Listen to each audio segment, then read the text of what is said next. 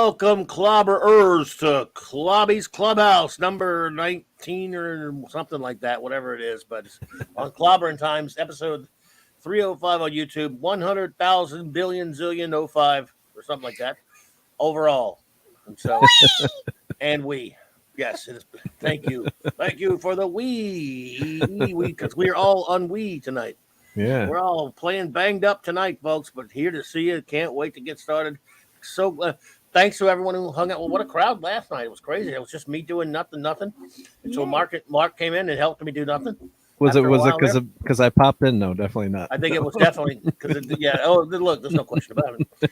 But thank you, everyone, and of course, big shout out to everybody in the list. Well, let's start out with saying our hellos to everyone in the chat for a change, and then we'll do our other stuff, our other business. Phantom Outsider, hey, buddy. Hello. J-Man just watched. Oh, we're going to talk about this in a little bit, J-Man, if you're still here. He just watched Trial, the episode of Blake 7. It was a good episode. I love that episode. One of my favorites, and so has Raquel. She's just seen it, so we won't be spoilering anybody. Please keep spoiling. Well, we're going to talk about the episode. We'll spoiler that episode, but nothing beyond it, okay? Anyway, Comic Relief Crusader, hello there. Hello. The great educator Wrencher of Bronze. What's up, Bronze Wrencher? Good to see you, buddy. Always a pleasure, my friend. See whom else is here up in here. Let's see who else is up in here. Great Chris Persia, what's up? He's here, and he's struggling through the same thing I'm struggling with. Yes. All of the shoveling. It sucks mightily. I'm so sick of it. I cannot wait for winter to be shoveling over. continues, yes. Yeah, right. Our great friend, Hungry Boy, hungry for real. Femme Fatales to return. And the great Steve Mitchum. Oh, Steve's here? Steve is here. Buddy. Well, He Steve. must be Good to see you, feeling buddy. better. Good. Yes, indeed. I love this new name that Hungry Boy has. I mean, Yes, he's going to he's always forever cool be with Hungry Boy names. to me, but that's a great name. Dave Travels Through Time, Channel 2. Hello there, Dave Traveling Through Hello. Time. Good to see you. I've seen you at your channel and other streams. Good to see you, my friend. Thank you for popping in. Let's see here. Who else is up in here? Max Redstone. Oh, man, it's been a dog's age. It's been a dog's age, buddy. Good to see you. Kal-El, buddy, a man of superness. We'll be talking a little bit about some super tonight. The real super. Some real super. Mighty Orbots. Yep. Good to see you. Thank you for being here. Mighty Orbots. Indeedishness. Let's see here. Can they call him Scuba Pete? What's up, buddy? I think I've gotten to the end of that. If anyone else pops in, we will acknowledge them. Max Redstone, with a $5 super chat. Thank you so much, Max. Let's see. Blake 7 forever. I love Trial. I skip over the all Blake Zill bits. I like the Blake Zill bits. Oh, but I like the Blake Zill bits. We'll talk about that one tonight. Trooper Parr, I like him a lot, though. I'm with him, so yes. Oh, congratulations. Yeah, thank you. Thank you, Max. Appreciate that. Oh, and the wonderful Apollome's minion. Apollomy, I talked about this last night and showed this last night. So, again, I don't know what to say. You are too kind. I am not worthy of this, but thank you, everyone. This is what the wonderful Apollome's minion made for me with her wonderful talent. I'm still not sure how. I know she told me how she does it, but I'm not exactly sure. But Must take Apollomy, forever. Yeah. Don't forget the pupper. and the Don't pupper. forget the pupper. Oh, the The pupper pupper helped goes out too. Truck dog. there. The pupper helped. But I love it, Apollomy. It's beautiful. And to give anybody an idea of just how big that thing is, it's way bigger than these big action figures. It's amazing. It's incredible work. Awesome. Yep, you are extraordinary, Apollomy. Thank you so much. You're too kind. Again, I'm just not worthy. Thank you. And yes, let's see here. Yes, Serverland is the ultimate femme fatale. Oh, my God. Yeah. She is dangerous. I rewound a few Dangerous. scenes on that show. Just I because I love missed the dialogue, though. That's the only reason. It's so weird for me to use. I cannot stand this. Sorry, ladies. There's plenty of lovely ladies with short hair, but it's just a thing with me. I don't like it. I'm a long hair guy, but somehow Serverland pulls it on. She does. She has the And I don't like it hair. usually, but Yeah, she's just. It was a little bit longer in the first couple of episodes she appeared, and then it really got short. But she's the only lady that's ever really been like, oh my goodness, just that didn't matter because I'm a big fan of the long hair. Yeah, that was at a time when the Eurythmics were really big, and that was very much in Oh, style. that's right. Yeah. And and it suits her. guess. She is Darth Vader with a pixie cut. She is one messed up human being. She is a messed up individual. She's messed. Man, you saw that stuff with Kasabi. That really got to her too. The Kasabi. I love. Again, the show is so great at introducing characters momentarily, then taking them away from you. Like with Kasabi, she's such an interesting character, and boom, she's gone like that. It's just, it's such great writing. The incidental characters are written so well on this show that they can show one to you for about 5 minutes, 5 seconds, 5 minutes scene, whatever it is, and then take them away, and you'll feel it because of how well it's written. That's what I love about the show. Yeah. Your Muslim uncle, welcome, my friend. Hey, hello to you and your wonderful family. Hope you're doing well. It's a 5D diamond dot paintings. Each diamond dot is put on one at a time. My goodness. Wow, so much work. So is that a kit that, or is that all from scratch, or that's Hey, G-Man. I don't know. Yeah, I'm just wondering, is that's like a kit, or that's? I think it is. Yeah. I think Yeah, but that's incredibly impressive. My God, Yeah. patience and the work, and then if you get a wrong color in or something, or Yeah. Well, look, yeah, it's amazing stuff. I want our wonderful first officer to tell us about her literary works, then we'll do show notes, and then we'll get going. Oh my goodness. Thank you so much for promoting my work. I appreciate it so Always. much. Folks, I write science fiction short stories. I'm putting together a collection. If you like Edgar Allan Poe, H.G. Wells, Philip K. Dick, if you like that sort of thing, if you like the old Twilight Zone, you might like my short stories, and I would appreciate your support. You can find them on your Kindle device, or you can download them onto any device. All you have to do is go to Amazon and type in R.M. Briggs. And they're under $1. And I appreciate your support. Thank you so much. Oh, and my latest story, Maya, the van on the driveway, is dedicated to Clobby. Oh, you're gonna make me blush here. You know how unworthy I am, and I'm gonna start coughing too. Sorry. I've got to watch that cough button tonight, man. I wasn't coughing as much last night as I am just tonight, but anyway, thank you so much. You were so kind. You're the one. I love you. I feel so bad that you're under the weather. I'm not. I really don't feel that bad. It's the stupid coughing every now and then. But the sore throat from last night was pretty annoying, and that's kind of gone now. It's just coughing time. So other than that, it's just a minor annoyance. Not feeling bad at all. Feeling great to be here with my friends. Yay! And so tonight, make you feel better. Yep. You already did by being here, both of you. And my friends in the chat there. We get to talk a little Blake 7 in a second. First of all, show notes. I'm gonna, again, a big shout out. J-Man, buddy, I can't tell you how much fun I had doing this Kingdom Come review. Yeah. We're going to do more. This was a lot of fun, man. Thank you. And I've decided, man, I'll try to get at least 2 or more of these comics reviews a month done, because I've decided that's something I always wanted to do last year. And because of, stuff that went on, as you all know, I kind of put it on the back burner. Now I'm realizing how much fun it is. So that's going to be a big staple, at least twice a month, I hope. A classic comics review. Kingdom Come was a lot of fun. J-Man, thank you. And coming up, I'm not sure we'll talk about the next one and all that stuff later. But Saturday Night Star Trek is, of course, been a rousing success. We love it over here. And I cannot wait for another one. 9 p.m., same Trek time, same Trek channel, Saturday night. You guys have been fabulous. What a great time we're having with this show. So it's the best Saturday ever. It's just so much fun. Thank you. It is, yeah.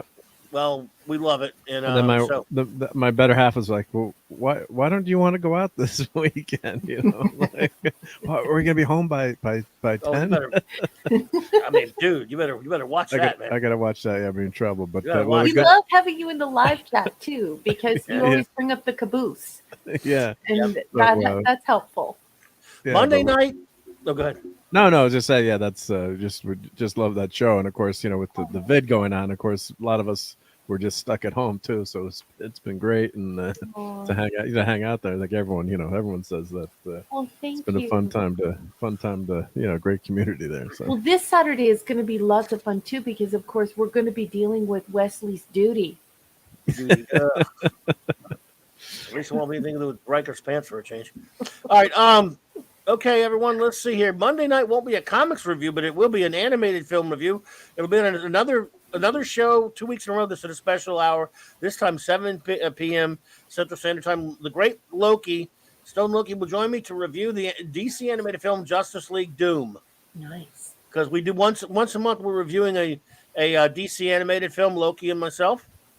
And we'll do again. It'll be usually Monday night. Marcy Comic Talks are usually going to stick with the 9 p.m. slot usually, but this will be a rare one where we once again do it a little bit earlier. But then we'll go back.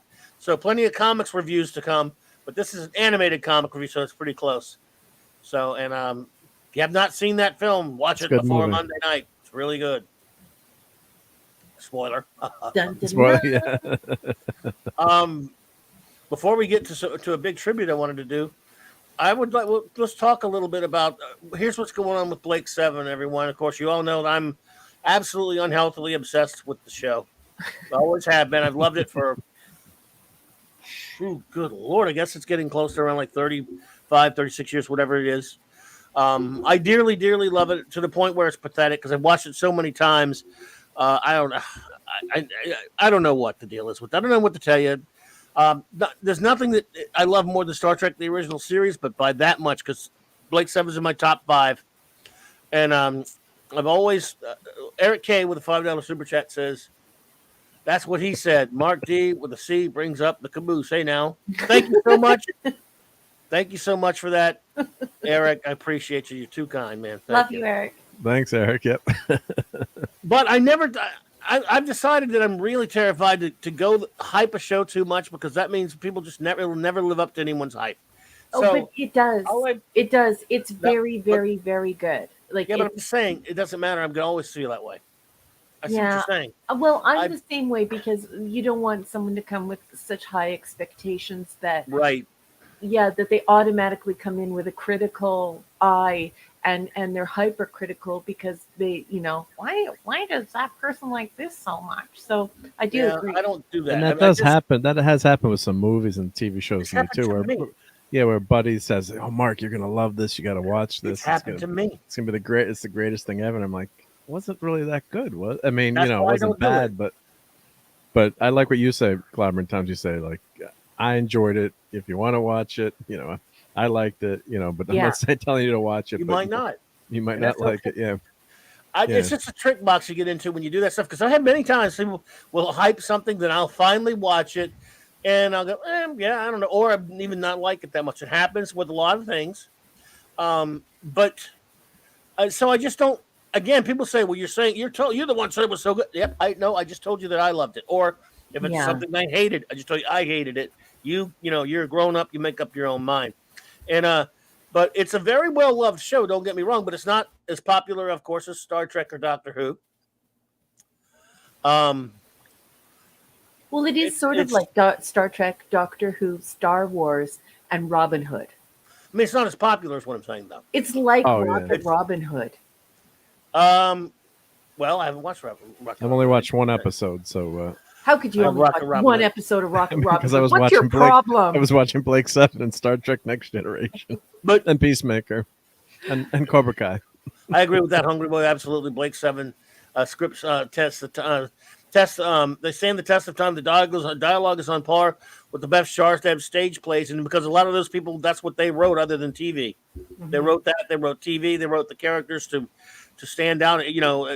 Even though it was a show that was a spaceship with gadgets and ray guns and all that kind of stuff. It was meant to be more than that. I'm sorry to interrupt. I'm just going to highlight this again. And when you're done, Clubby, I'd love to say something about Hungry Boy's comment. Sorry, I just didn't want you to go, why is she doing that? Go ahead. No, go. Oh, no, I just wanted to say that I really like that Hungry Boy used the word stage play. A lot of people would look at Blake 7 and they would say, oh, that's so low budget. I didn't find it low budget at all. I did very much feel as though But it is low budget though. that it was like a stage play. And so you can definitely see that Hungry Boy has spent a lot of time in community theater and in these smaller productions, and supports the local theater community. I love that about you, Hungry Boy, and I love that was your impression. And it's funny because that's how I feel about a lot of the early Star Trek too. The early Star Trek that people are like, oh, well, that's so low budget. It looks so terrible. To me, it never looked terrible, and it felt like a stage play. And I find Blake 7 endearing because it is immersive and it does feel like a stage play, and it's got that same early Star Trek feel. And you know what? I really like it. By the way, hello there, Decepticon. Good to see you there. Sean's here, and Rogue Disney. Hello there, Rogue Disney.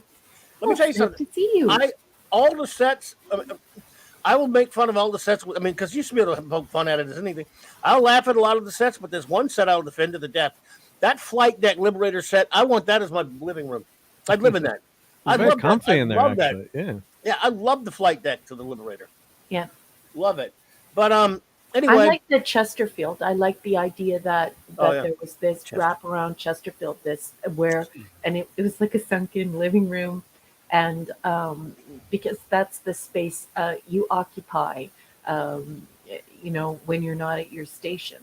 So I like that, and yeah, it's I'm struggling to familiarize myself with the names of the characters and the different paraphernalia on the ship and things I got you like covered that. on that. So. That's also because I was warned not to spoil the episodes for myself by doing any type of research. So I literally haven't stay looked away at from anything. episode guides. Yep. Yeah. I made that mistake. Yep.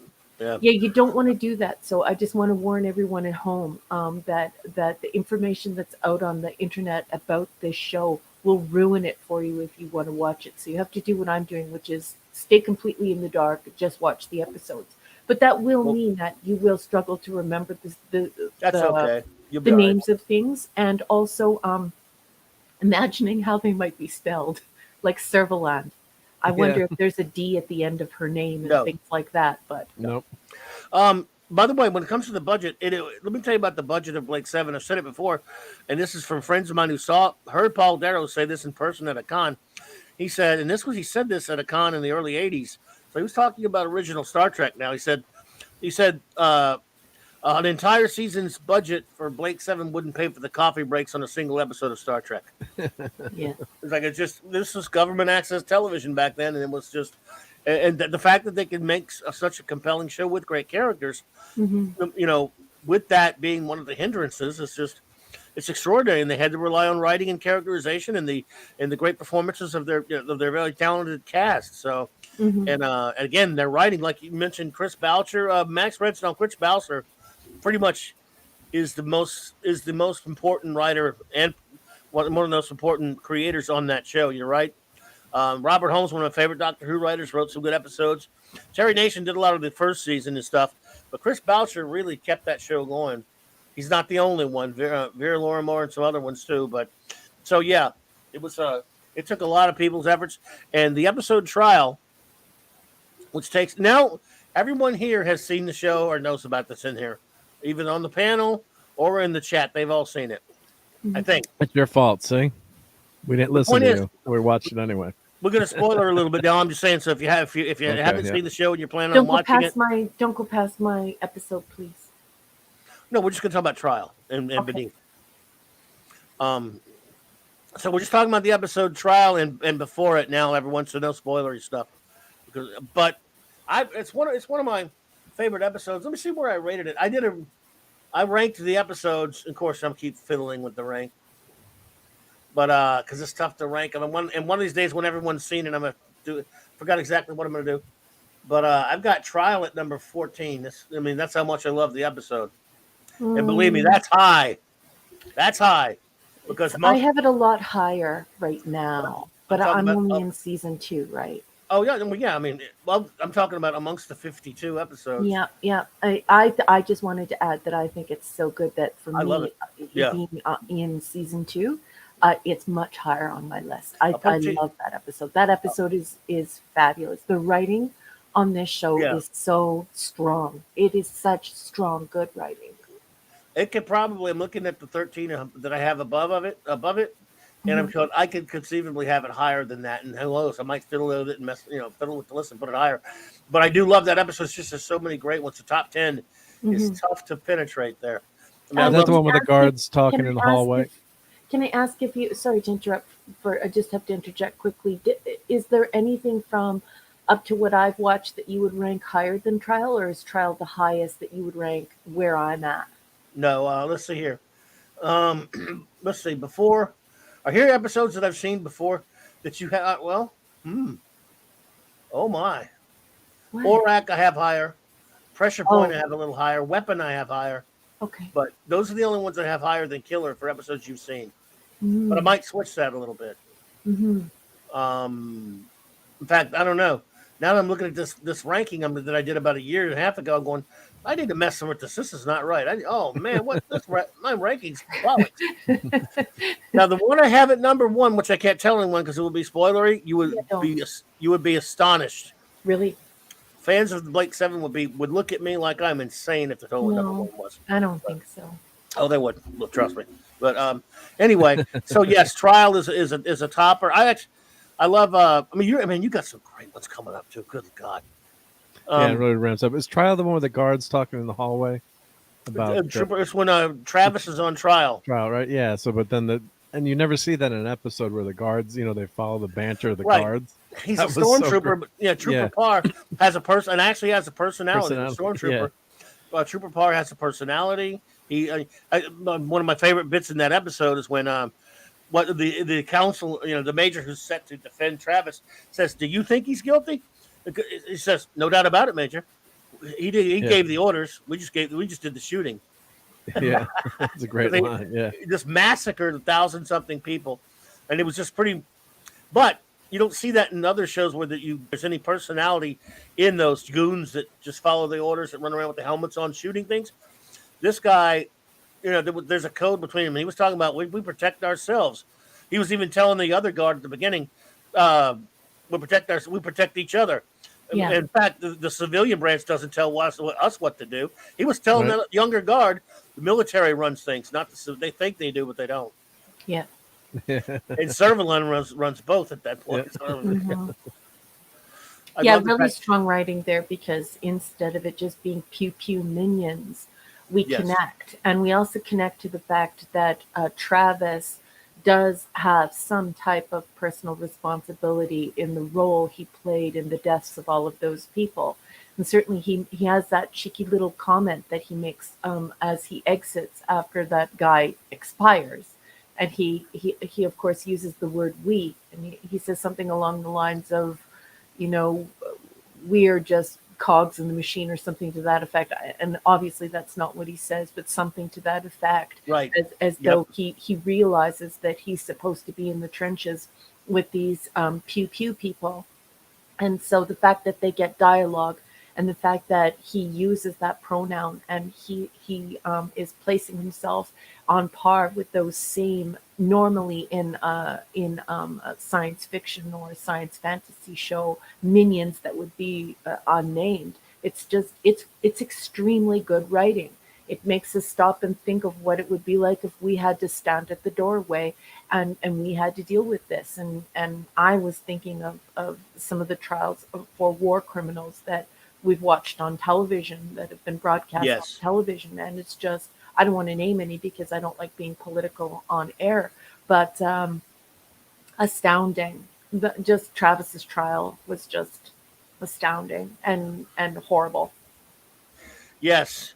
And again, this is what I'm talking about. One of the things the show does so well with incidental or smaller character scenes.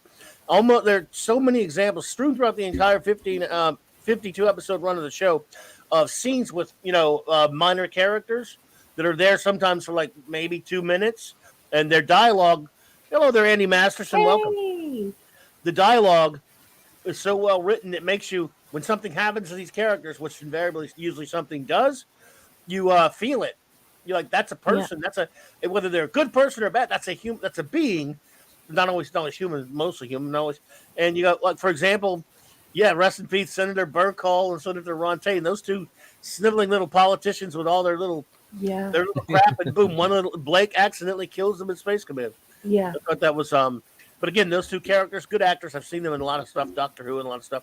But yes, these well, they use a lot of the same actors from Doctor Who that used on Blake. Yeah, because I was watching one episode and there's I'm not saying the episode, but a character's in it, and like it's really major, and you think he's going to be a major character going forward, and then he gets killed. Yeah, and I love it. And I remember I talked to you. I'm like, how did they just killed them off? I thought he was going to be a major person, and they make you feel it because they write him so well. Otherwise, you wouldn't give a crap. Somebody just died, whatever. It could be an incidental character that you know is not a member of the main cast, and they could make you feel their death, and that's because of writing. Yeah, and I like the way that you described it, because you differentiate between the storytelling and the dialogue, and the dialogue really brings this storytelling home.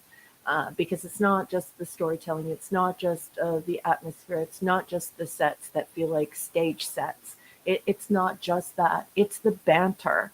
The dialogue is so well written on this show that like you'll have a few like, I'm going to spit my tea, I may choke on my M&M moments while you're watching it, because there's so much snark, there is so much cheek. Yeah.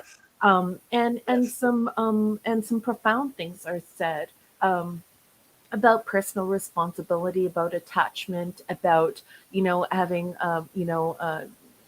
being messianic or being truly evil, and you actually have to pause the show sometimes and think to yourself, wow, okay, I can't believe that he just said that, and you almost want to rewind and go and watch it again. And I could imagine being heavily addicted to this show in 1978 and being really upset by the fact that there would be no possible way to rewind it in 1978. You would have to wait for the rerun to come around to catch that dialogue again. And some of it is so saucy. I love the dialogue. It's so good. Yeah. Well, that's what makes the show, right? Because it's obviously not driven by special effects. No, it's the dialogue and characters. CGI. And it's the story too. But Mazer, it's good to see you there, Mazer. Welcome. Evening. But you're right. That's it's just like what Hunger Boy says here. Blake 7 dealt subtextually with real issues on a stellar level, while current sci-fi is like a 9-year-old seeing real issues play out and do a school play about them. Yeah. Yes. And don't make me cry. Oh wait, I got to go cry in the hallway. Yes, and it was written on such a high level that to make you love the characters, even though it's not a space opera like Babylon 5, which I love, by the way.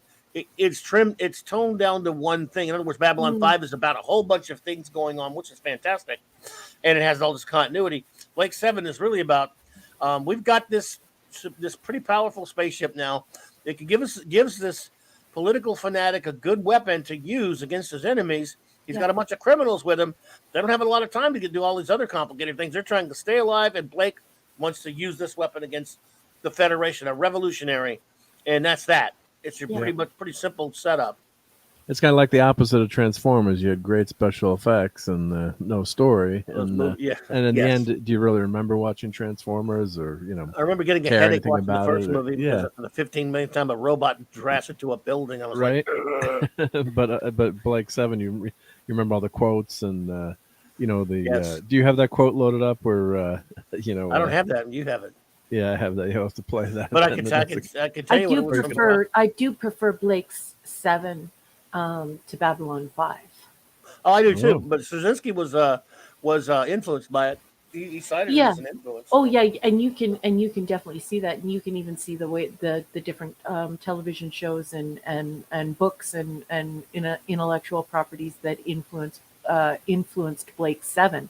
But I would put Blake 7 far and away above Babylon 5. But that's also because I'm a science fiction person, not a science fantasy or space opera person. So I really like the story structure, and the banter, the saucy, cheeky, snarky, cutting dialogue that's clever and is challenging the viewer, and also teaching the viewer about these people. So we're seeing character through this dialogue, and then we're also creating this commentary through this dialogue, and it's just glorious. It's glorious. Ness. Captain James D. Skywalker. Good to see you there, my friend. Welcome. Hungry Bush says, he said, Clobberin Times and B7 had the guts, the spine to make Blake fallible. Yeah, they did, but always attempting to be better and never use pat excuses. The thing I love about Blake is he is a fanatic. There's no question he is fanatical. He's driven by he's not driven by revenge, but he's the kind of guy that he's willing to do things and proved by getting, he admits he got Gann killed by his overzealousness. Because and that's a complicated thing about Blake. And I love the scene in trial when they all decide to help, to go after and look for Blake, and Avon is kind of exasperated, but he understands, and he never meant to dump Blake anyway. He's the one who said Blake might be rounding out on us. We don't know. And he just says, which just leaves the question, is it that Blake has a genius for leadership, or is it that you have a genius for being led? And he just can't. Avon has to be the opposition because he does not want to be there. At the same time, he realizes it's the safest place to be in the galaxy, in some ways, considering he's wanted. Yeah, you forget they're all prisoners too, and Yeah, they're all criminals. Well, except I for don't. on the run. Except for Yeah, Callie. no, but I'm saying Yeah. you can forget, after so many episodes, and you forget they're really on the run too. So. No, I don't. And Yeah. I think that's why I don't see Blake as quite of a fanatic. I think sometimes he makes huge mistakes, but he's trying to bring down a really, really corrupt society, really corrupt organization, and he's blinded by that sometimes. But at the same time, I can't imagine Jenna settling down and having a getting herself a couple of kids and, Hi, J-Man. making Tea a pot time. of chili. I can't imagine Jenna having that life, and certainly I think that Callie feels like the crew is her family, and Gann. Oh my God, I love Gann. I could never imagine any of them. They're adventurous people. That these people are. This is Robin Hood. Like, I do see the characters as very unplain people. These are dynamic people who could never lead normal lives. So yeah, I just think they all have their attachment to Blake for one reason or another, and I like Blake. This is one for you. I love Blake. I think he is pretty obsessed. I think. Well, and this I can't say much because we haven't seen it. When you've seen the whole show, we can talk more in depth about exactly. And that's why it's dangerous for me to. Right. Yep. No, we're I'm on my journey. we want you to have the journey. But let's see. Hungry Boy says for Raquel, Avon is often the misunderstood voice of the brother Hades to the passionate Zeus, his brother Blake. Interesting. That is a very interesting observation. A very, very interesting observation. Have you ever seen? Go ahead. Sorry. I was going to say then, but the government would consider Blake a radical or a revolutionary. On the other side, it's always depending on your point of view, fanatic. They call it. They won't let it say revolutionary but yeah, she doesn't like that. She says political criminal. Yeah, but on the other side, it's it depends on your point of view and which side you're on, right? What's the quote? Yeah. One man's I'm gonna get it wrong. The one man's revolutionary or / terrorist is the other man's freedom fighter. I'm paraphrasing that quote. Treason But is- is that the case here, though? Could you say that in the context of being in a room full of authors? Because the authors set the stage here, and we have a mass murder. They cull them as though they're common animals, literally herding them into a room and blowing them all away. They kill like 100 people. Oh yeah, but the in a government would cruel consider way. themselves, anyone opposing the government would consider anyone opposing them, quote unquote, fanatics, even though Blake is fighting for freedom and justice and free the galaxy. So I'm just saying Right. it's all and what's brilliant about that episode, it's what I love that first episode is how the as horrible as it is, the public defender, and he uncovers the plot that Blake Yeah. is actually They innocent, murder but him, too. they're using disinformation Yeah. and Orwellian tactics to discredit the opposition. Torture, brainwashing. Yeah, so it's a real Qualified dystopian people. society they're living in. It's really bad. scary. And they So- also kill his girlfriend. Yeah, They kill yeah. his girlfriend. killed And his she's wife. doing His nothing wife. but just Yeah. be there. Wife, yeah, I killed his wife.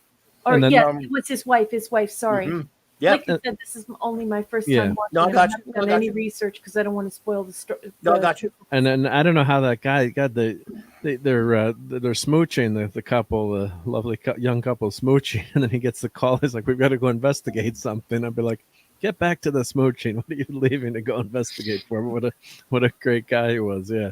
So you really fall for those two characters Well, he pretty didn't quickly. want Blake to be lobotomized again. Oh yeah, no, it was a So great. That's why he was such Yeah. a standout Which character. proves that there are people, excuse me, inside the Federation that don't know or they're ignorant to how horrible and corrupt it is because he lives in that dome on Earth. They're controlling whole populations, sometimes on many other planets, via Yes. drugs and other means, and mind control. Exploitation, exploiting native peoples, Aboriginal peoples on other planets, and just this is a terrible federation.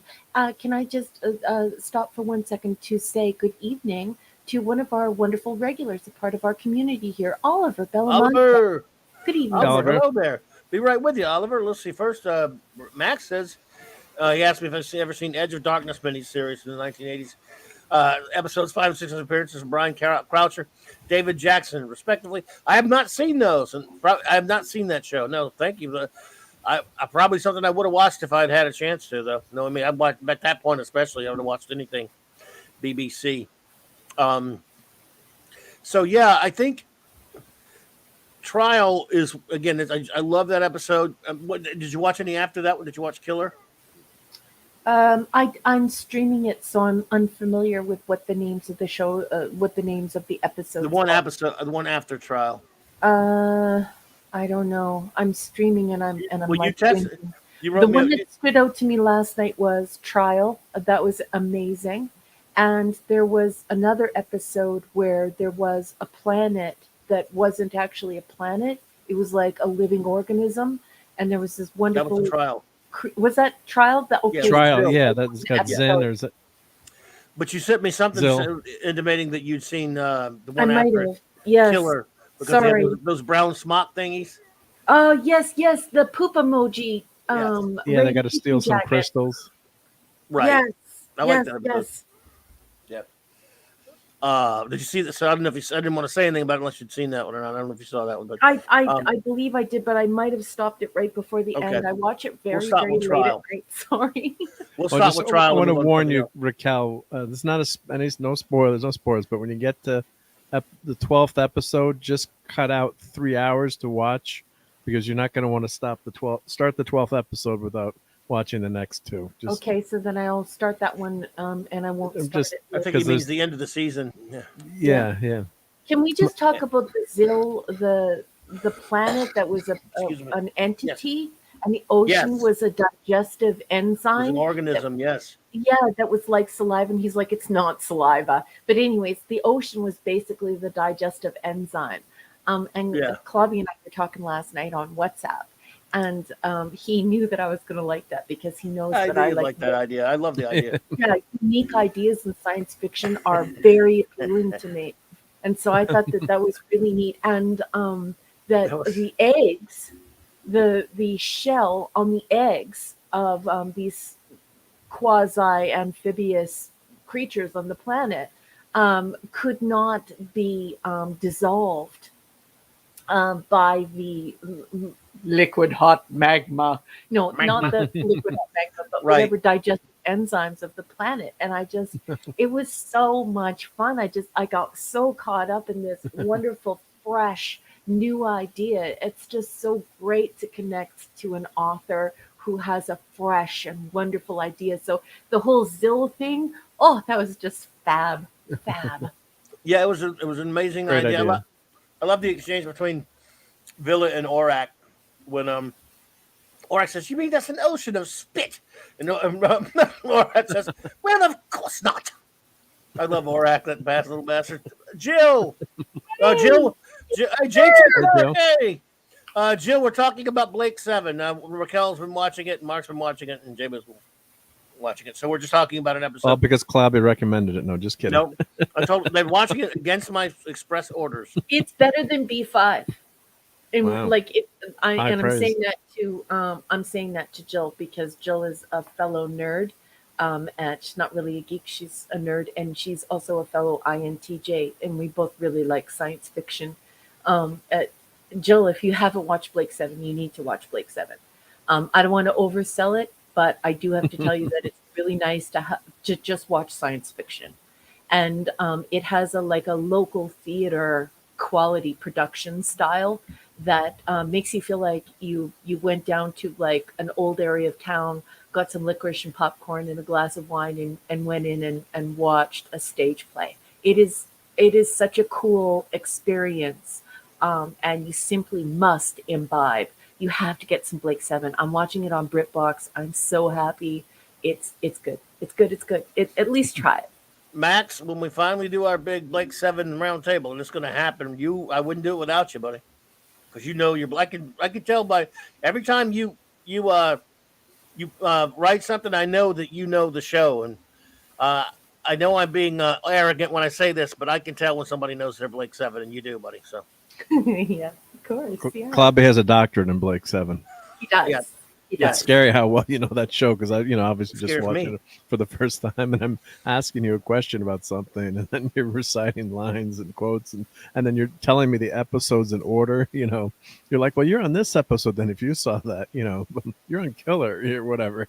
I'm like, and the next episode is this. I'm like, holy crap, Batman. I once tested myself and named all the episodes in order. That's pathetic, isn't it? I can't even do that with Star Trek, and I should be able to. I mean, order. In order, Somehow I can do it with Blake 7. I don't understand why either. Maybe later when I've watched it a couple of times and I'm not in fear of spoiling the episodes for myself. But for right now, I'm completely staying off the internet and just pure streaming it. And our beautiful communications officer, anti-derivative Jill says, well, you're right about the prisoners, so I'm going to try it. I have to tell you, from one nerd to another, a lot of these people who we hang out with, a lot of these geeks, they like the science fantasy.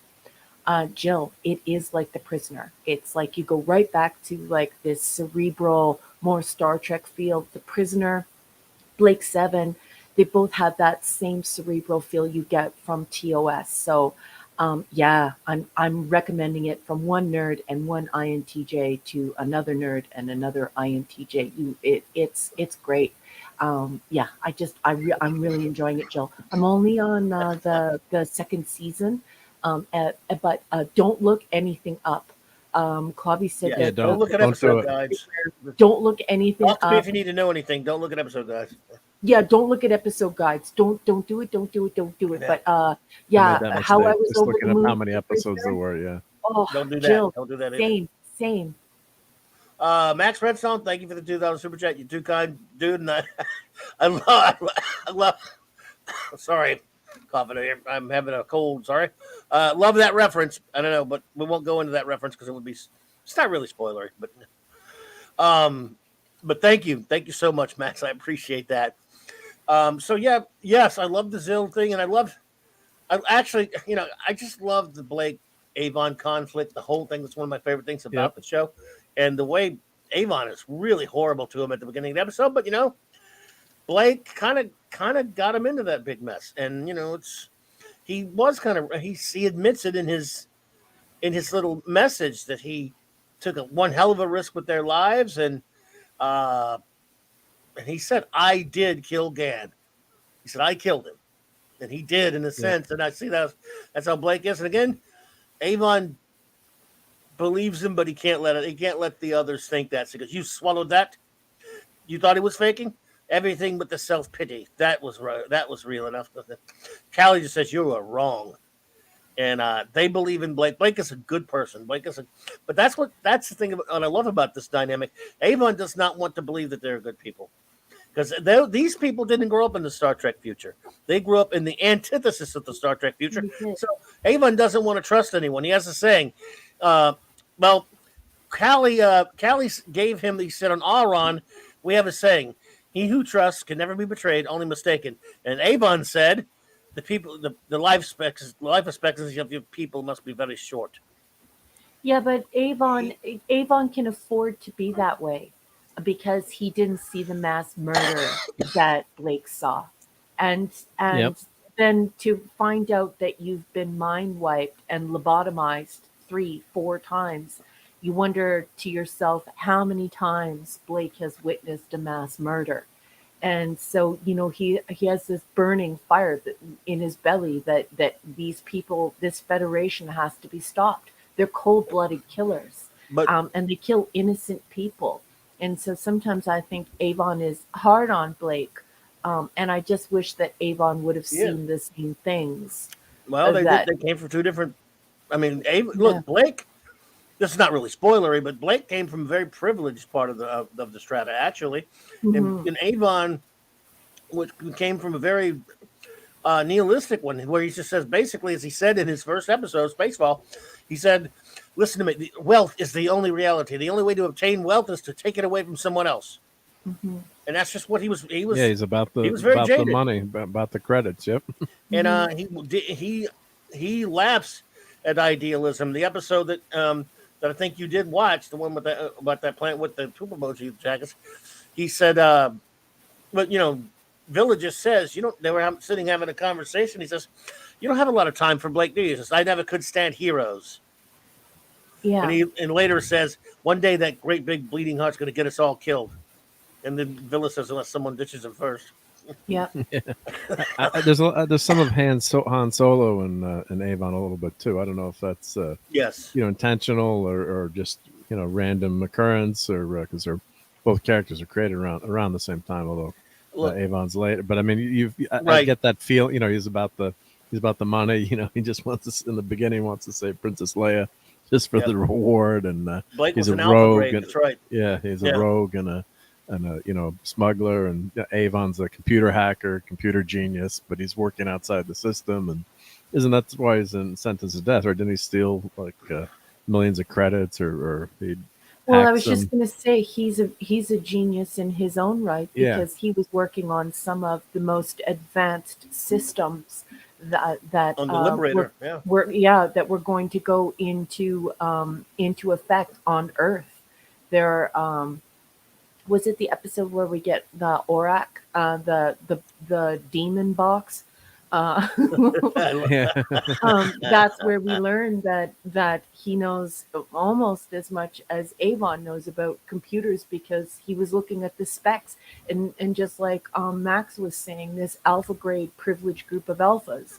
Obviously, he was privy to a lot of electronic things. He definitely wasn't pushing a plow in a field somewhere on Earth. Yeah. So I definitely see them as equals, but Avon and Blake, when they get into it, oh my goodness. Yeah. No, Avon great back and forth. Yeah. Doesn't like idealist. No, he just doesn't. wants to. He doesn't want to trust anyone, and there are reasons you find out later. People led different. Blake led very different lives. I'll just leave it at that. But yes, the demon box. Look at this. Aurak is not a demon box. Aurak is a pissy Karen box, but I love Aurak. I love Aurak. Well, Hungry Boy, I'm at a point where I actually don't know what to think of Aurak. So you can't tell me he's Karen just yet. He's very useful. I don't trust him. I don't like it when we have to trust him, and when the little enabler box is put on top of him and they press the button, I'm just like, oh god, what is Aurak going to screw up? But he's very useful. And, he is. I guess I don't he know. Almost got him killed in Shadow, though, when he was. When he almost got Callie. When he basically Avon had to put a little safety mechanism inside him that will blow him up if he goes crazy again with the telepath. That's right, because look at what he did to Callie. He dumped her in those sand dunes. Yep. It was terrible. I couldn't believe he did that.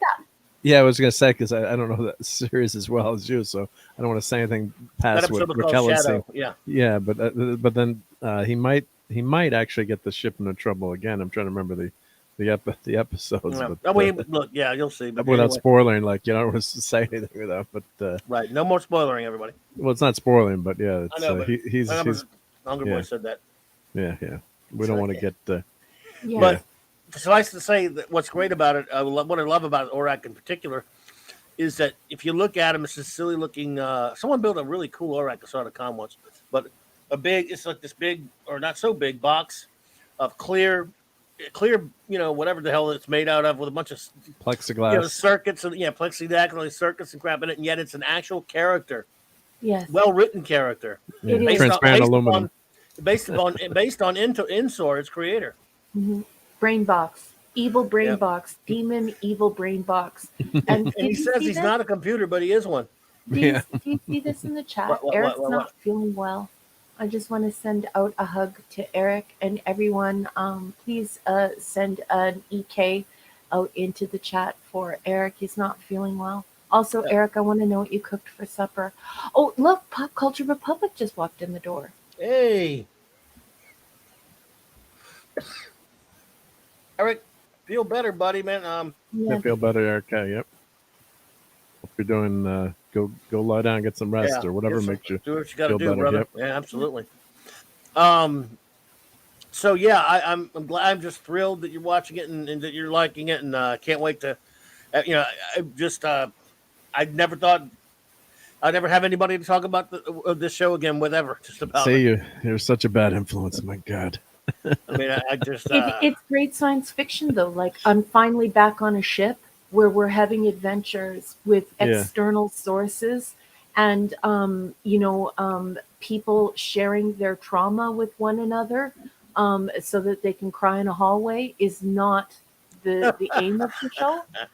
I like B5 and stuff. It's just B5. It reminds me a lot of DS9. I think DS9 was well written and I enjoyed it, but it's more of an opera, like a soap opera. It is, yeah.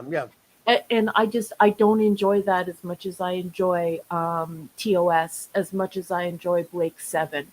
I want to have adventures. I don't want to dig into someone's skull and feel their pain and hug out their pain. I don't want to do that. I like want to go and stories. I want to go to a planet where the ocean is a digestive enzyme and there's a creature named Zil who lives there, and I want to meet Orak and I want to take down an evil federation, and I want a crazy BITCH Darth Vader with a pixie cut, and I want that stuff. That's what I want. That's what I enjoy. So I'm only in season 2, but I can definitely tell you 100%. I would take Blake 7 any day over Babylon 5. Well, you won't get an argument out of me, and I really do love Babylon 5. And it's more complex for people who like that sort of thing, who want the big bunch, the sprawling, multi zillions of episode character arcs and the soap. I mean, believe me, I really love those characters. I like it a lot, but it's not in the same ballpark with Blake 7 for me. Yeah. And I do. That's why Deep Space Star Nine, Trek. originally I'm like, why do I want to watch this? They're on a space station, they're not going to be going anywhere. Of course, then they introduced the wormhole and they had the runabout, and it did become a great series. But I wanted to let's go exploring. Then we got that with Voyager. But some people hate Terrible Voyager. writing But on Voyager, though. yeah, Like but that was on Voyager was awful. But it was a great concept in terms of let's getting the ship away from the Federation and unknown areas, and let's go exploring. And that's why a lot of people were disappointed with STD before you even saw anything to know it was, another prequel. Although Enterprise did a great job too. But some people really enjoy that sort of thing, worried about what the intimate lives of other people and the intimacies that other people share. Some people find that intensely interesting. What are your intimacies? What are your fears? What are your hopes? Who do you love? what happened when you bought her the flowers, and are you romantic, and who are your friends, and what do you like. A lot of people really like that sort of thing. Hmm. I don't enjoy it even when it's framed as Star Trek. I have to take it in very small doses, whereas Blake 7 is something that I absolutely love. Instead of worrying about, if Callie's gonna kiss Blake, and if they're gonna, go and have a snog somewhere, or bump uglies, or whether or not they like this person or that person. Instead, we're having an actual science fiction adventure. And so I like ideas more than I like talking about people, or worry, or get into the intimacies of other people's lives. Just doesn't interest me. It never has.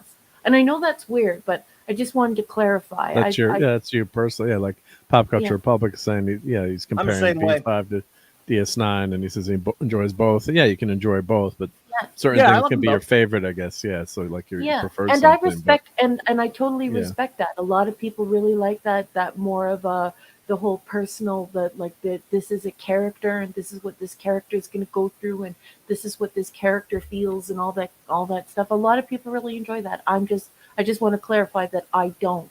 I don't yeah, find P5 to be bad.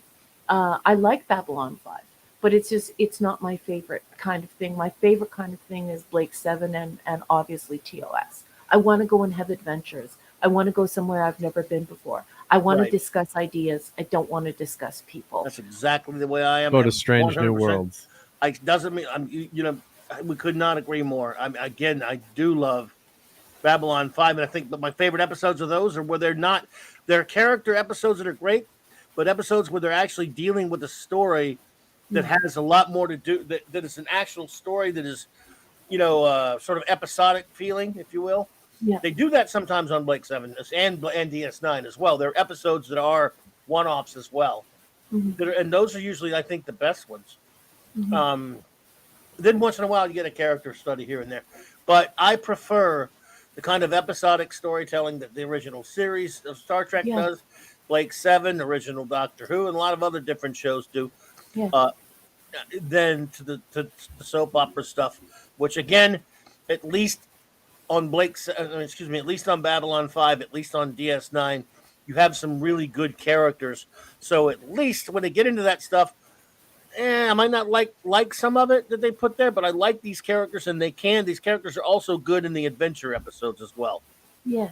But yeah, yeah, I totally agree. I just, I just don't want to insult anyone in the chat. But yeah, No, no, no. when you start turning to the point where, like, you go to university, or you're standing at work, and the water cooler talk is whether or not Jadzia kissed Worf. I don't feel like that's science fiction, and I feel annoyed by it. And and people, their toes curl, and they squeal when Odo and Kira Nerys kiss for the first time, and it's all kissy kissy smoochy smoochy, and that's nice, I guess, but it's just not what I'm really into Skip the kissing. Let's get to the science fiction. yeah, like that's what I'm into. So I guess I'm using that See, not as a way to insult DS9. I mean, it's good stuff. It's not my favorite stuff, but it's good stuff, and definitely I never want to insult B5. It's okay stuff. It's not bad stuff, but it's just, if you really like TOS, and you really like ideas and science fiction over interpersonal skills and romance, definitely Blake 7 will appeal to you. And it's been a yeah, heck of a ride, and I'm only in season 2. and it's not like Trek in the sense that it's all about exploring, but and that's what's kind of interesting about it to me, is that it is simply about these people, you know, getting these criminals, getting the ship, and getting this Yeah. political revolutionary, seeing it as a tool to destroy the Federation. But along the way, they run into some very science fiction concepts. I mean, you've gotten past the beginning of the second season, so you know that a lot of the system is a lot like the Borg, where they Yep. got where they got the Liberator from. How, Yep. and yeah, they do deal with more with science fiction and with And that those with adventure. mutoids, like when she just gives the order, program them so that they only respond to outlaw and things like that. It's just like you think to yourself, wow, the mind control and what's going on there. And definitely you have that Borg feeling too when you look at those mutoids and you realize that they're a shell and that there's lots of machinery inside of them, and it's kind of sad. Also, there was that really hot mutoid at the beginning of the show. She's Well, not yeah. on anymore. Yeah, well, she's only in one She's episode. cute. Yep. Yeah, she was beautiful. Didn't she look like she looked so otherworldly, and Oh, she gorgeous. looked almost ethereal. Like her eyes were just so creepy and Well- wonderful, and she looked so alien. I loved that first mutoid. Oh, Well, that she was very pretty. that was another commentary on how brutal that universe is. She was she was when Travis, she was taken to be with Travis because Cinefar knew that she had meant something to him at some point, and he told her she was a woman who was very admired by a lot of people and all this stuff in her life. And look what the Federation did to her, turned her into a mutoid for whatever reason, we don't know. Yeah. But yes, Steve Mitchell said he's going to go watch the first one. Steve, don't run yet. I got something. We got a comics thing to do. You might be interested in. Yeah, we can skip If you're over still that. here. We've already been on the Blake 7 thing for an hour. Sorry, everyone. I'm just super excited by it. No, look, are you kidding me? You know how excited I am to get to talk about that with you. We have a limerick from Max Redstone. Let me make sure it's not spoilery. Don't look, Raquel. Okay, well, Okay. I was looking in the chat. He knows the name of the here we go. mutoid that I love. What, Kiera? Kiera, yeah. Remember that? Kiara, God, that girl, whoever she is in real life, and I can't look it up because I don't want to ruin the show for myself. That is Duel. a beautiful, beautiful girl. Well, if you just look up the episode Duel, you might be able to find. But yeah, I don't know what's happened, what's become of her. That was sort of like Arena for Blake 7. Let's see. Blake and Avon at each other's necks.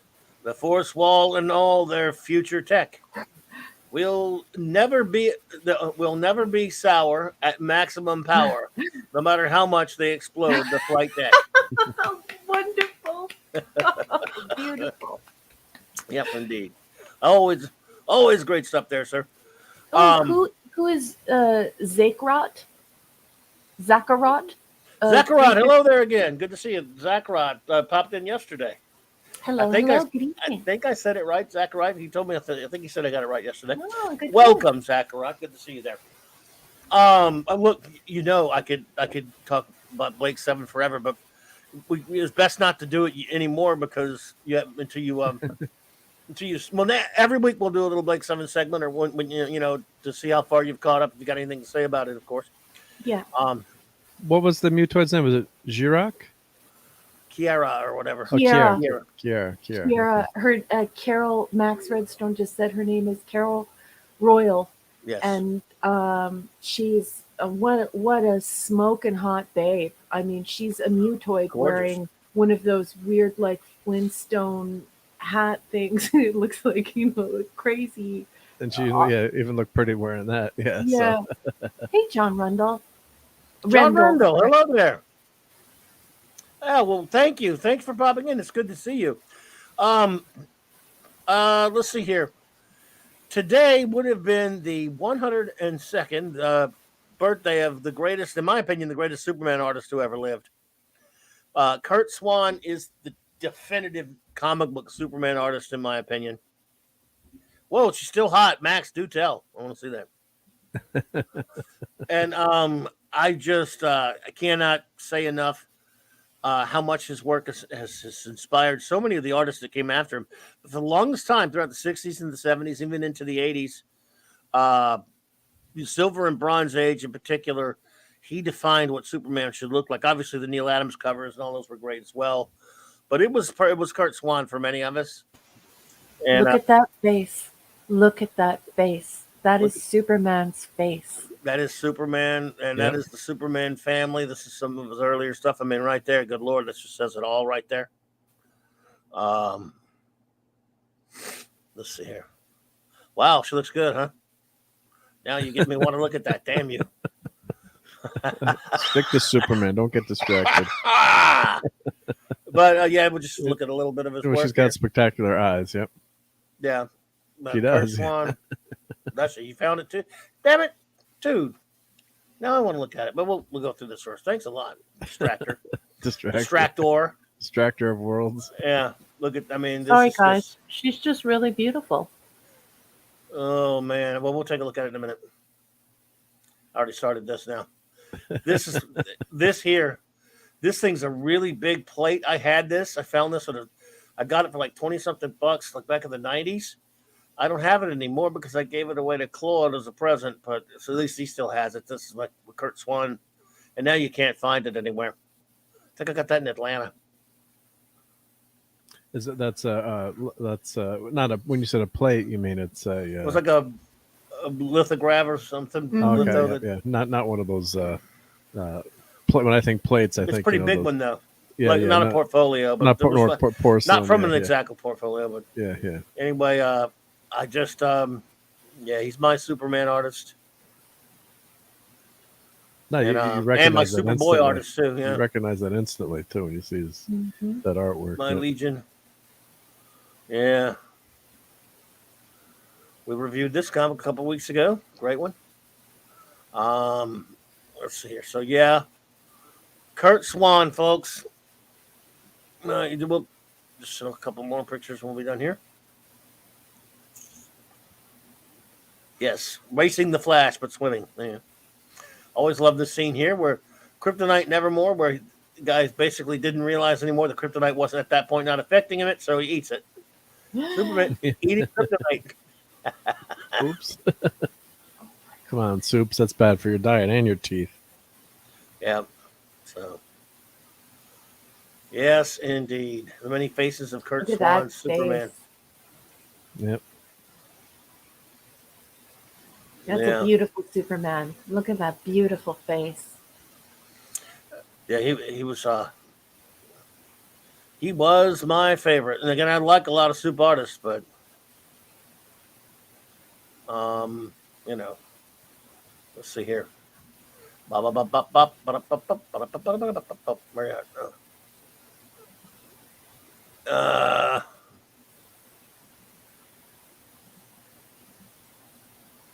What the hell?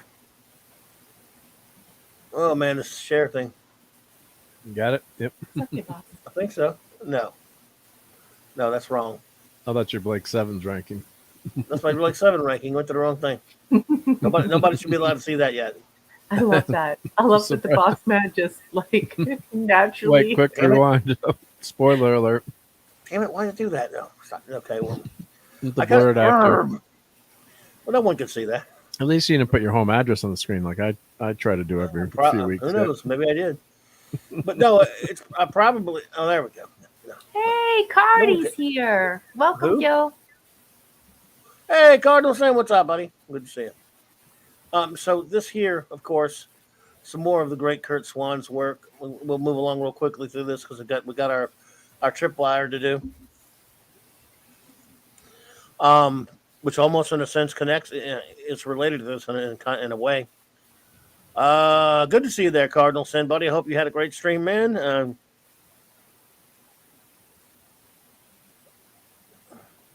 Where we at?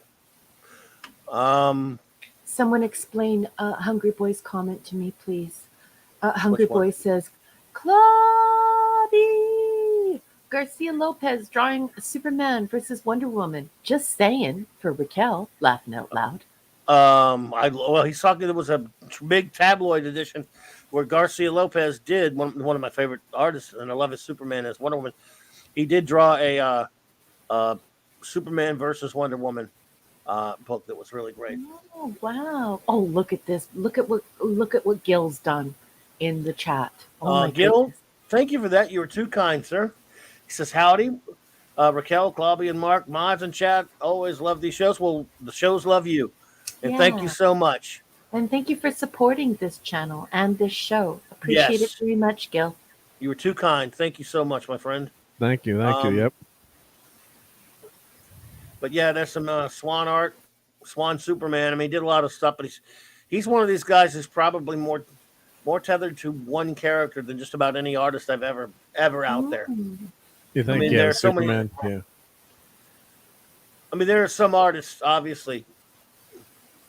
that that have done a lot, and he's done a lot of other characters. Don't get me wrong, but I mean, when when you say him, you say Superman immediately. Whereas when you say Kirby, you say the Fantastic Four, and you say a lot of things, but you think a lot of things.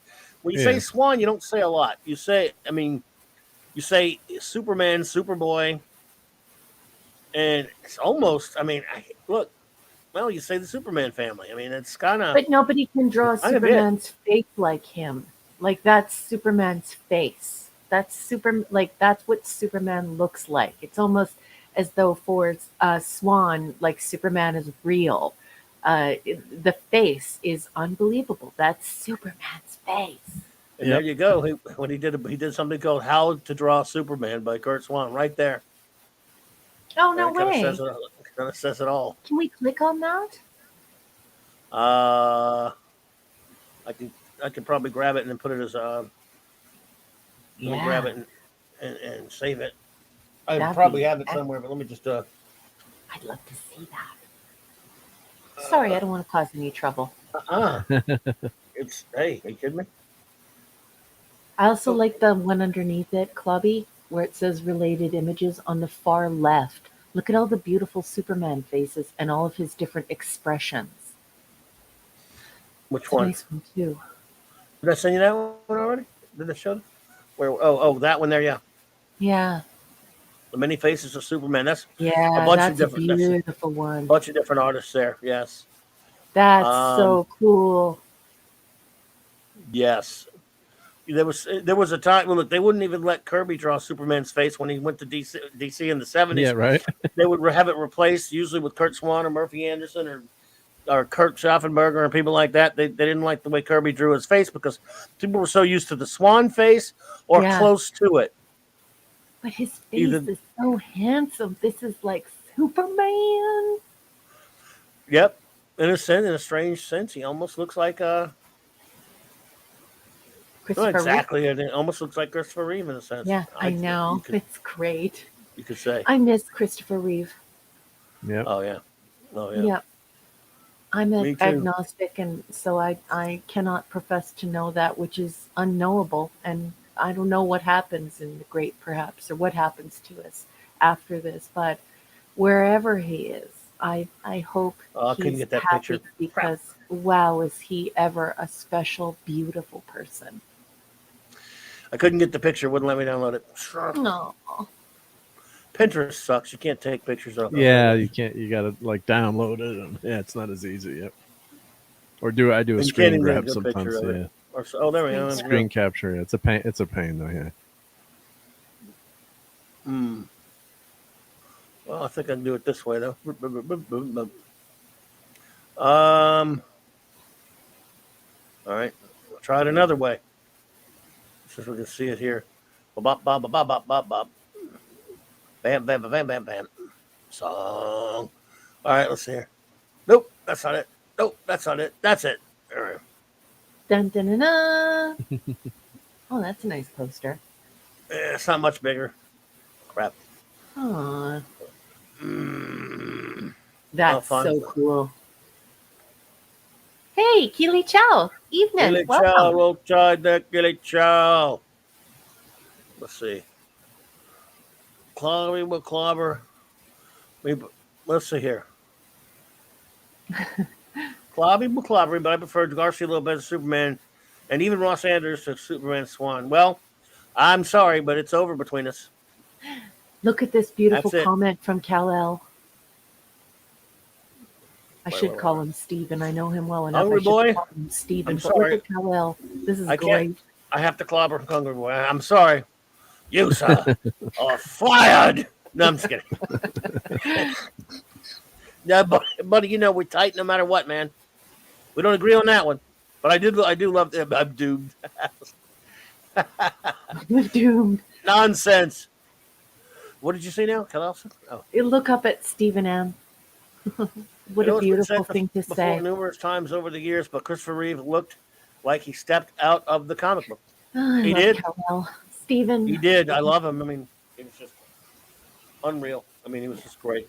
Yeah.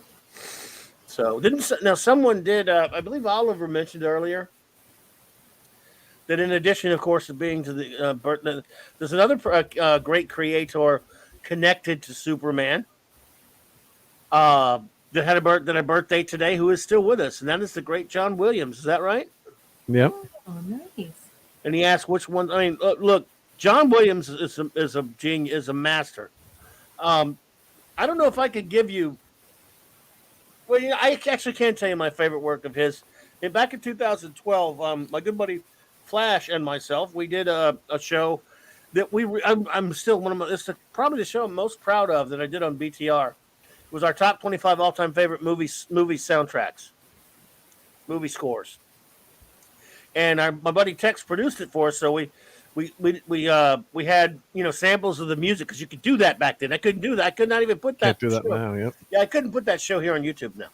Well, I think Well, I don't want to. I think like No, 70s, and you not a can shot. do it, but it gets clammy. Probably. It would get clean. Yeah, I'm just You got to do it on like a different channel or just I've even like gone back me and does, listened yeah. a couple times just to hear it. And Yeah. so I don't have it in front of me to remember exactly, but I can tell you what our list, especially when we got into the top 10, was infested with John Williams.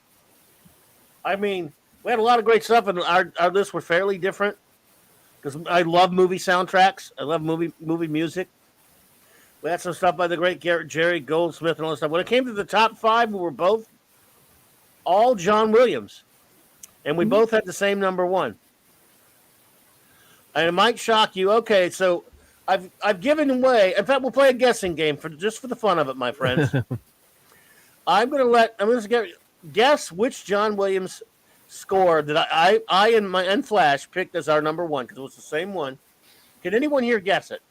You want me to guess? Jobber's not here, so he can't. So he would know. So yes, you can. Well, I'll tell you what. We'll let the chat go, and I won't say anything. I think I'm going to put it in the private chat. Okay, you put it in the private. You and Raquel put it in the private. And I'm going to win a no prize, I hope. And I can show you the share. I found his list of all his compositions. So Okay, you got a guess, Raquel? Do you have a guess? I'm going to guess the same thing as Mark. Okay, let's see. The first thing that popped into my head. I'm gonna star all the guesses. Who's got you a want guess? me to do that for you? All right, it doesn't matter. I'm not doing much anyway. Okay. Let's see here. Let's see here. I'm interested to see if anyone can guess this. What you got there, Mark? I got a list of all John Williams compositions. Go for it. So first one was 1958 with Daddy-O. So Yeah, he credited did as Johnny Lost in Williams. Space, dude. Yeah, The TV here's- show. Lost in Space here. Yep. Any other guesses? Did he do any westerns? Check and see if he did some westerns. Well, I don't here think he we're, did. we're Scroll we're down. 60. He did some westerns. He may have. Let's see. I don't know what Did these. he do Land of the Giants? He did Land of the Giants and Time Tunnel as well. Okay, keep going down. Keep going down. Nobody wants to Knowledge guess. Huh? about- No, just wait. Give us a second. Keep going. No. Everyone thought they would have guessed by now. Oh, I don't know. It's got to be Superman. You both have guessed already, but everyone else hasn't guessed yet. He did I think he did do Wild Wild West. I don't know if he did Wild Wild West or not. Hungry Boy. I'm not sure if he did that. Other TV shows he did for Irwin Allen. I mean, he's done so much stuff. It's unreal. Ooh, the Poseidon Adventure. Yeah, I love that great movie. 70s disaster. Yeah. Oh, that Ernest Jane Eyre. Borgnine. Yeah. That's not a bad version of Jane Eyre. That 1970s version of Jane Eyre. Television film. Yep. So Is the chat dead or something happened? No. I thought they would all guess. Oh well.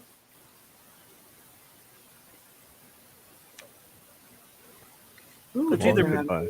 Oh, mine's not moving or they're not guessing. they might not be guessing. No guessing? Okay. We have 3 guesses so far. Oh, the Towering Inferno. I remember that movie. Earthquake. Earthquake. Yeah. I saw those in the theater. The Earthquake was in Sense Around. Yeah.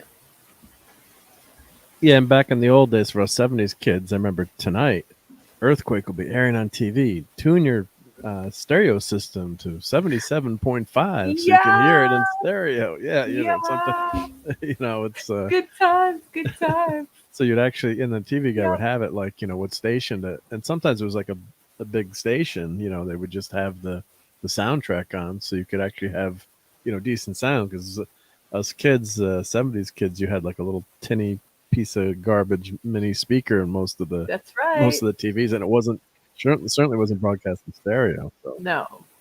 So surround sound, and it wasn't even surround sound. It was Jaws. yeah. Oh, wow. Tiger section. Oh, Jaws, of course, right? Donut. Is that the donut? Tiger Sanction. I don't remember that one, and I've seen every Clint That was a Eastwood Clint movie. Eastwood I'm a movie. huge Clint Eastwood Oh, fan. you gotta watch that one, yeah. What one was that about again? Cardinal, he didn't do Flash Gordon, buddy. Clint Eastwood, based on the 1972 novel. Queen did Flash Gordon. Art history professor, mountain climber, and former assassin once employed. Oh, I have to rewatch that. I love Clint Eastwood. But somehow I think Cardinal knows that. Oh, this was I read the book to Black Sunday. Actually, it was a good. I remember that one. The book was good. Yeah. And my mom got mad because she found that I was reading it had some naughty words in it. Because I was only I was only 8 years old and 9 years old or something. Yeah. And of course, how can you top Star Wars? You got Star Wars, Yeah. Close Encounters. I mean, those are two. I haven't incredible seen soundtracks. Close Encounters of a Third Kind since the late 1970s, maybe 80s, early 80s. Yeah, me either. Saw it at the theater. I think I saw it on rental, beta, maybe beta or VHS. But the soundtrack is so important to that. Zarka, the Kryptonian horse's name was Comet the Super Horse. 1941. Ooh, Pop Culture Republic. That's a good guess. I got you, Cardinal. Saying no. It's they're trying to guess my favorite John Williams themes. Or my favorite John Williams theme of all time, which is my favorite theme of all time. I mean soundtrack. Hungry Boy. I know it ain't Jurassic Park because that score is schmaltz. I like that one. It's not my favorite. Probably didn't even make my top 25. But my top 10 was not all John Williams, but a lot of it was John Williams. I mean, there's some great themes there. Yeah, great sound. But are you talking title song or the whole soundtrack? No, I'm talking about the score. The score, yeah, the score. Okay. Oh my Sometimes goodness. people get soundtracks mixed up with scores. Yeah, because the score is John Williams, Jerry Goldsmith, Ennio Morricone. Empire of the Sun, what a great movie. God. Well, Schindler's List is a great. Hello there, Aravik Sunder. Hello, Aravik. Schindler's List. Oh, this one's got Tom Cruise, and I've only watched that movie once because it was too depressing. Oh, Tom Cruise. I'll just have it. That's a big no for me. I'm just not.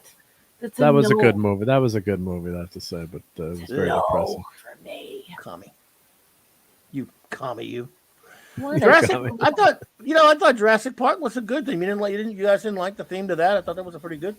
Again, it might not be my favorite, but it's good. But it hooks you. Yeah.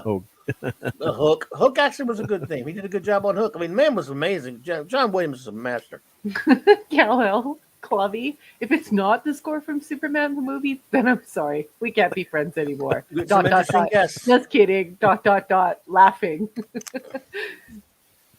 I haven't seen. I'll put it to. I'm not going to spoil anything yet. We'll wait for a couple of more, then I'll tell you. I just wanted to see if anyone could guess it, because it would be because people like to go with the obvious a lot of times. So, Saving Private Ryan. No, and actually, the Phantom Menace, that was a great score in there. And that was a great score. The dual Patriot theme had a great score. The dual theme, Duel of Fate. So that's incredible. Oh yeah, well, John Williams is a genius, man. He's just so good. He's done so much great stuff. 1941. Yeah, I like that. Did he do 1941? Yes, he did. He did do 1941. He did, yep. This thing doesn't stick in my mind, so I'm sure it was good though, because it's Williams. I mean, if it's Williams, it's probably pretty good. Like those Harry Potter ones. I'm not big on those movies. They're okay, but that's a good score. Yep. On Harry Potter. I mean, he did a really nice job on that. The Terminal. Yeah. War of the Worlds. Oh, sorry, Tom Cruise again. Okay. Too much Tom Cruise. Who's ready for the reveal? We Red Ree. All right. Red Ree. So let me look at my guesses. I'm going to review my guesses here. Do it, boss. Both of my compatriots say Superman, and I guess you mean just Superman the movie, of course. Yes, Yeah, yeah, well. Kal-El. And Kal-El in our team. Max Redstone says Superman. Oh, and I think she was just. Oh, Jill says Indiana Jones, Star Wars, Harry Potter. Just kidding. Well, those are valuable. Those are good guesses. You never know. Raiders of the Lost Ark says Trevor. Hello, Trevor Cunningham. I didn't see you pop in there. It was good to see you. Yeah, until then. Oh, hold the presses. Hold the presses. He did the Gilligan's Island soundtrack. There you go. You There got it is. me. That wins. That wins. Yeah. Pop Culture Republic says Raiders. Good guess. J.K. Kirk says Jurassic Park. Aravic Saunders says E.T. That's a good soundtrack. I mean, Cinder's List says J.T. Kirk, but he's wondering. Cardinal Sin says Star Wars. Okay, and then I'm Hungry Boys jokingly says 1941. I will have you all know that nobody got it. What? Wow. Inconceivable. Superman is my second favorite all-time. Oh my God. What's the movie number score. one, boss? Spill your Sorry. guts. Sorry, Kel-El, I'm going to miss you.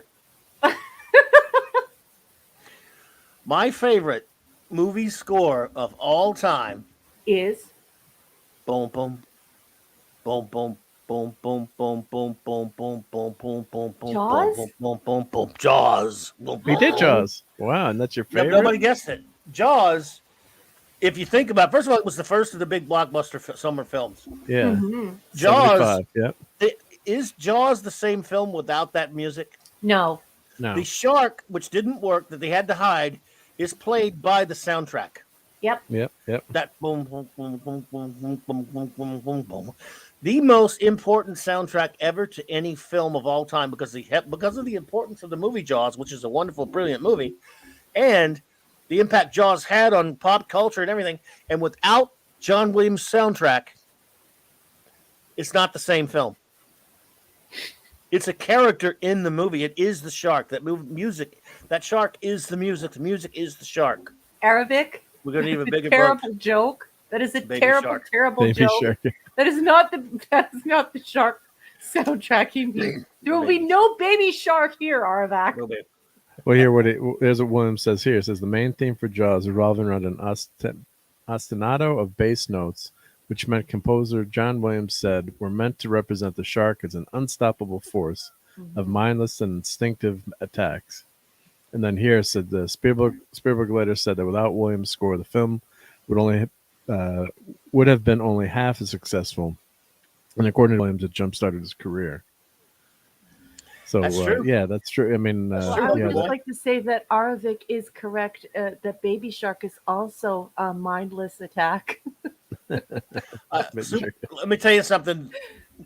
The reason why Superman, the movie, is such a dead close to it, number 2, is because there will never be a bit of music more associated with any other fictional character of all time than that music is to Superman. There's some great scores out there. There's no greater superhero or action adventure, for that matter, score connected to a fictional character than Superman the movie by the great John Williams. And right after that, I mean, his Star Wars, Yep. his Empire Strikes Back score, I think is even better than his Star Wars score. That was my number 3, Empire. But his Star Wars, God, excuse me. But think of all those other great things he did too. I mean, Yeah.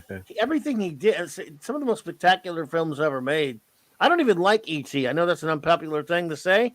I don't like E.T. much, but that's a great score. Yeah, and it makes the movie too. Like, and then this Right. quote I just highlighted, where he's saying he first demonstrated the idea to Spielberg playing just 2 notes of the piano. Spielberg was said to have laughed, thinking it was a joke. As Williams saw similarities between Jaws and pirate movies, at other points in the score, he evoked pirate music, which he called primal but fun and entertaining. So yeah, I mean, it's sometimes the simplest things are the best, right? It communicates on a primal level, and oh my God, we're just watching, and it was horrible in the news. That guy that got attacked by the shark and unfortunately, or killed by a shark we don't want to recently. talk It was about that tonight. Jeez, dude. no, but I mean, it was unfortunate. It was you know, on It's not funny. I'm saying it's just no, horrible. but I'm just saying it's so horrible. But that's how that when I was watching, I was thinking about Jaws, and the music just comes because it's so That scary, music it's so is so primal. associated with it. Yeah. Did Yeah, we it's just It's say so scary. hello scary. to JD Lewis, gentlemen? Please JD excuse. Lewis. I JD, beg good your to see you. pardon. JD, nice to see you. Jaws did put Williams on the map. But the thing is, you know, Close Encounters is another one where he Hmm. took this. That Yep. became at the time that was huge in pop culture. That music, Hmm. and it's a very tiny bit of the film for the most part. Wah, wah, wah, wah. And that ending music Yeah, when the When it UFO's takes off. going up is just gorgeous. yeah, Yeah. His music is inspiring. Even look, the ET music is unbelievable. yeah. That Yep. last scene, and the Raiders of the Lost Ark. Again, that's also in my top five. I mean, he just Yeah. dominates my top five. I mean, good God, I think it was Jaws, Superman, Empire, Star Wars, Raiders. I mean, I had to. I mean, and there were some other ones there too later. In fact, I don't know how many other ones were not Williams in my top 10, but the whole list as a whole, there's some great movie soundtracks out there. Williams did a lot of them, but we all have the great Jerry Goldsmith, Jerry Goldsmith, who did Star Trek: The Motion Picture. That made my list, of course, and even James Horner, who was very derivative of himself a lot with his later work. His Wrath the Khan soundtrack is fantastic. I love his work Yep. on that. No, great But stuff. Yeah. John is the man. No, it's just unbelievable. And movies don't work too without the music. I mean, sometimes you can have too, overdo it, but a lot of these classic scenes that you remember are, of course, the Peacemaker finale was on tonight, so James Gunn is famous Yeah, for I saw that. putting music in. I'm sure you weren't too happy with one speech at the end, but That was maybe pretty talk about stupid. that later. When- But it become like Guardians of the Galaxy. That soundtrack, those are all classic 70s, 70s songs, and just when you're rewatching that scene. With when the guy when he's dancing right without the soundtrack, it looks so stupid when he's that just doesn't work right but that music is just makes it pop. So it's really important to a movie, and if you like, I've took a couple of film classes in college, just like intro stuff, and the professors like play the scene, Psycho without the music. It's like it was really not that scary. And then when you pop the music in, and then you see how scary it is. It's really, and it's such a talent too to be able to, create something from nothing. So it's in terms of coming up with music, it's just so few people that have that gift that can actually create music. Like if I'm a huge Beatles fan, so watching let it the new documentary Get Back. And just watching Paul McCartney strum a guitar and coming up with the song Get Back, like watching him create it, it's just it's mind blowing. See someone, he's strumming the guitar, and it's like he kind of mumbles "Get Back," and then 3 or 4 minutes later, he's got like most of the song done, and you're like, you're just watching genius at work, and it's just so rare to actually get a chance to to see something like that creativity. So it's hats off to Williams, and just amazing.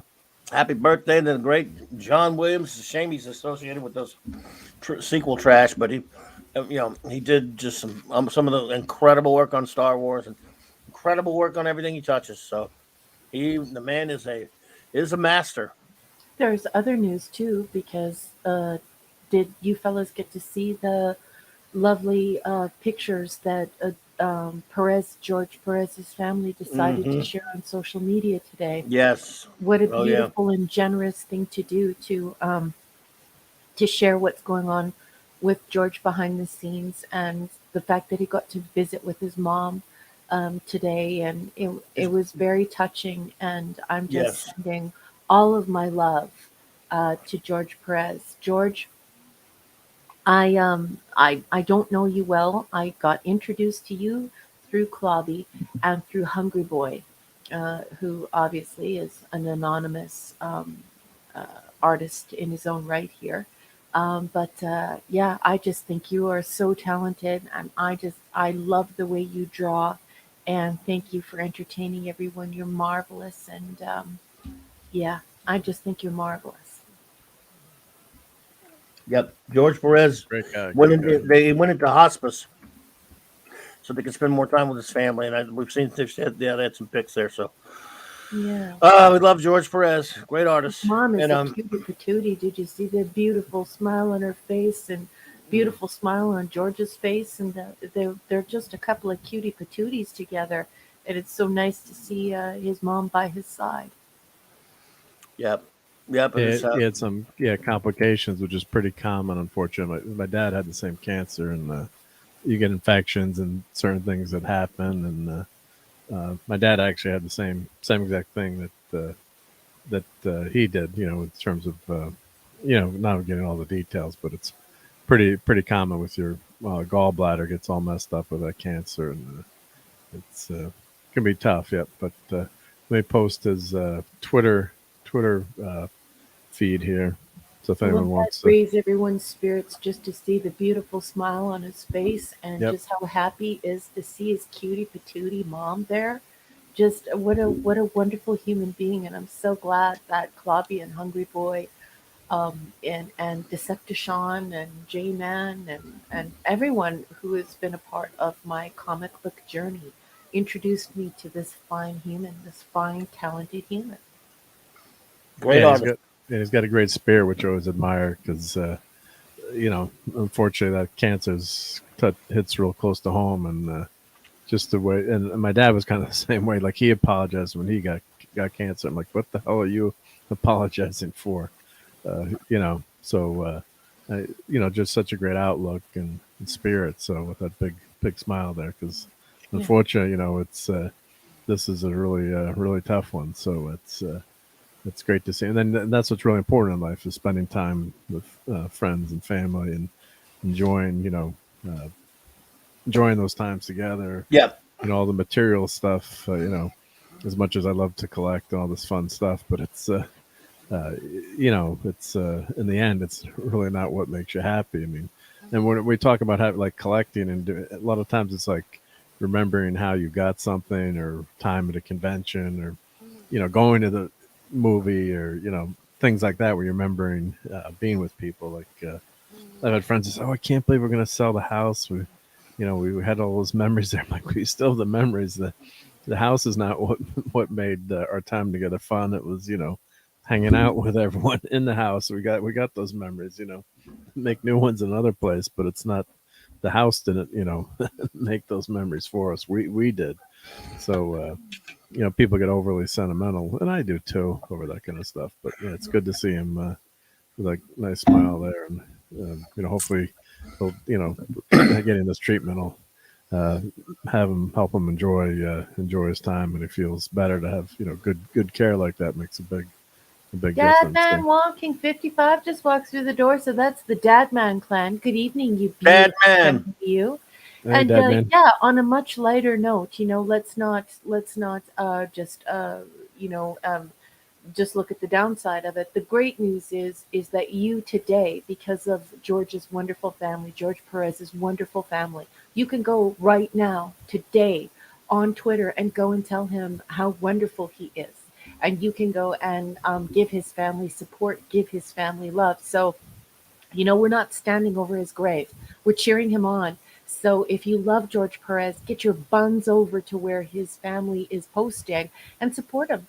And just give him, recharge his batteries. Tell him how much you love him, and be there for him. And say your thank yous, and be a good friend, and be a good support system for George and his family.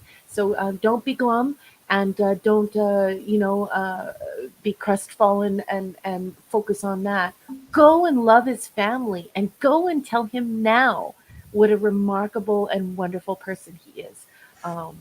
The Twitter pictures are unbelievable, and his mom is so cute. It's ridiculous. His mom is a cutie patootie. Yeah. And one story in connection with this that they've announced because of what's going on, and they announced it yesterday. Um, the Back in the '90s, there was a book that George Perez drew. It was going to be drawn many years earlier. That's a long story. Justice League Avengers, the Marvel DC crossover. and it didn't happen at first. Took like into the '90s, and they finally did it, and it's never been reprinted since like about 2009 or something because DC and Marvel, the different things going on between DC and Marvel and what have you. So there, you can find the issues. They're not easy to find. Well, they just announced yesterday in honor of George Perez and the Hero Initiative, which helps, you know, uh, former comic creators who are in really bad ways, bad health, can't help themselves. The Hero Initiative started by Jack Kirby's family, and Jack Kirby's wonderful family started the Hero Initiative. So they're going to be reprinting this. I got to get this too, but it says only 7,000 copies. It'll be released in March. No specific date. I don't know how to get it yet, but it says it's only like $29.99. It's 288 pages of the Justice League of America Avengers crossover, and so yeah, excuse me. That's something I really would love to get. Yeah, it's amazing. I'm going to try. Yep. So I thought that was pretty nice. They're doing that. I saw some pictures just a few days ago before the ones they're talking about here, where George Perez went to DC and got, you know, they took him out to lunch and all this kind of stuff, and it was pretty nice. Met some of the old, I got I got the picture here. You might as well share I found that here. Someone I can. What you got? Well, he was at DC. He went to DC HQ, and they're showing that's George showing him the reprint cover. Oh yeah, they're showing him the cover of that mag. Yeah. That book, Yeah. Yep. So a lot of nice tributes to him and things happening. So here's I'll scroll up here. Here's the picture of him and with his mom. Agreed. There we go. So boy, yep, there he is with his mommy. Yeah, I love that picture. What a beautiful family, and I'm just so happy that they feel joy and that they get to be together. And oh, George, I'm just sending you all my love. I'm just sending you a huge hug and a big hug and a big kiss for you, cutie patootie mom. You guys are just wonderful people, and we're here to support you, George. We're here, all of us, every single person in this room tonight is here for you, George. There you go. So. His mom's so cute. Yeah. Beautiful family. And how wonderful for them to be so open to share this with us and allow us to be a part of it, a part of this, and to give us the opportunity to tell them how much we care about all of them and appreciate all of them. So get your buns on Twitter and do that. Do that for yourselves and do that for George and his amazing family. It's gonna be impossible to get that book. yeah, it's gonna be tough. Yep. I don't know how. I'm gonna go to the Hero Initiative and see if I can get one, but I don't think I can. Oh boy, I would like to get it. I mean, it's only $30. I love that Legion. Before, that I'm waiting. That I'll be getting soon. That just came out. Oh yeah, it's a Perez cover into the interior, but I always love that Perez cover. Yep. The Reflecto Saga. Yeah, and then here's he's talking about what an artist was saying. He he drew in he said it was a strict no sketches rule. That's what happened. I've told that story a few weeks ago, but Mr. Perez wasn't supposed to draw sketches, and my son asked for him to draw a sketch of Cyborg, and he drew it for him. Then he drew sketches for everyone. He's like, "Oh, screw it, I'll just do sketches for everyone," which you didn't have to do. And so, yeah. So here's how to get your hands on the Hero Initiative. You have until February 21st to place your order. Oh, you got to get over there and do that. Yeah. That's got to get done. In stores. Yeah, I don't know where to order it. That doesn't say. Yeah, it does. There's you go right here. Click on the catalog. Click on that. Yeah. And everyone previews. Yeah, but that's through previews. I don't order it through previews. That's for you got to go to the comic shop to get that. I might talk to the comic shop. Got them to order it for me. I can order one for you if you need it. I would definitely get that ordered right away. Yeah. And Hungry Boy's asking if you have an inhaler. He's worried about you. A couple other people have said about your wheezing breath, honey. Just to share the chat that you're going to be okay. You hear that? Yeah, they can hear it, honey. I can't even hear me wheezing. Yeah, they can hear How can you you hear wheezing, honey. They're worried about you. A couple of people are worried Oh, about thank you. I haven't used that inhaler. It's probably no good anymore. The one in months. I don't need it. It's just a little bit of a cold. Nothing to it. In fact, I don't have the. I'm just glad that the sore throat part's gone. So it's happened many times before. I have asthma. So, um, now that was Diamond. I wonder if oh man, I'll find someone. I got to remember. I've written Well, it I'm down gonna because check. I I'm gonna got check that where and I that get. new Astro City book. I got to order both of them. Maybe I'll just go get them. Let me and check I where I would buy not my tarry. comics. Do not tarry. I would do that immediately. What's that? No, I won't. Get the order in. It doesn't matter where the order is going through. Just get it done. Yeah, I don't like my comic shop owner very much, so he's a jerk. I know, but you have to get it done, otherwise you're going to miss out. And I don't want you to miss out. The final orders are being done in 4 days.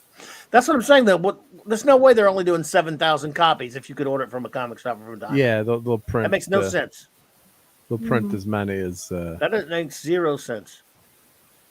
Let me see if I'm seeing if my Otherwise you place wouldn't they'd limit the order. I don't know, honey. wait, I is the just people wanted you- to make sure that you have it. Oh yeah, thanks. No, I hear you. I appreciate it, but I can't really afford that crap anyway. Screw it. Never mind. But I don't know if will your distributor carry it? That's what I'm trying to check now. I'm logged in. It might be Diamond exclusive. I don't know. Yeah, they are.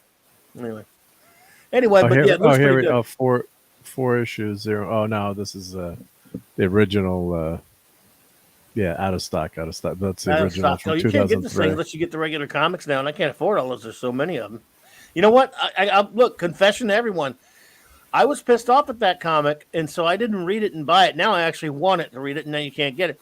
Because even though I loved Busiek at the time, and I love Perez, they waited too long. They waited to the mid-'90s when the lineups for the Justice League that they were going to use in the early 80s had changed too much. I hate Kyle Rayner. And I hate some of the way Aquaman looked, and I hate a lot of stuff about it. And so people saying, "Yeah, but you should read it. It's pretty good. It's Busiek." It's like, yeah, but I hate it. I'm mad at him because they didn't do this 20 years ago, Jim Shooter. And you know what I'm talking about, Hungry Boy. Well, this Cal's asking if this is available digital. I'm assuming it is on Comicology, but not this trade paperback. Digital? Not the I don't actual. think so. No. Oh, it's not even digital. I'm gonna guess no. I don't know, but I'm maybe. going to say no. I'm going to say they're going to make it exclusive and that it will be a print. I mean, but you can't buy the happen, but- originals. The back. Most things you can get on Comicology, but this one, I don't know. Let me go check. It's not on Comicology now. I can tell you that. But as far as this new one, I don't know. Why is everybody complaining about Comicology too? Like I saw the internet exploding today. Because they People changed their angry at app. Comicology. Yeah, they're pissed. They changed their their app, and they look like crap now. From what I've It's through Amazon now, so it's everything is through Amazon. Amazon. A buddy of mine's really bitching about it today. So you don't go through their app anymore. Amazon bought them, so you knew this was coming. I haven't got on it lately. Have You you? see how what you geeks have done to this nerd? I'm just supposed to be a nerdy academic. I'm not supposed to know that the Comicology or comatology. I'm not supposed to know that everyone's angry that they changed the app feature. However, I know now. Yeah. And I also know what George Perez's mom looks like. Look at There what you guys go. have We're done to getting me. you there. We're getting you there.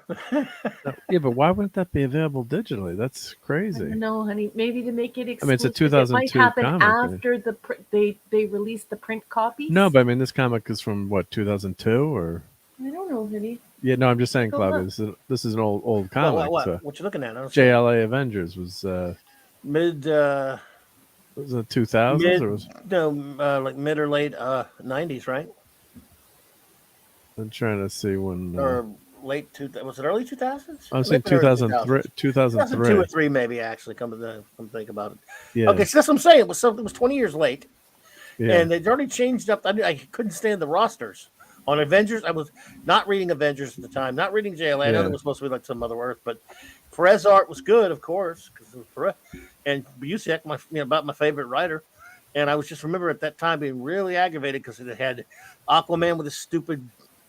It had Aquaman look with that terrible long hair crap and the then, Hook. the Hook crap, and they had Kyle Rayner and but they did use a lot of the other characters. I mean, I don't know. Now I would like to actually read it and review it. Yep. Because because I do this a lot. Sometimes I try to look at my old prejudices and address them straight ahead, and see if time and evolution gives me a different perspective. Yeah, I mean, over time, yeah, certain things change. Change. You get older and you view things differently, or Yep. or you view them on different levels. Like Star Trek motion pictures. Seen as a really young kid, you don't grasp everything, or even everything that's going on in Star Trek. We're talking about that before, like in Arena. It's Kirk is fighting the lizard, but there's so many subtext to that story, and it's got so much going on with it. It's really, really well done. But as a young kid, you kind of it's just entertainment, right? It's not, not anything special. Or special, you know what I'm saying? It's just fun stuff. Then as you get older, you look at it and you say, "Wow, this is really, really deep story." Although it's the combat part is fun, but so you do change over time. But I will never ever agree to liking Highlander 2. I know J-Man's still not here. God Dadman bless you, Walking J-Man. says, "What's that police avatar?" Huh? Oh my! Dadman Walking. That's not a police avatar. That is Commissioner Briggs. I am the grammar commissioner. That is that So is watch my your sentences, mind your P's and Q's. Hail Messiah. that is a cosplay that I did for a lecture one evening at the college I was teaching at. So I went as the grammar commissioner. It wasn't enough to be the grammar police. I had to be the commissioner. So Well, I James Gordon never dressed that way, did he? I would probably have. Anyways, yeah, that's me, Dad Man Walking. Please don't arrest me too much, Snail Messiah. Snail Messiah, you Hail should Messiah. have seen this video that Mark showed us. Oh my goodness. He was eating snails. No, don't get me in Plates trouble. I and told you plates couldn't and tell him plates. about that because he wasn't there. Too late now. You just ratted me out to my buddy. Well, Oh well. put your There it escargot goes. That was down. that was me as a kid. That was I couldn't control my actions. Yep. And the snail's gonna be in trouble. He used 4 exclamation points in a row. What does the grammar police say? Commissioner say to that? That would be superfluous punctuation. Yeah, but it's really cool. Looks good. I love it. Who's ready for some tripwire? Let's do it. Let's try with the tripwire art segment. Sure. Let's see here. All right, folks. As for those who do not know, there's a website called Tripwire. Used to be a magazine, right? Probably and- right. Yep. And they got their over the past year. Each week they've been doing a top 100 all-time greatest comics artists list. And every week now that I did a show covering the 51 of them. Now we're week to week on it, so they're doing a new one every week. And this week, man, Frank Quitely. Okay. Frank Quitely I like Frank Quitely. I like him. I would have no problem. This is going to be the problem with this list every week, just about. He's good, but he's not better than a lot of the guys we've just seen that are way too low on this list already. Yeah. I love his All-Star Superman. He draws really ugly faces, some people think, which I guess he kind of does. I even kind of That like matters to me. I was taught that through Hungry Boy. Hungry Boy and I, we worked that out one night, why I get turned off by certain artists and I just don't like their work. And it's the countenance, it's the visage, it's it lacks detail, or it just looks awkward, like the face doesn't look right. Oh my goodness, you just got a gift from JT Kirk. excuse me there. Let's see. I gotta get to it. Thank you, JT Kirk, for that. Oxford Oxford comma. You were too kind. Thank you so much, my friend. Yes, and the answer is APA, absolutely Oxford comma. MLA, I avoid it like the plague. So as far as serial comma goes, I reserve it for the APA in keeping with the Harvard tradition. But when I'm using MLA, the old school MLA especially, I try to keep it at an absolute minimum. Of course, MLA calls for the most. It's a very, very minimalist. You want to use as little punctuation and as little in-text citation as possible. So there's your answer, and thank you for asking, JT Kirk. I like his stuff.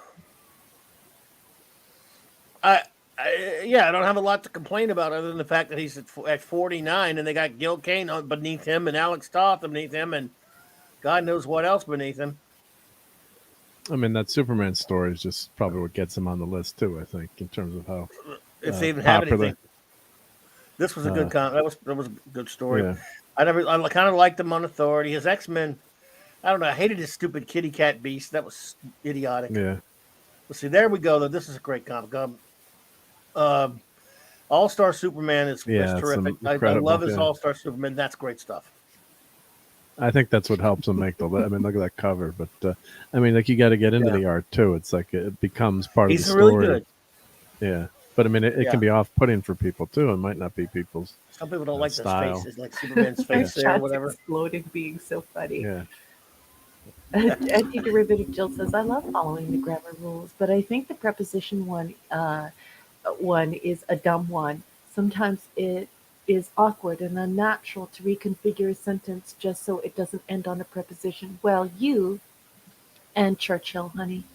And Daddy Walking says, APA all the way for business and accounting writing. Could never understand MLA. MLA is humanities. And yes, many people like APA. Of course, those in MLA find APA quite superfluous. And he says, one English prof was so happy I took an upper level English class. She let me use APA. Oh, that's good. That's always good. And yes, in English would fall into the humanities and communications. So yeah, MLA would be preferred unless you were about to embark upon a journey where you would be discussing a great deal of scholarly manuscripts. And Hungry Boy says, quietly faces or golden giganto thighs. Wow. Cardinal Sin, good to see you. Thank you for being here, buddy. Have a great night. Coloring book. He's calling this coloring book crap. You sound like Claude. He calls everything coloring book. I don't know. Giganto thighs. I don't know. I love it. I don't think this up here, for example, is coloring. I mean, I don't know. I love his All-Star Superman, but I guess you don't like that one, Hungry Boy. That's okay. He doesn't belong above any of the guys. A lot of the people he's above. So this is crap. Yeah. It has no charm. Yeah. It has no charm. I like it, but I think it's part of it is getting into the story. Like it works with that's tough to describe, but if you saw it and didn't read it, you might say, it's just going to pass it over. But he's not better than a lot of the guys he's ahead of. No, I don't think he should be this low on the list. But I could see him maybe being in the high. You mean? Like a high, like 100 or something. Something like that. But I think he's definitely got a style that people love. I guess. No, they do. He's popular. One of 48's out yet. Probably not. Love you, Dad, man walking. I think it's great. Hey, remember, this show is not just for geeks. It's also for nerds. 48 just dropped. Here we go. Okay. All right. Same deal. Go. I like Kerry Nord, and I haven't seen him do anything lately. Have you? No. I mean, I haven't seen him. Yes, yes. I think he's been doing some Conan stuff. Are you seeing these comments coming in here, boss? No, I'm not. I respect other people's choices, and his layout is good, but the finishes and mood is ugh. Oh, he's not alone. A lot of people think it's really ugly. Yeah, and Jill says it looks okay, but it looks like he drew it in MS Paint.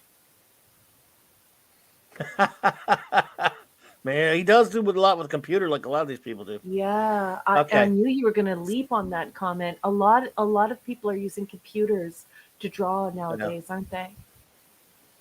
Wow, this isn't even Yep. loading. Yeah, Oh, that's yeah. probably the predominant way to draw, I think. Yep. Oh, really?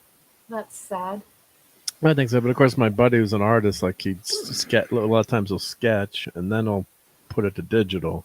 But, digital's faster too. And if you're good at it, you still have to be talented though. Like, if you're a crappy artist, because he's working with a Wacom or Wacom tablet. Hmm. So, and he's got all the brushes. He was showing me, this computer setup, how he can do it. Of course, he knows how to paint and draw, regularly too, but, more, physical, not regular physical media. But he said it's, it's a tool like anything else. And, if you take shortcuts and things don't look good, you could, you're not going to be any better on a pencil and paper either. So it's, you got to be talented. And I've seen some incredible digital works, and sometimes you might even realize they're digital. But I think it just goes down to the talent. I think what happens too is you can recreate stuff or be lazy with it too, and just copy and clone and just throw things out really quickly, and then that's when it doesn't look good, because it's a tool like in drafting. As an engineer, I remember taking classes and the professor was like, "Oh, all these newfangled computers, you'll never replace drawing with a paper and pencil." And in engineering, no one knows how to draw the paper and pencil pretty much anymore. But the thing is, unless you know those basics and you learn all the techniques and read all the symbols, and you can understand the drawing, and you can do the computer stuff a lot better by having those basics. But it can't replace, even if you have the CAD program, you can still make a horrible drawing, and it's a part that the machinist can't make because you screwed all the views up. You got to know what you're doing. So Yeah. Well, Hungry Boy is backing you up on that. He says if you can't draw with pencil and Bristol alone, the tablet won't Yep. help you. So that the talent has to be there.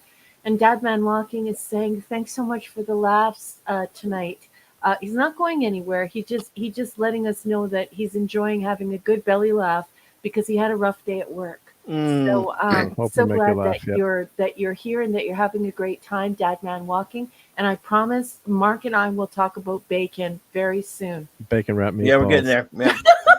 Bacon cheeseburgers, bacon So- pizza. Carrie Nord. I like this run on Daredevil he did, by the way. This was like in the 90s, though.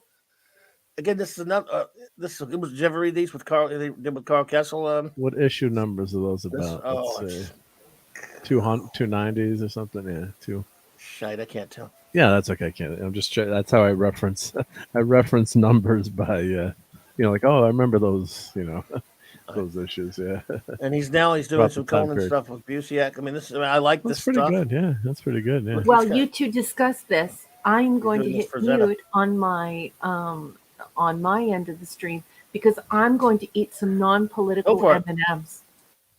I'm gonna eat something. So, again, I know he's doing this right. He hadn't done any superhero stuff lately. I don't think he's been doing some stuff on Conan stuff with Kurt Busiek, and it's him like the kind of being trying to do a Frazetta look, I guess, or whatever. It's nice. It's No, good that's stuff. good. That's talented looking stuff to me. Yep. Is it better than Gil Kane? No. No. He's younger though. Is more contemporary, so that I mean, skews yeah, he that. started in the 90s. I mean, but yeah. Oh, good night, I don't know, Messiah. man. Take care. Stay on Messiah. Take care, man. Have a good one. Thank you for being here. I don't think any more of these are up, but we'll check just in case. Blah, blah, blah. Yeah, they should be. Those guys should be high. Good night, Snail Messiah. Sorry, I'm eating M&Ms. You're not eating And they're snails. not though. political No, M&Ms. don't. They also don't be have any sorry. shoes on. Yeah. Yeah, no, we don't want to assume Yes, what M&Ms look like. Yeah. I'm not misgendering the M&Ms I'm eating. Yep. So yeah, there you go. Guys. That's They're green. the tripwire art report for this week. Globby's Clubhouse, ladies and gentlemen. Carry on above Ramita. Exactly. It's just stupid. Yeah, it's nuts. Yeah, that's It's total the placements. insanity. Yeah, Yeah. I didn't even thought about Carrie Nord lately. It doesn't do much of anything. Not his fault, because comics are garbaggio. I'd rather see him do more stuff. What was that? Yeah. It's been a while since he's been Did on. someone hear that? That was weird. No, I didn't hear anything. What? Oh, that was me. You didn't hear it. It was in my ear thingy. Oh, okay. And you're, Yeah. But yeah, wow.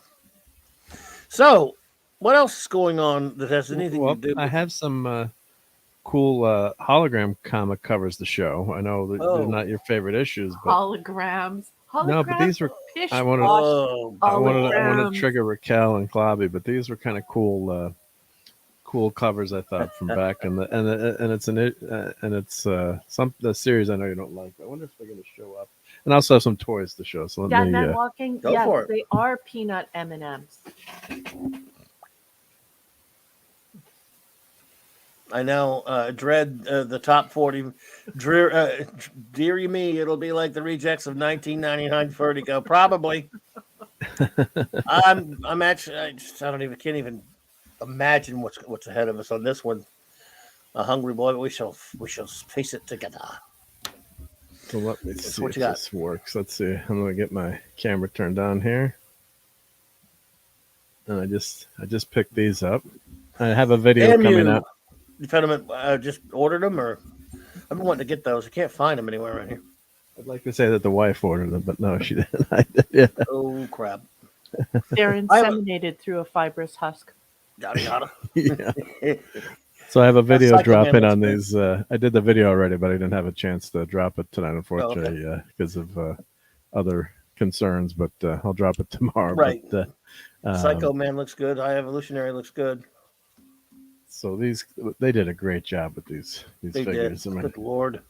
I already have Psycho Man, but I have the old one. That's a pretty good one too. yeah, so I gotta keep the light off. Damn The it. lighting. I don't have a polarizing filter on this webcam, but let me see if I turn this light. That might help a little bit, yeah. But Psycho Man who turns Sue Richards into Malice. So that's probably his most famous storyline, right? Or one of the most famous, but and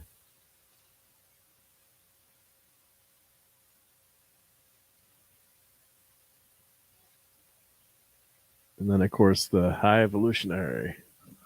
So yep, he's a great character, and Wondagore Mountain. So they really did a nice job on these sculpts, and get everything to look nice, and really did a great job. It's really super nice. Yeah.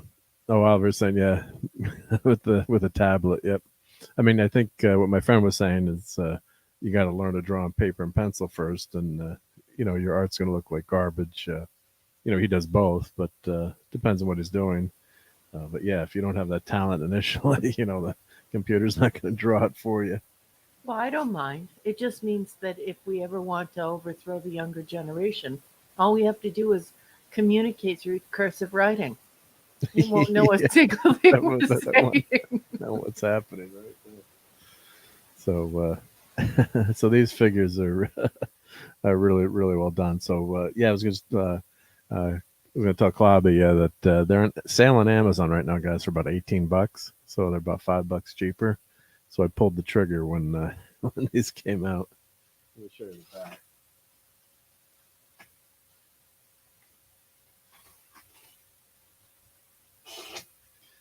So of course they use that classic Marvel Legends line, the artwork, and they tell you very minimal thing about the figure, but the character. So of course the High Evolutionary is the expert on DNA, and he wreaks havoc. He's got the new men, and he's got Wondagore Mountain, and there's all these. It's kind of like the Island of Dr. Moreau, if you haven't read about him, but he's always manipulating everything. Hey, that's a pretty good book, It's Yes. not Oh, it is, the best, but it's a pretty That was good a book? I never heard of one of those. Well, what's a book? It's a thing with pictures and then some word balloons. Oh, yeah. I'll go those. Yeah, funny books. Yep. But yeah, it is a good book. Yeah. They can't do a good movie of it to save their asses, but and they But- tried 5 times, Right. The movies are terrible. especially But Marlon it's a decent Brando. book. Like it's a decent book. Yeah, When you read the book and that's your first impression of it, which was mine, you're terrified. But the movies are terrible. They're absolutely terrible. well, Charles Lawton one, I guess. I don't know. I haven't seen that one in a long time, but that's the old one. But there's that one.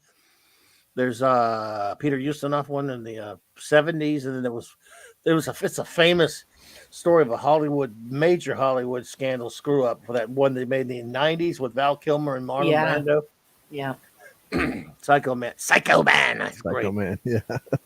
So I love yeah, Psycho so Man. Malice, and who was the guy that worked with Psycho The Man? old figure comes with a really cool Psycho Man machine that they don't have with this one. Yeah, The that's old something one, I was have that missing. one. Yeah, they didn't put that with this one. But I still have the old one, but I would. Yeah. That's so cool. Was it that round thing or that round base? Or I hate that Malice story, by the way. Yeah. Well, the outfit was interesting. And yeah. Yes, sir, it was. So why don't I show some comics? Oh, I got a new base for the Doomsday Machine that I made too. So you're gonna get one like that, Raquel. So Oh my Printed- god! printed I love the your base. Doomsday Machine. That's So I ridiculous. printed the base. Good. Oh my god! It's so beautiful. Adam, Adam. Oh yeah, Riff Tracks did the Kilmer one. Wow, cool. Hey, did we get this comment? I don't think I've been showing all these comments while Claudia took a break for a second. What? I don't know if I showed this one.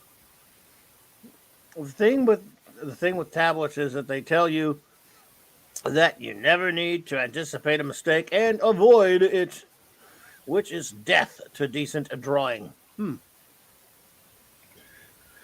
I picked this guy up too for he was on sale for half price. Thunderstrike. I love Eric Masterson. Eric Masterface. Yeah, so Did you like Thunderstrike? Really? I did like Thunderstrike. Yeah, let's turn this light on. Did Love you those really? comments, everyone. Keep those comments coming in, and I'll keep putting them up on the marquee. I love your feedback, and I love your insights and your opinions, and it's terrific. So keep it coming, and I'll keep throwing it up on the marquee as we look through things and talk about things. Okay. I mean, what was cool was they didn't get rid of Thor either. They still had Thor. So I think Yeah. what was the storyline? Masterson Oh, I don't know. I was becomes. just messing It's around. been so long. I No, wasn't but reading so the book long at the since I time. read it. But Hey, it that lasted, looks like Chuck Norris. yeah, so it lasted 25 issues. And spoiler alert, he dies in the last issue, saving the universe. But he's got his hammer is Thunderstrike, and it's kind of got like three edges there, so it's a different magical hammer. And yeah, so it was a cool. I mean, I bought everything Thor, so No, yeah. but it's an interesting character. And then of course you can make Mr. Fix-It. That was a great great run on a Hulk by Peter David. So you had Mr. Fix-It. So it was Hulk wasn't as strong, but he was super intelligent. And it was kind of like an evil guy in Vegas, Joe Fix-It. So, and I guess you have to buy all these figures. Jocasta looks pretty cool, but I don't know if I'll complete the whole set. But that's how they get you, because you got Kang and the Doom Falcon, Captain America, and then like Yep. the Blue Iron Man. It's like, do I want a Blue Iron Man? No, I wanted to get that Kang.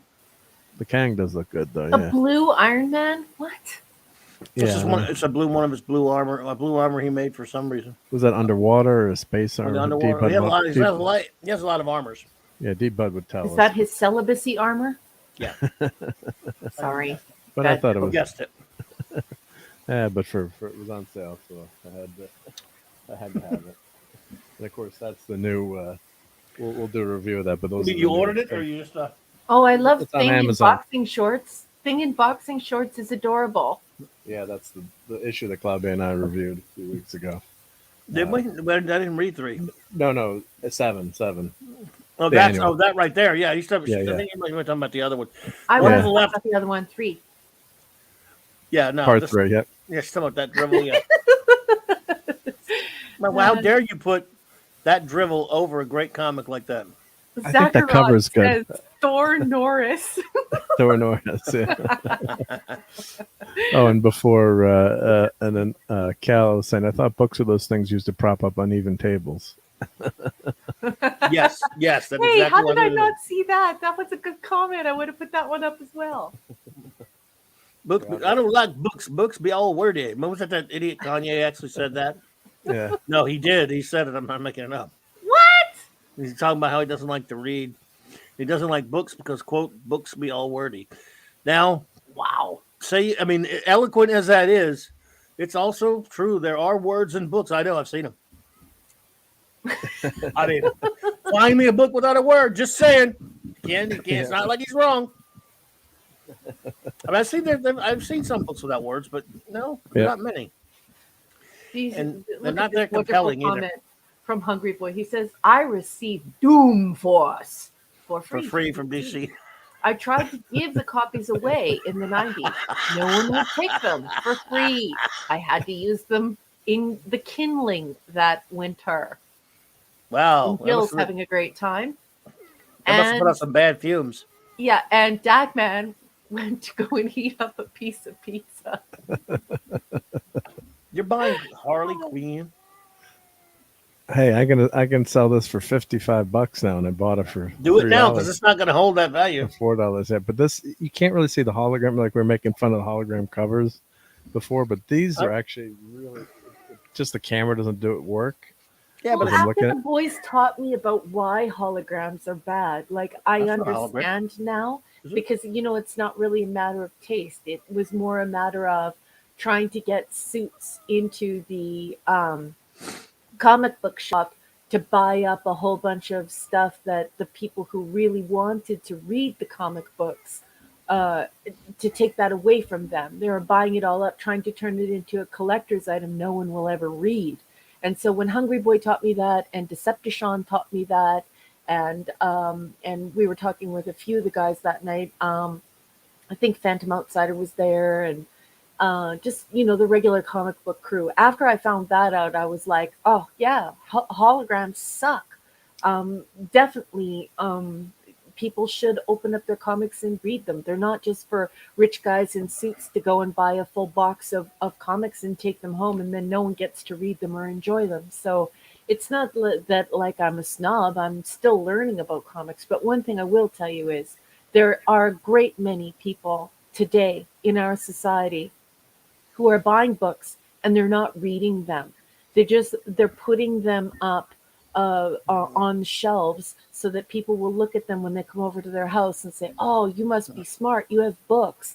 And the vast majority of people, study after study is revealing, the vast majority of people are not even reading them. They're not even trying to read them.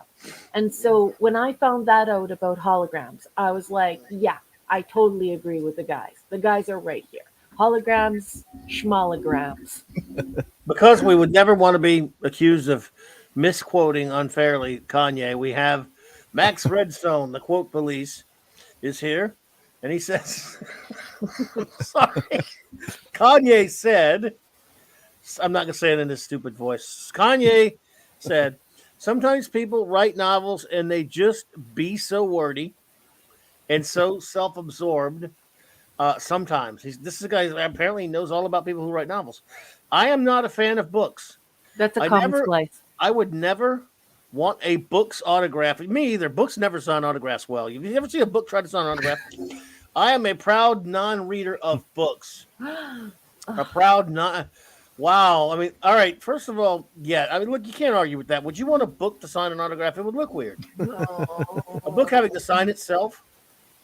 Come on. Yeah. So there's a wow. There's a genius for you. That's the Kanye West guy, right? The guy who says Jesus. That guy. That would be him. Yeah. Great. Wonderful. See these, I know I usually trash holograms too, but these just looks. The printing on this is just gorgeous when you see them, and it doesn't translate through the camera like I was hoping it would, but it does. In terms of like the '90s holograms are really garbage, but these actually look really cool. And when you look, the picture changes when you do a different angle, and it's Bill Hicks. Yeah, Bill Hicks was hilarious. Just in terms of the print, the printing technology, they did do a nice job with these. Bill Hicks was hilarious. So all these are holograms. We're back to the holograms thing, are we? Yeah, but these I was bagging and boarding. This is new. These guys, these are old. This is. You were bagging and barfing. Bagging and boarding. Bagging and boarding. Yep. So I was like, oh, let me show these to Raquel. Oh, that art sucks. Some of the art on these covers really blow. This one, this is my favorite one. Saved it for last. Oh my gosh, that's terrible and really scary. Yeah. Well, Joker is scary. Yeah. Yeah, I know, but that's extra. Especially with the hologram effect. So. That's not good. That's going to be translating. You're not seeing the 3D, but turn that thing over. I don't need to have nightmares from it. That's terrible. Well, here, I'll show you I heard Hungry Boy needs some kindling. He doesn't like the. Well, we got to review it, Hungry Boys. So what we got to review the. What do you got to review? Well, the new Thing comic. I mean, how could we not review it, right? I mean, well, I can't. I don't have it. I ain't buying anything. Thing, ring, do your thing, but. Thank you, Ding. But we do these things so you don't have to read them, Hungry Boy. I love you, Hungry Boy. I love you. So. I love him. So that's my show and tell. Sorry, I thought it would show up better. And tell. It was good. Yeah, we like holograms. Yep. And then you did get to see the new Doom thing. So it's got an Enterprise base there on it. So which is got the Delta symbol for the base, which I found. Just printed that. So probably heading so your cool. way. Let's see that instead. All right. Yeah, I can show you that. Yep. Yeah. Do you mind if we see that? Oh, here. Yep. I'll go. Yeah. Show us that. I want to see your talent, not holograms for rich guys who just want to trade comics like their currency. Nice. That's such beautiful work. So it's got the Delta. You are such a talented. I wasn't sure if artist. I should. Well, I didn't draw. I didn't create the. I gotta say, I just printed it. So yeah, but I didn't you create it from painted scratch. this whole thing and did this whole thing. Never I did you paint mind. it. All right, but do you guys think I should paint the Delta gold or leave it all black? What do you guys think? Oh. I thought if it was gold, it might take away from the Doomsday Machine. I think if it's gold, it will take away from the Doomsday Machine. I also like the fact that it seems as though it's burnt from the explosion, and like charcoal from the explosion. And also, I think that the gold would detract from the yellow in the maw. Yeah, that's you know what I mean. Too. Like, yep. I like it. It's slick. It's sleek. And then if you look at it, then you can see that it's actually the Delta shield. Yep. Yeah, you know what I mean? Oh, look at this. We have restored Hungry Boy. Look. Mark art. Soothing. Thank you. Yep. And then look at this. It just jumped. Where is it? Here it is. There's Space Jaws. Love you, Pop Culture Republic. Space Jaws. Dun dun dun dun. Hell, that music Pop Culture agrees. might have been taken. And I'll tell you something else. A gold paint is really difficult. It's good. It's hard to get a really good gold paint. Every single time I've wanted to paint something gold, I always wind up buying the 10 karat gold or the 14 karat gold spray, because all of the golds that they make, they're just not good. And so you wind up spending 25 or 30 bucks on the little can of the 14 karat or the 10 karat gold, because I don't know, they always look urine yellow. You know what I mean? That's when you know you're in trouble. You're in town. Yeah. Sorry. That was for Scuba Pete, although he might not be here anymore. But yeah, that's beautiful work, Mark. It's absolutely beautiful. Oh, Dad Man's back. And you ate pizza. Thank you. How could you do that to me? You ate bacon pizza. Oh God, now I'm hungry. I've only got pistachios to All I've got is popcorn. And Jill agrees, yes. And Gary's the artist too, so he would. I'm glad that I'm glad that my first my idea, that was my inkling, was to leave it black. Yeah. Worked. Oliver says, Clobby, I'm sad that Entertainment Weekly magazine will no longer be published anymore. I did not know that. Oh. Everything might go to digital, even comics. Guess I'll lose the feel of holding a comic in my hands. Now, comics, what little of them are, will be around a while, but they're, but they'll be digital and physical. Comics will, but magazines, yeah.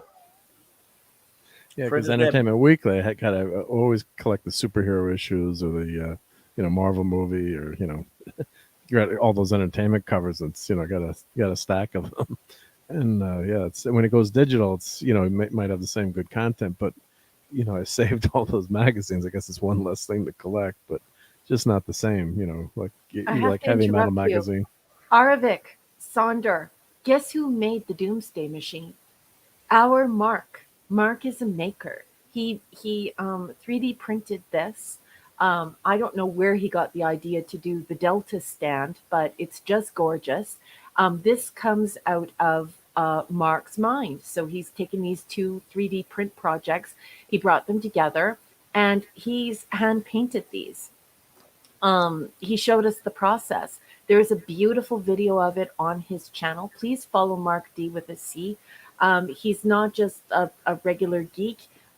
He's an engineer, and he is a maker. And it would be so cool if you bought a Doomsday Machine from him. He's so talented, and I'd love to see everyone buying his stuff. So I highly, highly recommend. Mark is a real person, very kind person, honest, good man, and a very talented artist. So please follow him on his YouTube channel. And if you would like a Doomsday Machine, please reach out to him, and I'm sure he'll work something out for you. Oh, thank you, Raquel. That's so nice. I mean, it's just don't know what to say, but I'm blushing here. So, but thank you for that. Yeah, and if anyone does want one of those printed, give me a holler. I'll post the video in the chat.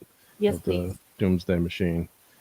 Hit a like on that, folks, and don't forget to hit sub, and don't forget to hit the notification bell, so when he goes live, you'll know that he's going live. And Mark is a ton of fun, and he is so talented. Go check it out. And I can, by the way, back Raquel up on that. Mark is, in fact, a person. Yes. Yep. Yes, he's not just like some guy who's like going to try and scam you or whatever. I actually know him in real life, and everyone knows I use my real name. I know Mark's real name. He's actually a maker, and he would never scam you. If you went to go and buy this from him, he's an actual maker, a real person who owns a business, and totally cool cat. And he gets two big thumbs up from this lady who's not anonymous on the internet. And everybody should have a Doomsday Machine.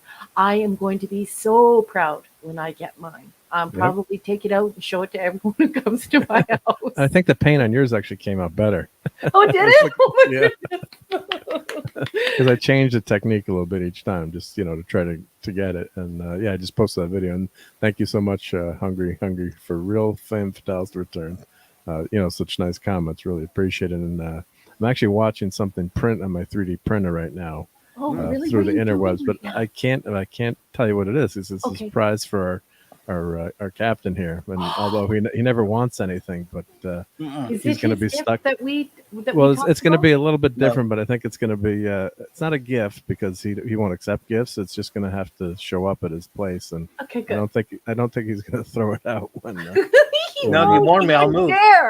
He's going to move. He's going to move. Yeah. Well, this can follow you around. So, but I think it's. You're gonna really like this when it gets there. So it's not the exact thing. Sonder. Oh, you should do the whale probe next. That would be cool. Yeah. Whales do not allow themselves to be probed. They don't. They're like I should do a Baron cars. Yep. Well, the whale probe would be cool. Yeah, that would be a cool one to do. Yep.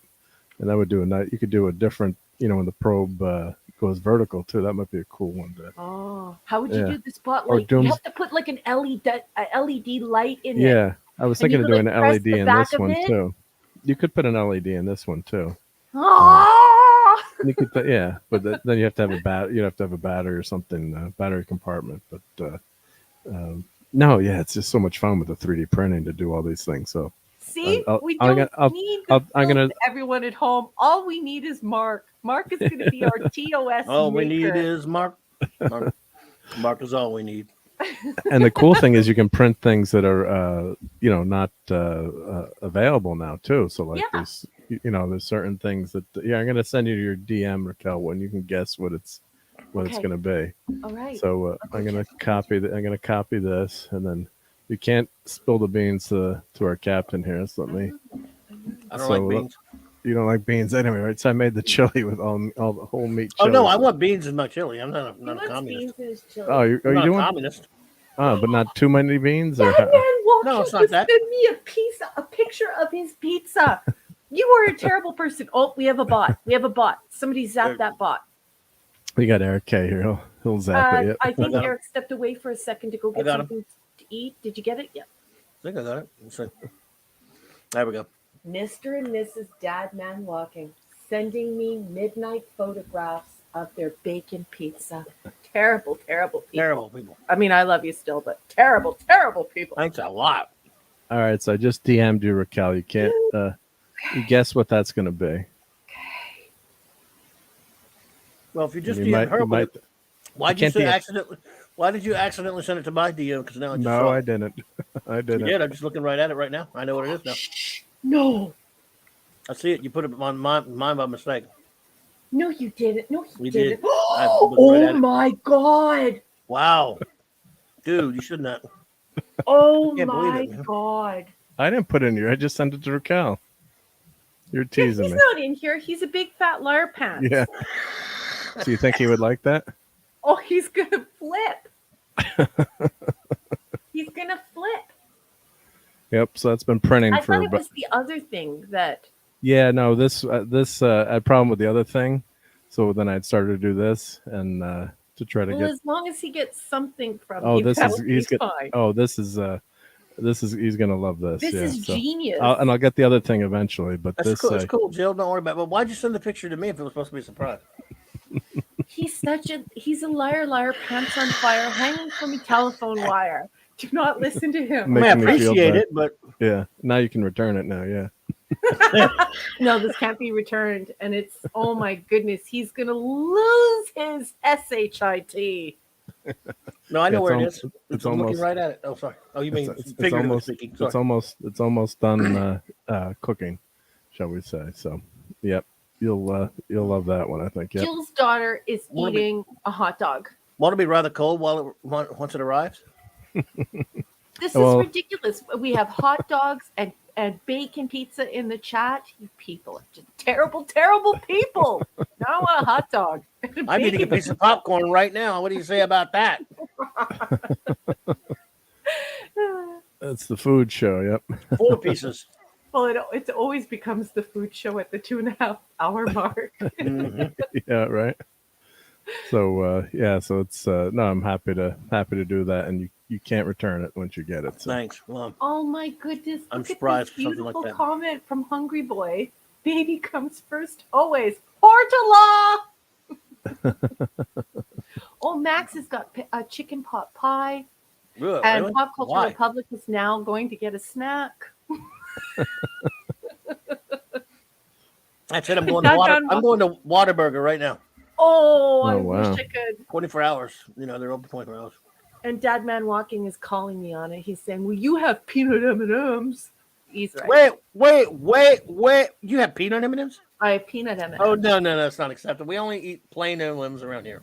Well, you know, Not acceptable. We'll let you go this once. I only get to have peanut M&Ms once. I like peanut butter M&Ms. Nah. Those are so Yeah, those are good. pretty good. Peanut butter M&Ms are good. The Love- peanut butter love- ones are awesome. The almond ones are good as well. The Mm. thing is just they can't wear shoes. Do you know what I Yeah. mean? They can't be political. They have to be non-political M&Ms, and then I'll eat them. What do you think of Reese's Pieces in the debate here between the the candy wars. Reese's Pieces or peanut butter M&Ms. Peanut butter M&Ms. Peanut butter M&Ms. Reese's Pieces are too sweet. Both. They're okay.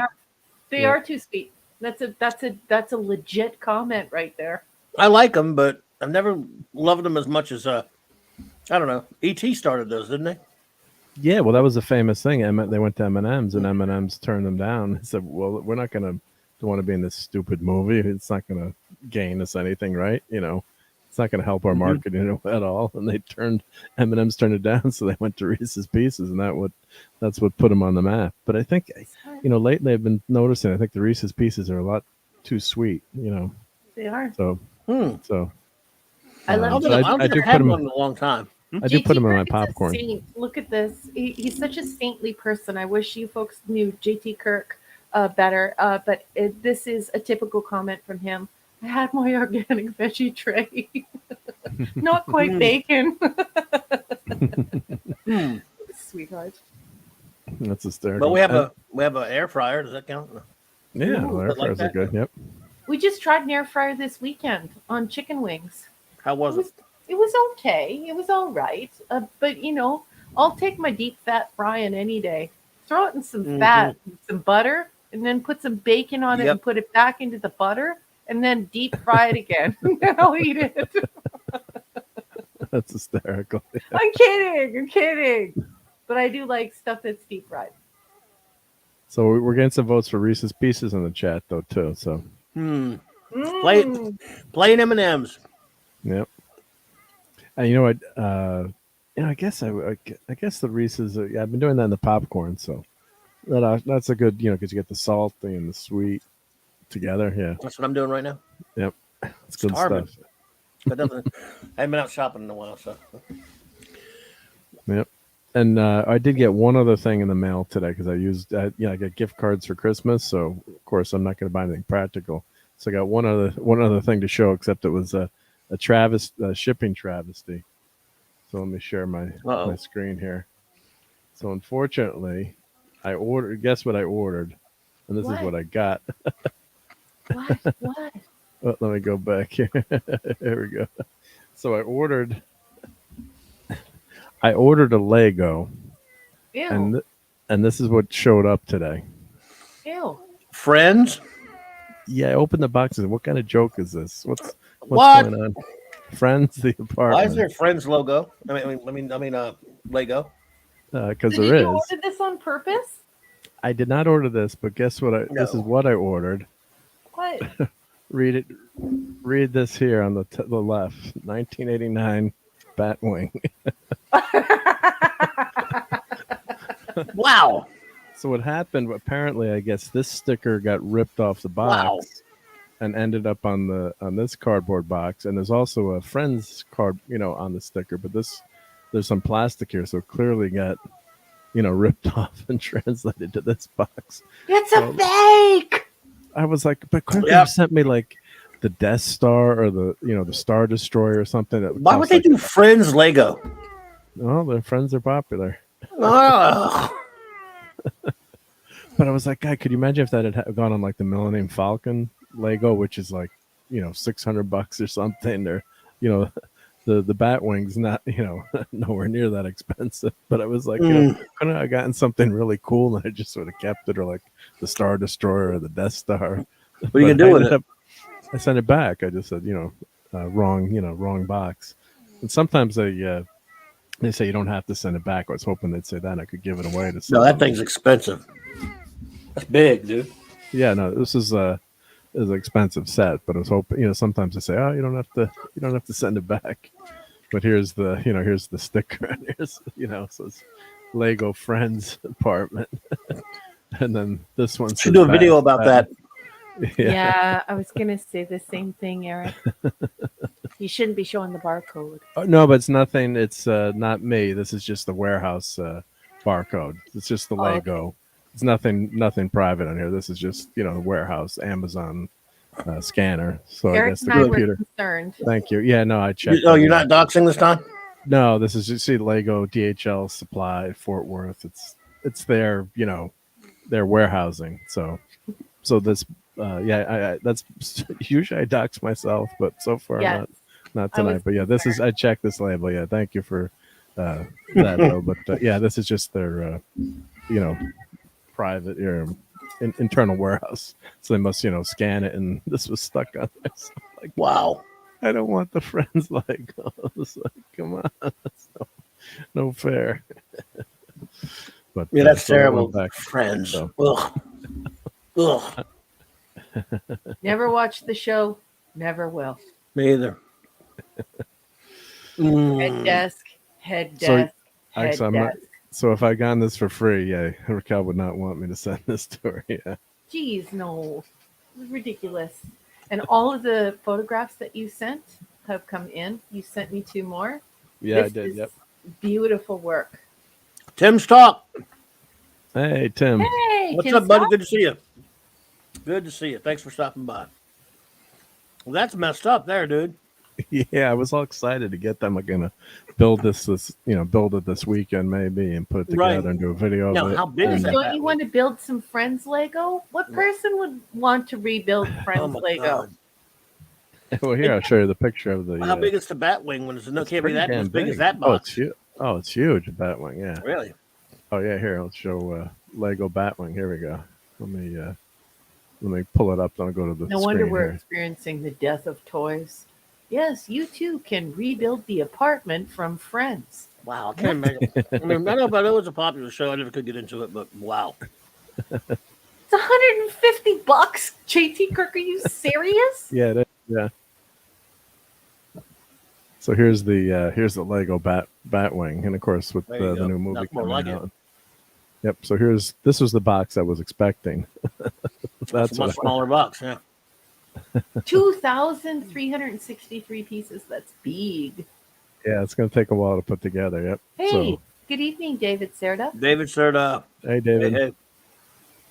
So you got, can you blow this up? Yep, there we go. Blow that shit up.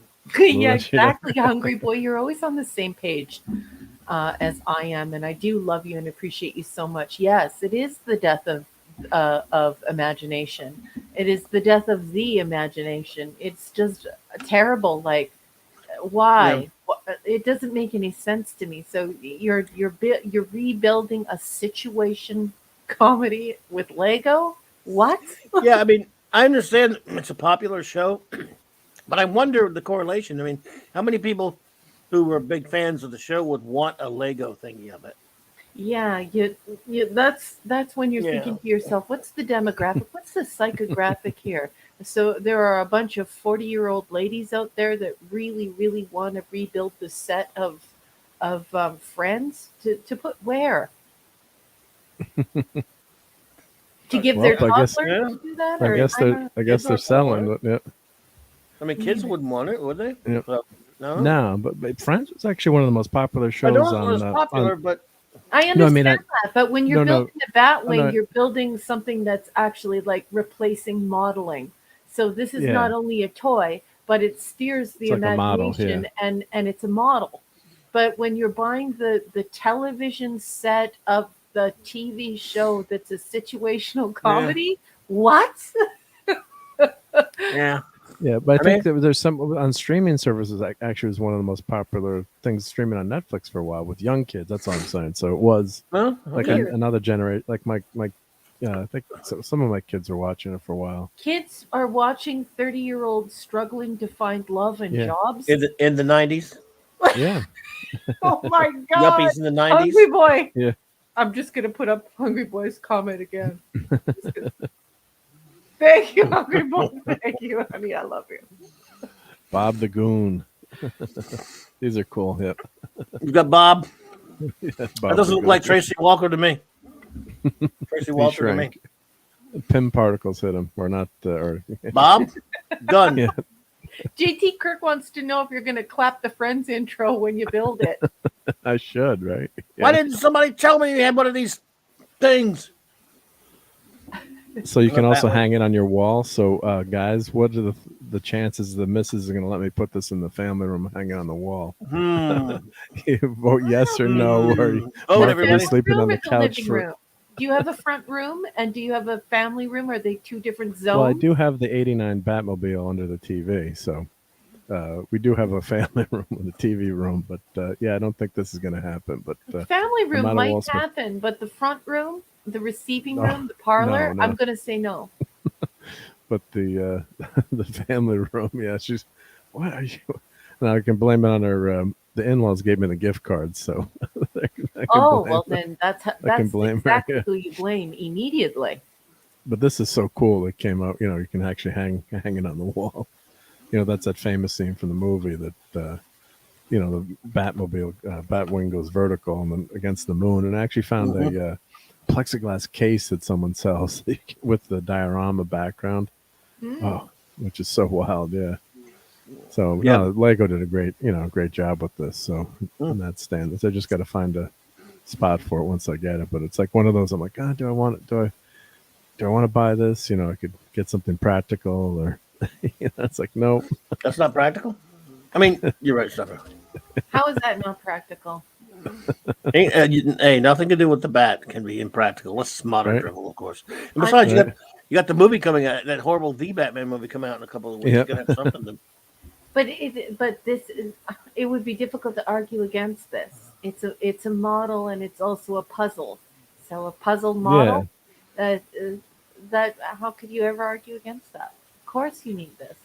This is a neat- 2,363 pieces. Yep. Yeah. And that's it, Hungry Boy. There needs to be a Liberator Lego. I would get that. There aren't too many Liberator models. They've made them and stuff, but those things are so rare now. They didn't have a lot of merch, comparatively speaking, back then. But I'd just love to get a decent Liberator. It didn't have to be a big one, toy preferably, or big, but even a model. But they won't do it. Yeah, well, that's what happens when this show's not as popular. Yeah. I mean, they did it. Yeah. Corgi did one, but Yeah, had but a when few, but yeah. something like a Batman property or something like that, you're gonna. Of course, what they do too, they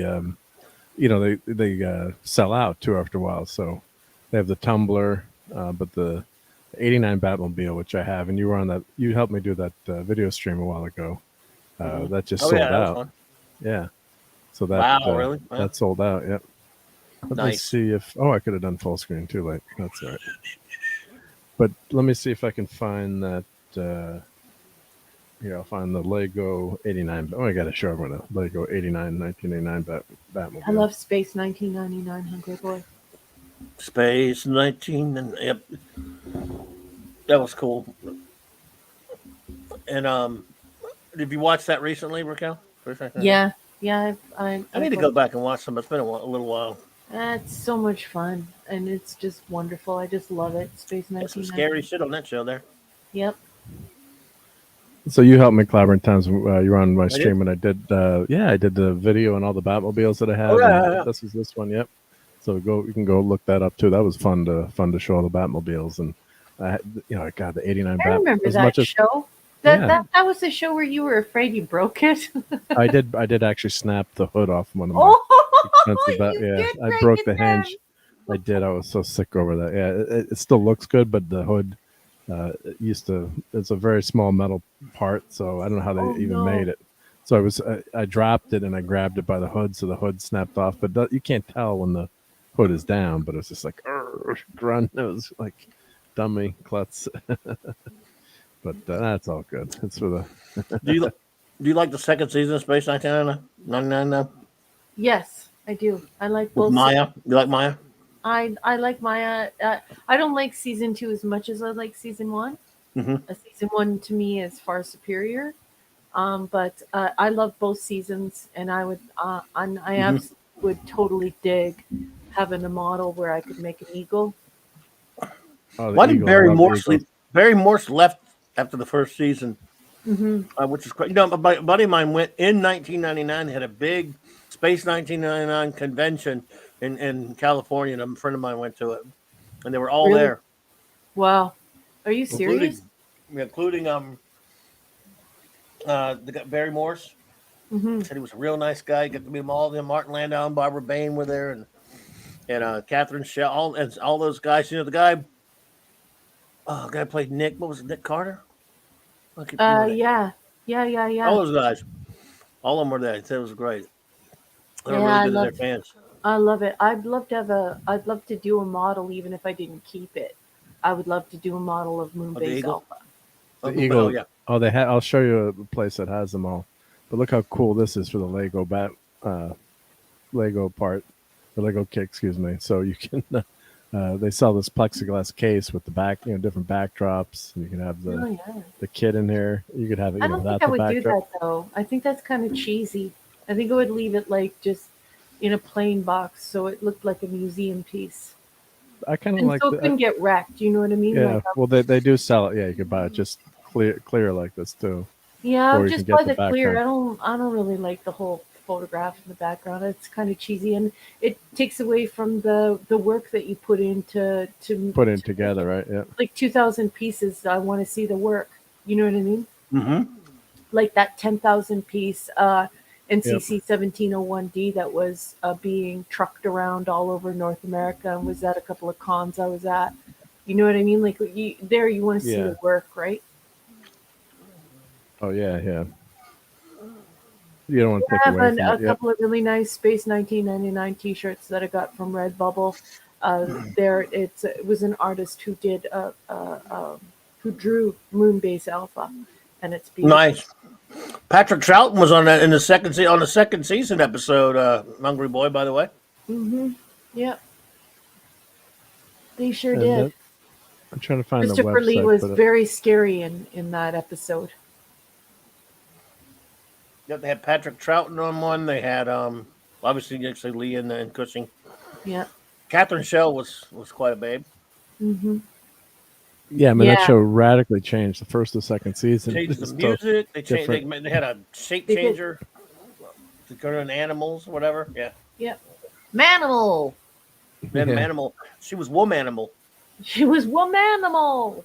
Yeah, like I thought it was neat. I don't know. It totally changed the mood of the show, and it sort of broke my heart a little bit because the first season it's like, oh, my husband just let the puppies in.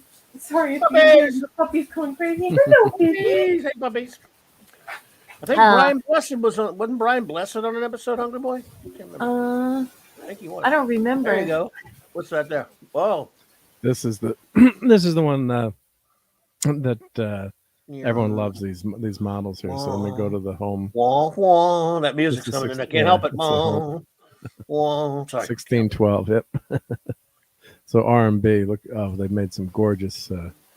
They had studio scale models and signed by some of the designers. Studio I size love the replicas. Eagle. The Eagle is just so cool. Yep. And I Oh, love those the comment by interceptors. Hungry Boy. Yeah, Yep. it went space opera, and they ditched the horror element, and it was scary. Wow. Oh my goodness. So yeah, there's a couple of videos. Oh, what do you mean? Not Oh, look at Landau. Yeah. Wow. Commander John Koenig. So you can get the phaser or stun gun, excuse me, and communicator, or with the TV. Wow. You can get the rescue eagle. That was a crazy And they- gun. That they got the gun. Mm-hmm. Yep. Yeah, that was the gun there. Yep. And they actually have like an alpha launch pad with lights and sound. So if you watch the video on it, it's just really The wild. launch pad was so cool. Like when Yeah. the model would go through that on the show, Yeah. it was just so fun to watch.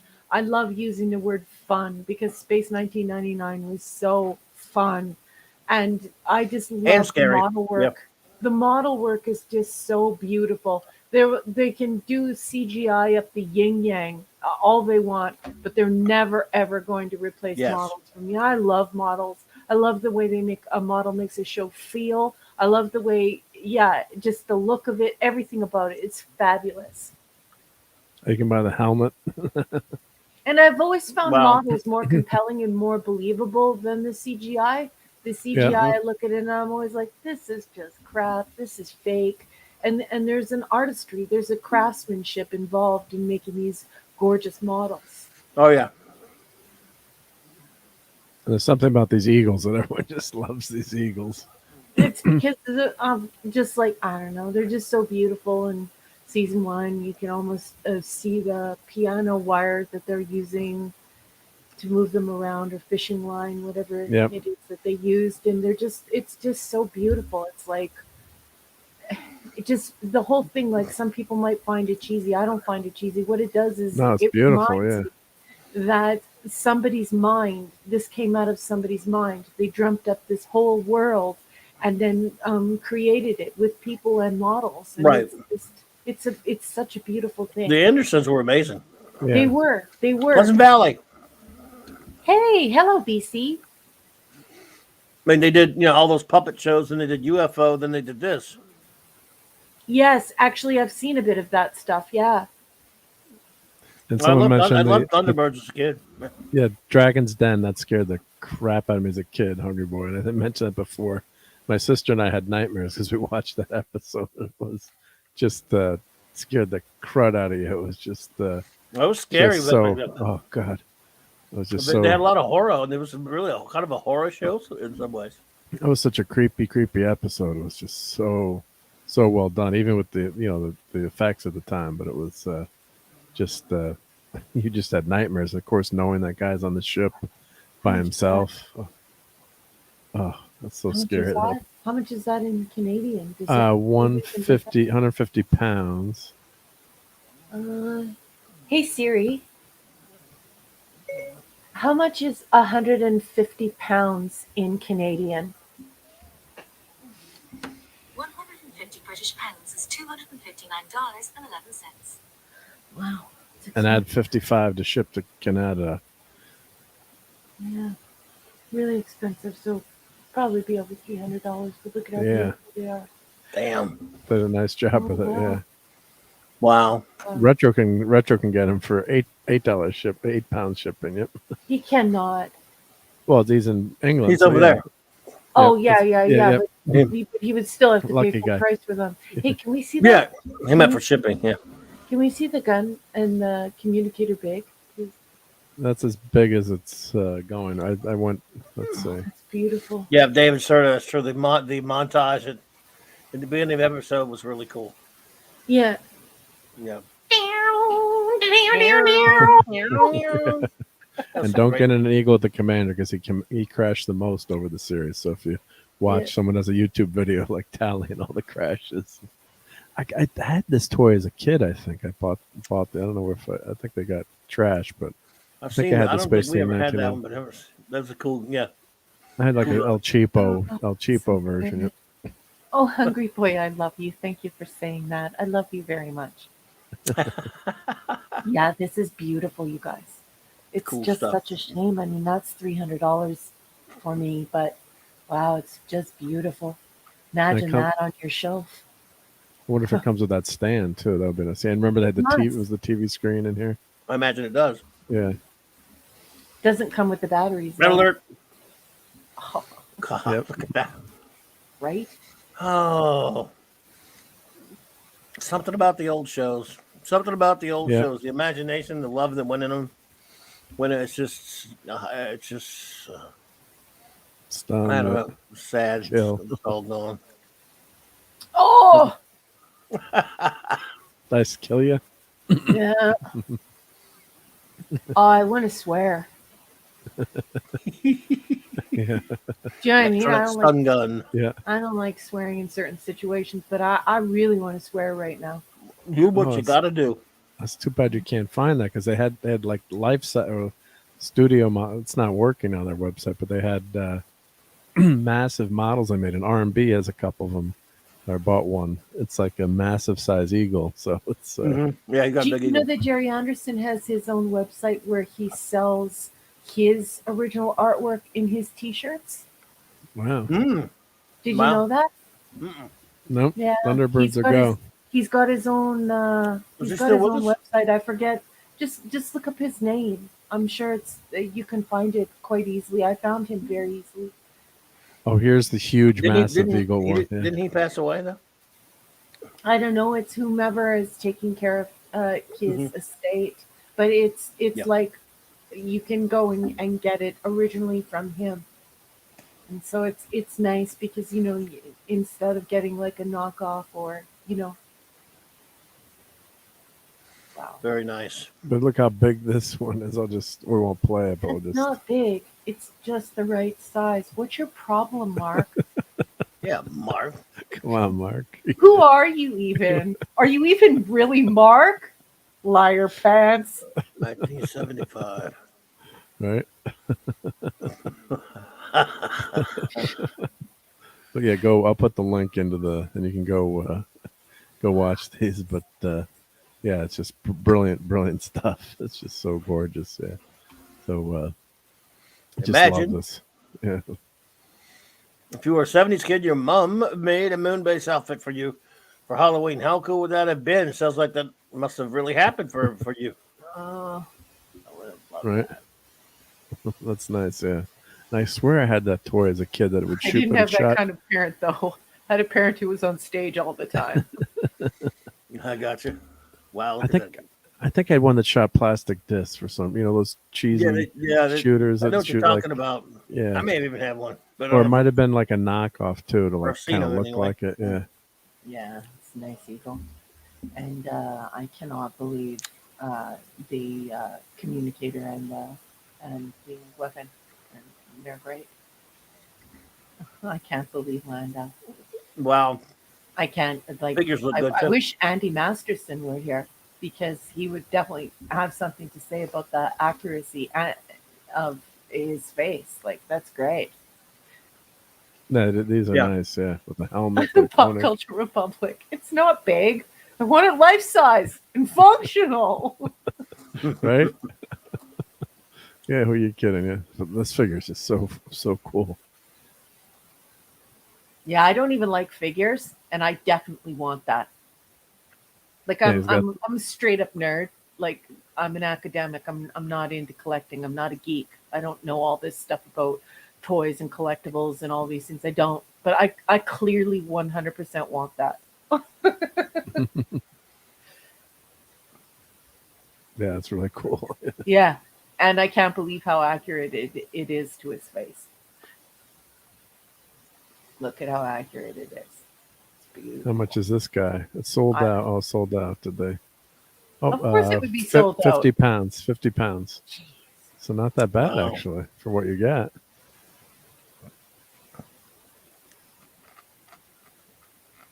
Let's see. Well, let me click on another one yet. So let's see. A good doctor, how she looks here. Captain Carter. And they were married, right Wow, during so the time good. Yeah, they were married at this point. at this point, right? Yeah. Yeah. She's beautiful. She was beautiful on Mission Impossible. They were on Mission Impossible together, and that's where they met, I guess. He was on the first season of Mission Impossible, and those are pretty good episodes. Yep. Martin Landau was brilliant in Ed Wood as Bela Lugosi. He deserved an Academy Award. He won for that. Did you ever see that? Oh my God, Yeah. Yep. Oh yeah. That was great. that was incredible. Great movie. Yeah. And the nice packaging too with the diorama there in the background you can use. Yep. So she's looking good. Yep. Pre-order. Lady Let's see. looks almost identical to my mother. Oh yeah. Wow. Almost identical to my mother. Everyone always says it. Hey, she looks like your mom. Hungry boy saying at least with dragons they could make the monster out of leftovers from a good Italian meat sauce meal. I guess. Yeah. The tentacles. Yep. Yeah, this has been a horrible session of enabling brought to you by Mark. Yes. All the things Evil I can't Mark, yeah. afford. The evil Thanks a Mark. lot. Yep.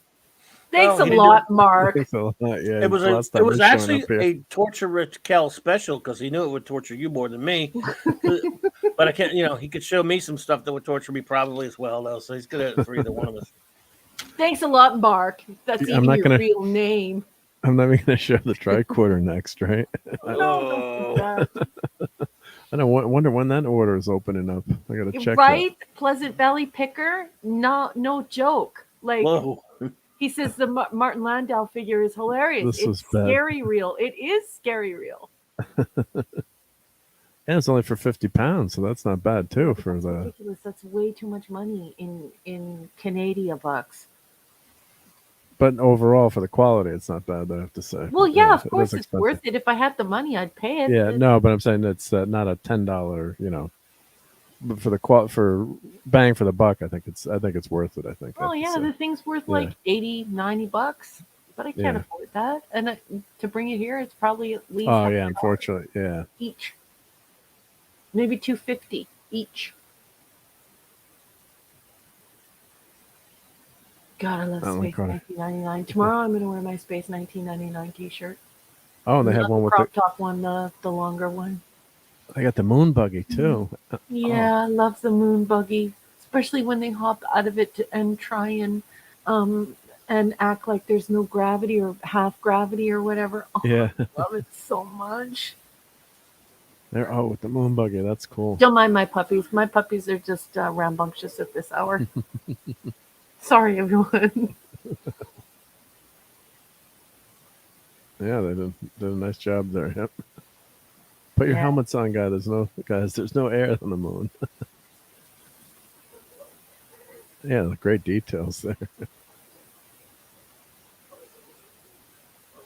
Well, the helmet would raise because when they were in the Eagle, if they would have to be fully dressed in case something happened, and the Eagle would decompress or you know what I mean. Then they could just put their Yeah, visor just like a space pilot or Yeah, exactly. Force And that pilot, yep, actually yep. happened on a couple episodes. So at least one. especially or if two. Commander Koning is driving. Yeah. Because he crashes a lot.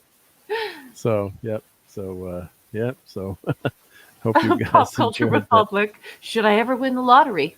I know where a lot of my money will be going. that. Yeah. Love I first pop culture. when I first found that website 1612, I was like, oh my god, this is so incredible. Yeah. Yeah, Yeah, of Hungry course Boy it- loves the moon buggy. Yeah, and Hungry Boys sing Uncanny Valley, Landau. Yeah. And I love Gary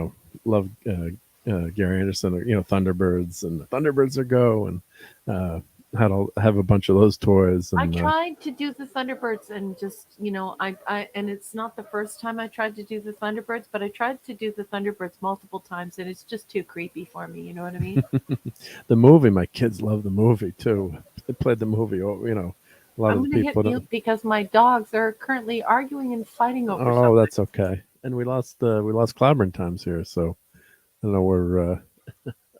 Clobbering Times is back. Good. Yeah, internet just blinked on me. I don't know why. Oh, right. I was getting worried Well, there. let's call it. You want to call it? No, Oh, it's he's back. Well, we can call it, but yeah, we can still call it, but it's fine. You didn't get you're my back. Yeah. you guys. I'll let you know. I didn't catch that, Mike. What'd you say? You didn't get the message I sent you on WhatsApp to let you know.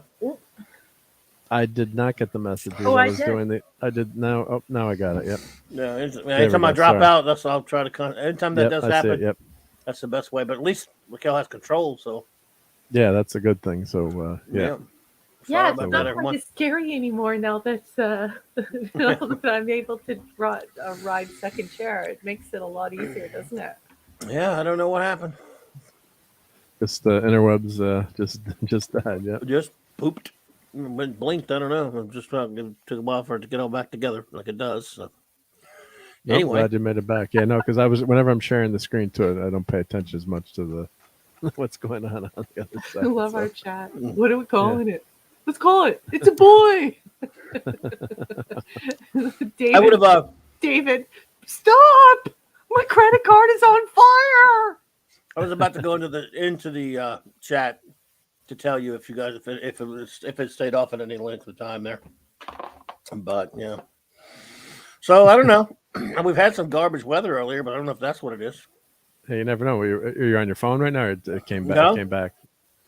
Modem came back on for some reason. Not good. Sometimes like mine, in the middle of the night, they decide to do an update too. So they, Yeah. all of a sudden the internet will go out for like a half hour when I'm playing, Fortnite with Dad Man or, something like that. It's like boom, and you're talking like, Yeah. where did everyone go? And You here's never just, I won't show this, but if anyone wants to burn more money in their wallet, What are you trying to do to people? them to spend money. Got to get this economy going. So Yeah. there's the One Company track. We've talked about it before, shown that before, but still not for sale yet. But I'll let everyone know when the pre-order goes up. So, but that just looks so phenomenal. So. What? You had something to another one? Well, no, we've seen it before, but the tricorder that the One Company's doing, I've shown that before, and the one that Raquel went totally crazy over seeing that. So they're getting close, and they're getting step by step. But I guess with the supply chain issues too. So it's oh, okay. Well, gotcha. yeah. So their last update was December 20 or October 2021. So they had the reveal of it. So yeah. So Raquel was cursing me for it's not how cool it looked. There's some things where they're like must-haves. If you're a fan of Star Trek or the tech, then the that tricorder is just looks so amazing what they're doing with the screen in it, and it's just and I gotta love the idea of having a tricorder. So cool. So it's awesome. Yeah. So well, there you go. Yep. Well, you know what? We got some comics review stuff coming up soon. We're pretty much set. You want to go and we can announce what we're going to do. The next one you want to do, maybe Wolverine in a couple of weeks, or yeah. So we're going to cover the next one you want to do. Yeah, Wolverine would be fun to do. Yep. Yeah. So the Wolverine miniseries, 4 issues by Miller, and who else was on? Chris on Claremont, book? Frank Miller, Claremont Miller. Yep. And I think Rubenstein actually did a lot of the work on the art on that. He did a lot of the finishing touches. Wasn't there some controversy over who got credit for that, or? Yeah, but they were on the same page together. Well, pardon the pun. They seemed to be, worked it out together. But yeah, it's easily Miller's best looking stuff because it's not Frank, it's not Klaus Janson. Nothing against Klaus Janson, but it's Joseph Rubenstein. So that'll be because that's one of the first limited series too. So at the time, Wolverine was obviously the X-Men was a breakout star, and the X-Men. I think maybe the Hercules miniseries was first, or maybe there's one before limited series. Of course, now we get so many limited series, but at the time it was a huge deal. I was when did that came out? 1980, or when the heck was that? Which series? one? Wolverine limited, was that around 80 or 81 or? 82. Was 82, okay. Yeah. So, but it was a huge deal when that came out. I mean, that was and even my friends who didn't read as many comics were like, let's go take the train down and go to the newsstand and make sure we buy those. So, it's a fun issue to reminisce on and review. my brain's not working now. I just love it. I just love that series. It's great. So really great for the character. And even the puppies love it too. Puppies too? Where the puppies? I'm hearing the puppies in the background. The puppies love it. Oh, the puppies too.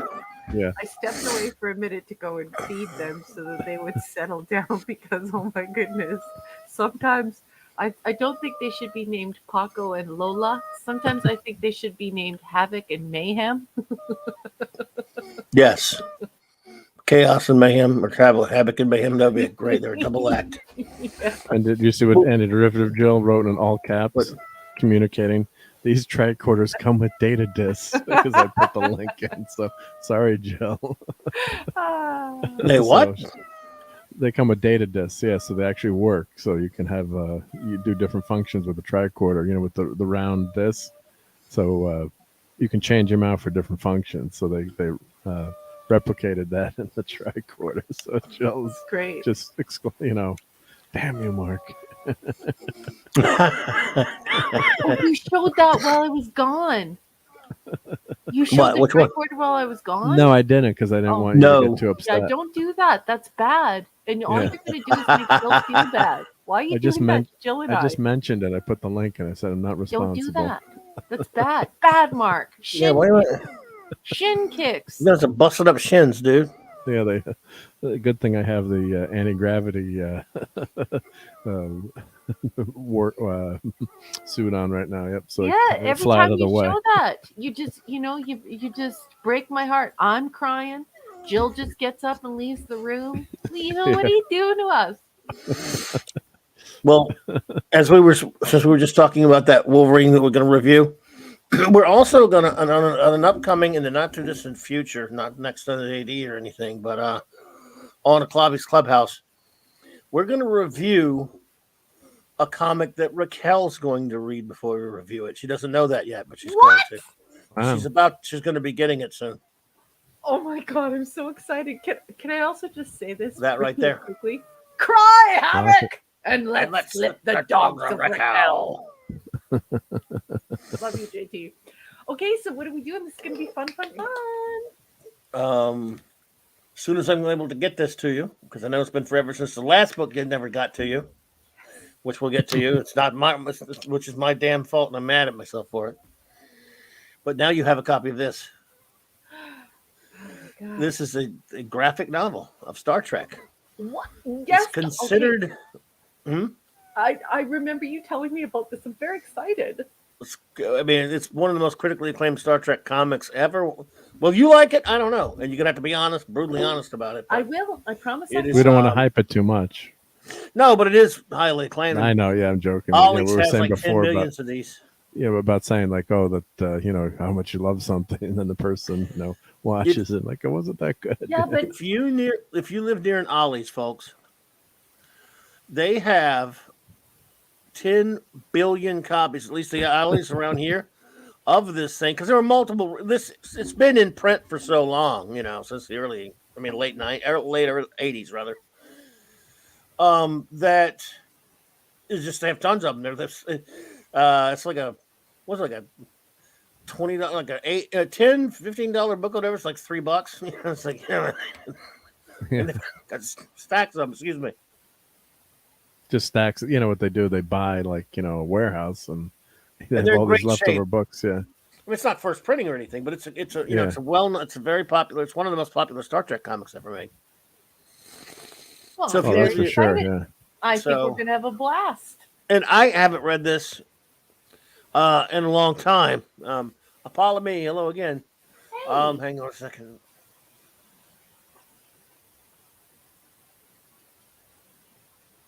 Sorry, loud, horrible, uncontrollable coughing. I don't know why. It was fine for a while there. So anyway, we'll see. You need some secrets, Clobby. I guess. Well, I won't be getting any. So there you go. So we'll see. We will get Raquel in on the comic book reviewing with that if she wants. If she wants to. I'll send that with Only the if she Enterprise wants to. phone and all the other books that are headed your way. Only if so. she wants to. Books. I love books. I think Books. books be wordy. I've been collecting a bunch of books for you over the last since I Year. got that phone. So yeah, because it's so damn expensive to ship to Canada. It's like you want to load the thing up. You don't want to do 2 shipments. So because it's like $30 to $50 to ship just to Canada. So you want to make I'm it scared. worth the while. So It's so bad. It's so bad. Is there any way that I can help? no, just enjoy. Oh my god. This is my fault that it's taken so long because I forgot forever to send him a damn book, and Mark never bugs me about stuff, and he's worried as I'm bad not as gonna I bug am. you. Yeah, I'm not This gonna is bug you. as I am. He won't bug incredible. me We're about going to stuff. review a Star Trek graphic novel together on CLOBBY'S Clubhouse. Do you have any idea how much awesome sauce this is? Yeah, unless you And want to you'll get your You'll your Doomsday Machine too. Oh, yeah, but the Doomsday Machine is just going to be ridiculous. That's going to be like the trophy of my life. That I might not even put that in my office. That might be going in the front room, in the Nice. bookcase, for everyone, for all to see. For all to see. I don't have very many Star Trek books in the front room, like in the living room, the front room, the parlor, the receiving room of the house. I don't really have that many. I think maybe only 5 or 6 Star Trek books. It's mostly my Isaac Asimov out there. Gotcha. But I bet you have a lot of Trek books, though. I do. I have lots of Star Trek books. I love Star Trek. Nice. I just ordered a new one. A new old one Yeah. or a new one? A new old one. I Okay. ordered a DS9 book.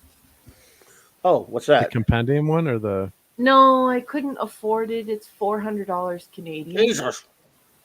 So, and even in the United States, it used, I think it's $176 American. So it's not It's not cheap. I think So the starting bid on them is $92 American. Well, I have a copy of it, so we'll work something out to get you some Oh of my the gosh. pages. So. Well, Do I you- was. No, Go ahead. No, it's gonna. No, go ahead. I was gonna ask you something. Go ahead first. Oh, it's just there's this. So there's a book. The book that I ordered is the second best one from the Erdman text. Now the Erdman text is the gold standard. Now Erdman is Paula M. Bloch's husband, and remember why I like those people, right? I like those people because they use original source material. They don't screw around like some other authors, and I'm not going to mention any names. But there are reasons why when you see tens of thousands of comments about these Star Trek books of people saying there's a whole bunch of inaccurate stuff in here, where did this person get the information? You never see that with the Paula M. Bloch and the Terry J. Erdman books because they don't do that. They go to the original source material and make sure that it's correct. They don't say, in 1992 he said this in an interview. It's none of that. They go directly to the actor, the producer, the writer, or whomever they're going to be interviewing, and they get that firsthand account and they print that. And for me, that's very valuable because in Star Trek, unfortunately, because we're all nerds and geeks in Star Trek, and Star Trek is very heavily nerdy. We've been on the internet for a really long time. We've had our private groups for a really long time. And unfortunately, what that's done is it's helped propagate a lot of fan lore. It's a lot of factoid stuff. You'll see people who think that they're Star Trek experts swear up and down that this is a fact or that's a fact, and they're completely full of it. But once something's been repeated so many times, it cements. Like the Lucy's, sorry to interrupt, but the Lucy saving Star Trek, which is not really that's true. debatable. That's debatable. There's scholarly evidence that the timeline doesn't align, and yes, that is one of many examples. But yeah, so that's why I'm so picky, and people don't realize it. They think it's okay to go to Memory Alpha or to go IMDb, and they just copy and paste stuff, and it just keeps this circling in this big stew, and most of it's crap. Like it's not even it's not accurate stuff. It's not accurate to the episode, and it's not accurate to the true history of Star Trek. So anyways, that's why I consider Paula M. Bloch and Terry J. Erdman the gold standard, because it's original source material. So I'm pretty upset by this because it's a $400 book. Now, I think that's $400 American too. I would need to check. Or no, I think it's brand new $400 Canadian, plus you have to pay the import fees and the shipping. Ouch. So it's about another like $60 or $70 after you pay the government to bring it here. And in the United States, I think you can get like a very good copy for 196 or 191 or 176, something like that. I sent you a screenshot, Mark. And then Yeah. you can get a really like crappy copy, like claw-bony standard copy, like it's been beat up. Those start at $90 American per bid. That's your entry bid, and if it goes to auction and you don't bid at least that amount, you're not even on the board. So I'm looking around, and there's the second book, the book that's rated the second best to Paula M. Bloch and Terry J. Erdman. It's not the one I want, but I just got it for $50 Canadian. And it's called The Making of Star Trek Deep Space Nine. It was published in 1994. I'm getting a brand new copy, and it is going to take a month to get here because it's coming from an old bookstore that has a brand new copy of it. So it's actually going to change hands through 3 different bookstores in order to get to me here in Canada. Wow. And so this one's $50. And yeah, so it's written by Judith Reeves Stevens. Okay. And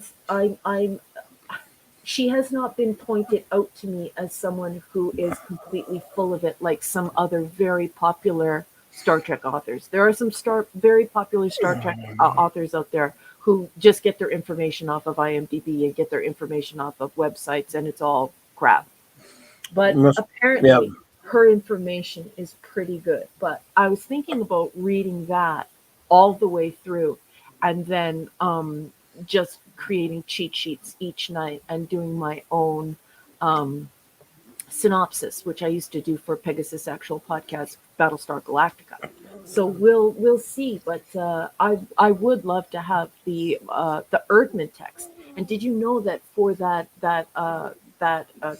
Star Trek companion, the DS9 companion, Erdman takes chair, not Paula. Paula is riding second chair on that one. Wow. Raquel, do you have a book called Star Trek: The Motion Picture, Inside the Art and Visual Effects? Just wait 1 second, boss man. I just got to turn my head. Buddy of mine just got one. He just got it and sending me pictures from the other day. It looked like he said it's a book he really enjoyed. I figured you probably already had it, but I don't know. It's not in this room. I would need to go and check my other libraries. I have libraries all over my house. I have lots of bookcases and full rooms. I'm just curious. Books. No big deal. But Just he told me about it. He got it. He just got it the other day, and I don't know where he got it from, but he got it at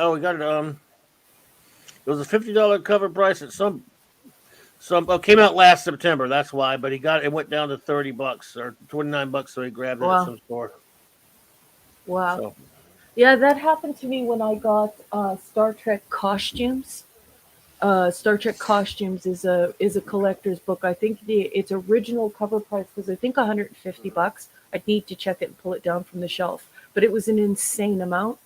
And I was just browsing one day, and I noticed we have a store here called Indigo Chapters, and I was just browsing through, and all of a sudden I saw it, and it was on sale for $10. It was the last copy in my city. And I literally screamed. Andy! And I said, Andy, hurry! Hurry. And he came running into the room. What's the matter? Andy, costumes. They have costumes, which is basically like the essential cosplayer book to have for Star Trek. And he said, phone them now. I'll go get it. So he drove down, and first he phoned and he said, is it in immaculate condition? And she said, yes. Nobody even knows what it is. Nobody even cares about this book. It's not selling. Nice. And he said, I'll be right there. Right there. So he drove all the way across the city to go and get it for me, and he got it for me. It was sensational. And I felt so happy to get it because I forget what the cover price is for costumes. I think it's around $100 or $150, and I paid $10 for it. $10. Nice. I'm ignoring any derivative Jill here, and she's a very good friend, so I don't want to be remiss and lose this comment. She says, "You know what? I know what you mean, Raquel. I did a stream on D, and the facts online were just all over the place. I had to get his biography to get a more centered perspective." Yeah, sweetheart. And you know what I'm talking about. And this is what I mean, right? Like, it's the geeks like to talk, and they exchange information in that way, and where nerds are way more academic. And so when you start digging around and fact checking this stuff, you find out that a lot of it's not true. And because it's user generated, so anybody can put anything in there, and as long as nobody flags it for being crap, and most people don't, they're just like, oh, well, I'm learning about Star Trek. So yeah, a lot of it's not good, and it's not real, Jill. And I've gone toe to toe with people, not literally but figuratively, toe to toe, having arguments with people about stuff that they assure me they thought was real, until I prove to them that it's a complete fan war. It's factoid. It's not even fact.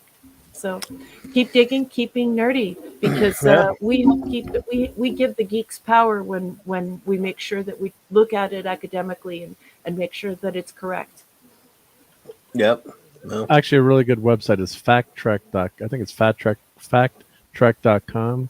And they have a lot of great stuff on there in terms of, and they had a huge article about Lucy in Star Trek and just how, not that she was, there was no, like, they couldn't find one big moment where they said Lucy made a call or did anything or was involved with the, saving Star Trek, and other than, maybe proving the budget. But there's no evidence, and they had all the memos, like you said. They go to the first source and they go corporate Yeah. memos and everything, and reading everything, And that was actually a scholarly paper, that was a scholarly manuscript that you looked at, and it has full in view in text citation. None of it is user generated information, and it can all be, you can track the data, you can track the quotes, and you can track the timeline.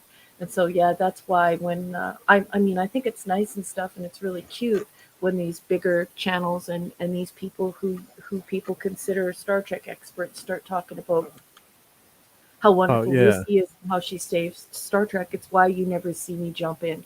I'm never like, yeah, Lucy, because I've seen a lot of evidence that it's just, the sentiment may have been there, but it might have been afterwards.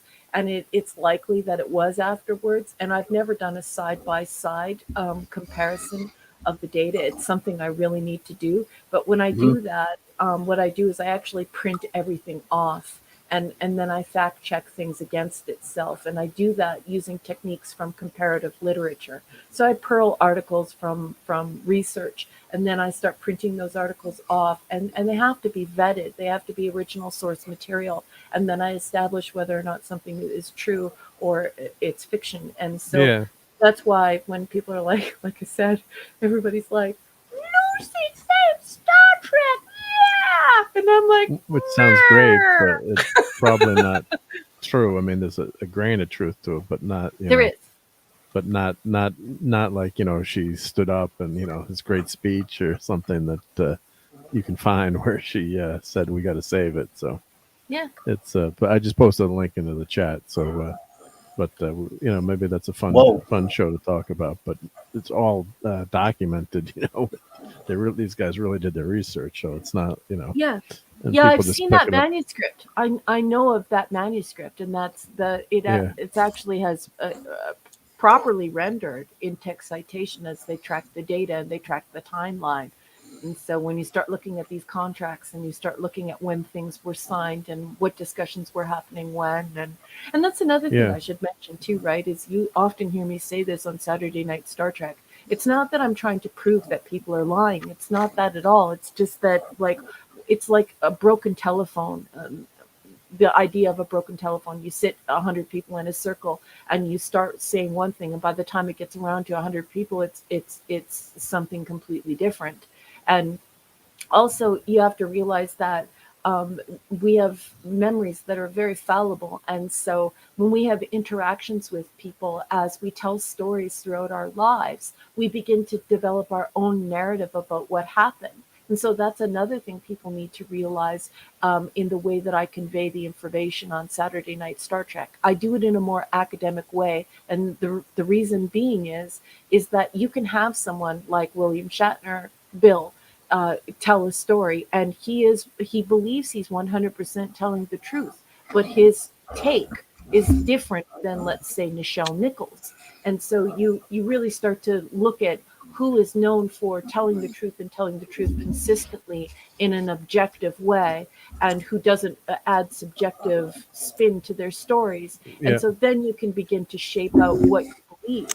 And that's also why you'll always hear me say to Clobby, Gene Roddenberry said this, or Nichelle Nichols said this. And so those are two people who are not prone to gossip and don't talk bad about other people and haven't made money talking bad about other people, and have really great objective of storytelling.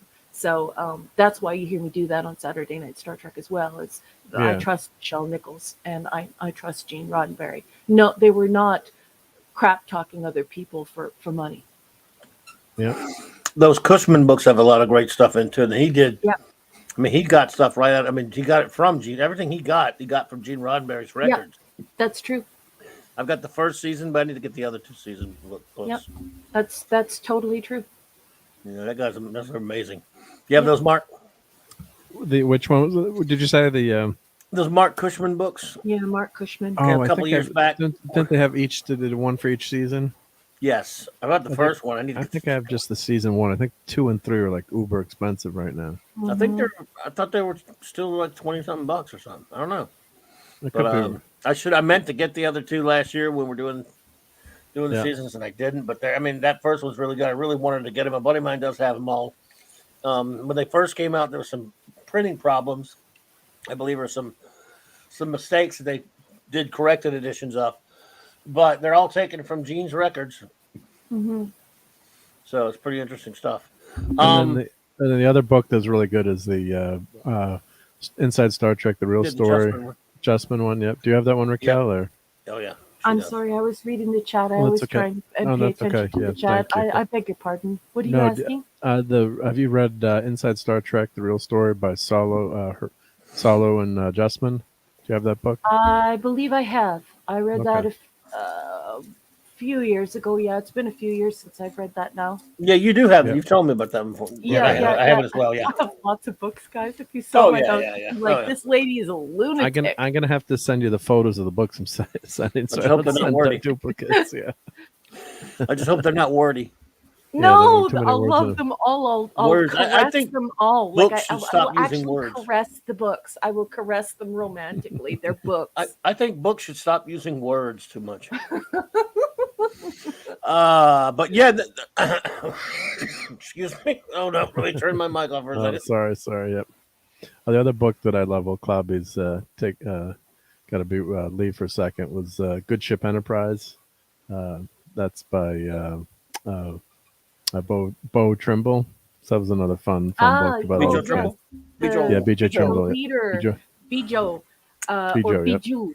Bijo. Yeah, our fearless leader who helped us get Star Trek back on TV. Yeah. I love that book. Yeah, have you read that one, Raquel? Or, seen that? No, I haven't, but I have seen many I've pages seen that one. from the book because it has been captured in other books that I have. Does that make sense? Yep.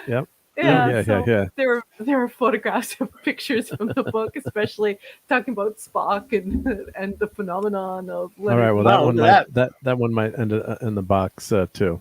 Oh! I have BJ's Star Trek Concordant, her first one, Yep.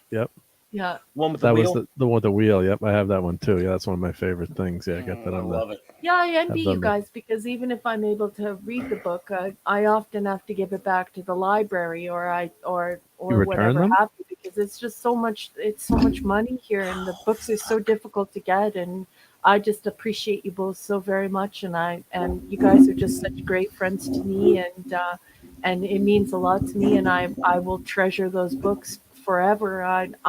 Any Star Trek book, I read it cover to cover, and I will treasure it. I love it, and I want to get as much information inside of my skull about Star Trek as I possibly can. Yes, exactly, Jill. Yes, no question. You did. Jeez, Star Trek. Yeah, and do you remember? Are you old enough, Jill, to remember the first letter writing campaign? So I remember the first one, and then Jill was definitely not born when that happened. Nor, in fact, Mark might not have been. Well, Mark was barely born when that happened. I was 68. Yeah, so June of 68. So yeah. So I did write a letter. My mom You told were, me. yeah, you wrote one when you were 1 year old. Yeah, Surly yeah. Tim, hello there, Surly Tim. And then there was the second campaign, and so the second campaign was pretty cool because we were showing that we had the power. We had the power. That was an amazing. Was that the first letter writing campaign to save a show, or Yeah, Mhm. the first letter writing Yeah. campaign was to save the show, and then Ever, right, the yeah. second one To save was any show, yeah. the second one was to bring it back. Yep. And we got season 3, but we got another some good episodes. So That helped to get into syndication at least. So, yeah, Surly Tim. we would have Evening. died. Yeah. hey there, Surly Tim. Yeah, never trust the interwebs. He says hard copies are gold and use at least 3 sources. Exactly. That is exactly it, Surly Tim. That is exactly what you should be doing. And that's the best way to assure that you're getting the whole story and the full story. not only for veracity, but also, like I said, because this is not pure research. It's not like you can establish a fact. What you are establishing are the truth of the situation through many perspectives. So, Surly Tim, I totally agree. Yes, that is the way that you conduct this type of research. Hard copies Yep. are gold. They go through a vetting process, they go through an editorial process, they go through a legal process where what you are getting is worth something. And yes, 3 sources for the aforementioned reasons. Excellent, excellent, Yeah. Surly Tim. Yeah, Indeed. one of my favorite books as a kid was The Making of Star Trek by Whitfield and Roddenberry. And it had some pictures in it in the middle, and then actually had a picture of the Enterprise. Being the engineering guy, I loved they had like the scale, so compared to like the USS Enterprise aircraft carrier, because you're like, how big is the Enterprise? You always wanted it instead of drawings and diagrams. That's a little tiny paperback book, but God, I loved. Yeah, loved see, reading only that you book as a worry kid. about that. And me, Yeah. I just make sure that I'm friends with people like you and JT Kirk and Wolfie. Because, like JT Kirk and Wolfie and you and a couple of the other guys who we were known to hang around with, they know all this stuff. Yeah. I can I tell like you the tech facts. stuff. I can tell you facts like that Picard's office had a washroom and things like that, but I don't know the engineering stuff that is based on actual sea and space science and the design of the ships and so on and so forth. So I totally rely on you guys for that. I'm just a lowly nerd.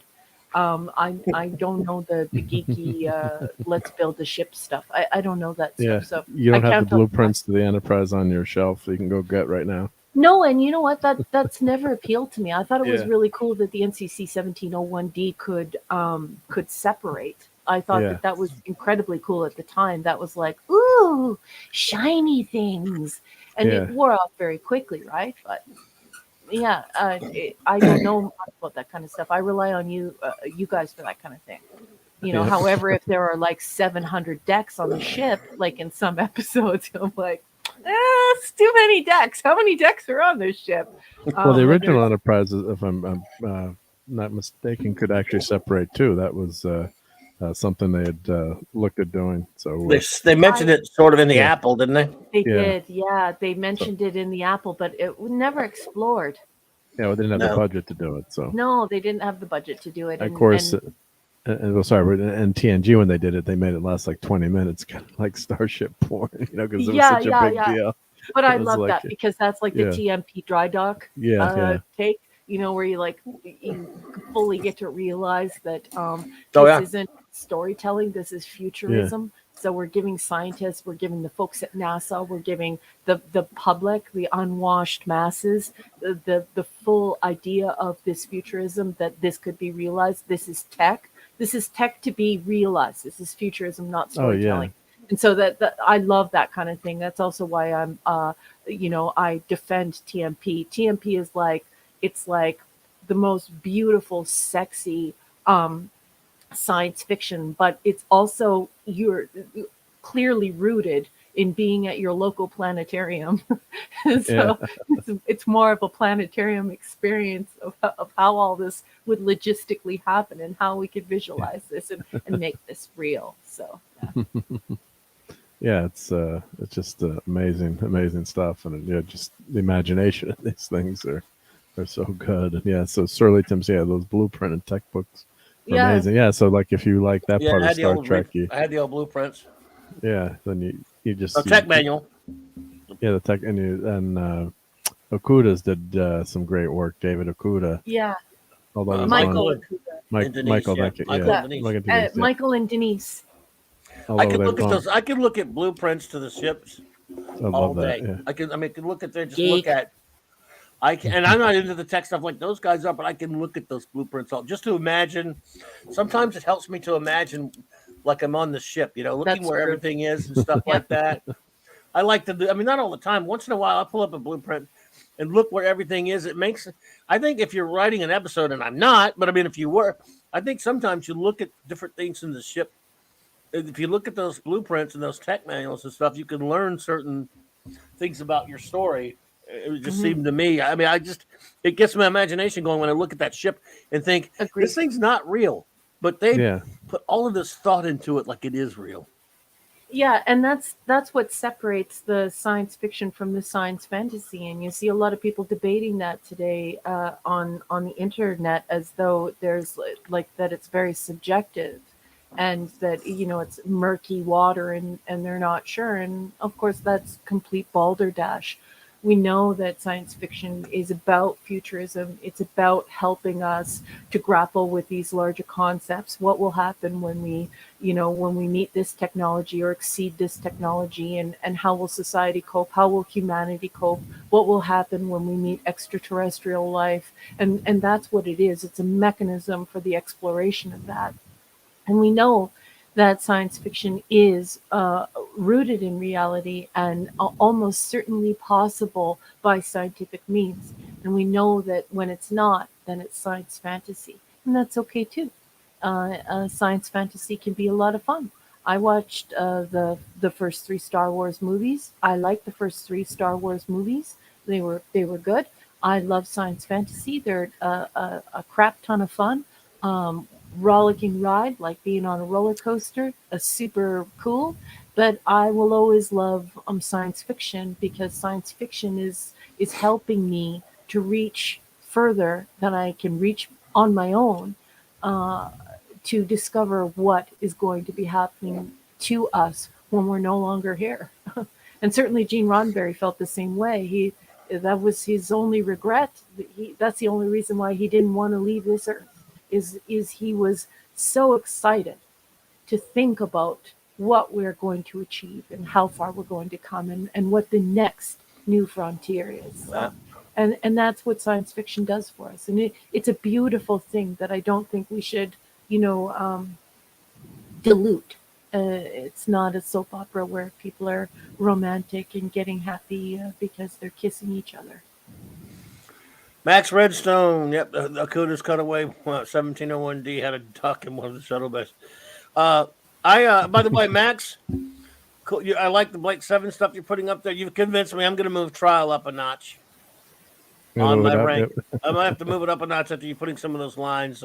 Even though I watched it again the other night, I thought about that. So now I'm mad at my own ranking, thanks to you, Max. Gee.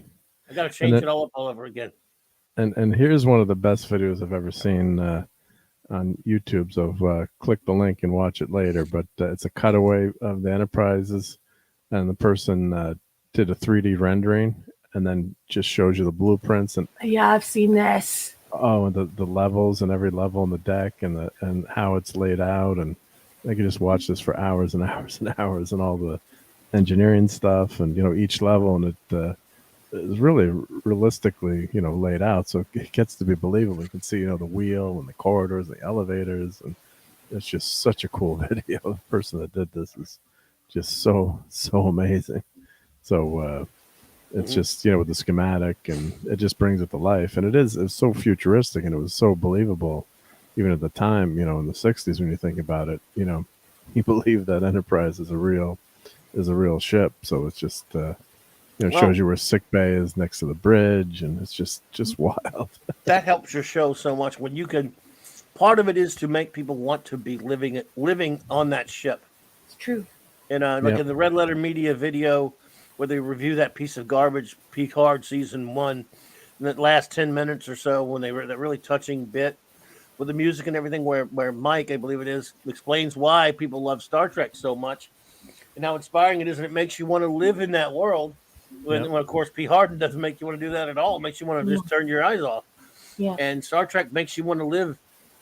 Even on Blake 7, what we were talking about earlier, I mean, I would love to live on the Liberator. It's a different time. You wouldn't want to live in that Federation terrible galaxy, but I still like to live on the Liberator. Firefly, one of the things about that is you would kind of want to live on Serenity. It would be kind of cool to live on a spaceship like that. And so a good show makes you want to kind of live there. Yeah. I like this comment from Kal-El. I just want to let you know, Kal-El, certainly when we're looking at the pad, and then now we have iPads, And when Cooper talked about inventing the cell phone, he said that he was inspired when he saw Captain Kirk's communicator, and so I made sure to get to that in my master's thesis. So I definitely include a paragraph on that because I had to work Star Trek in somehow.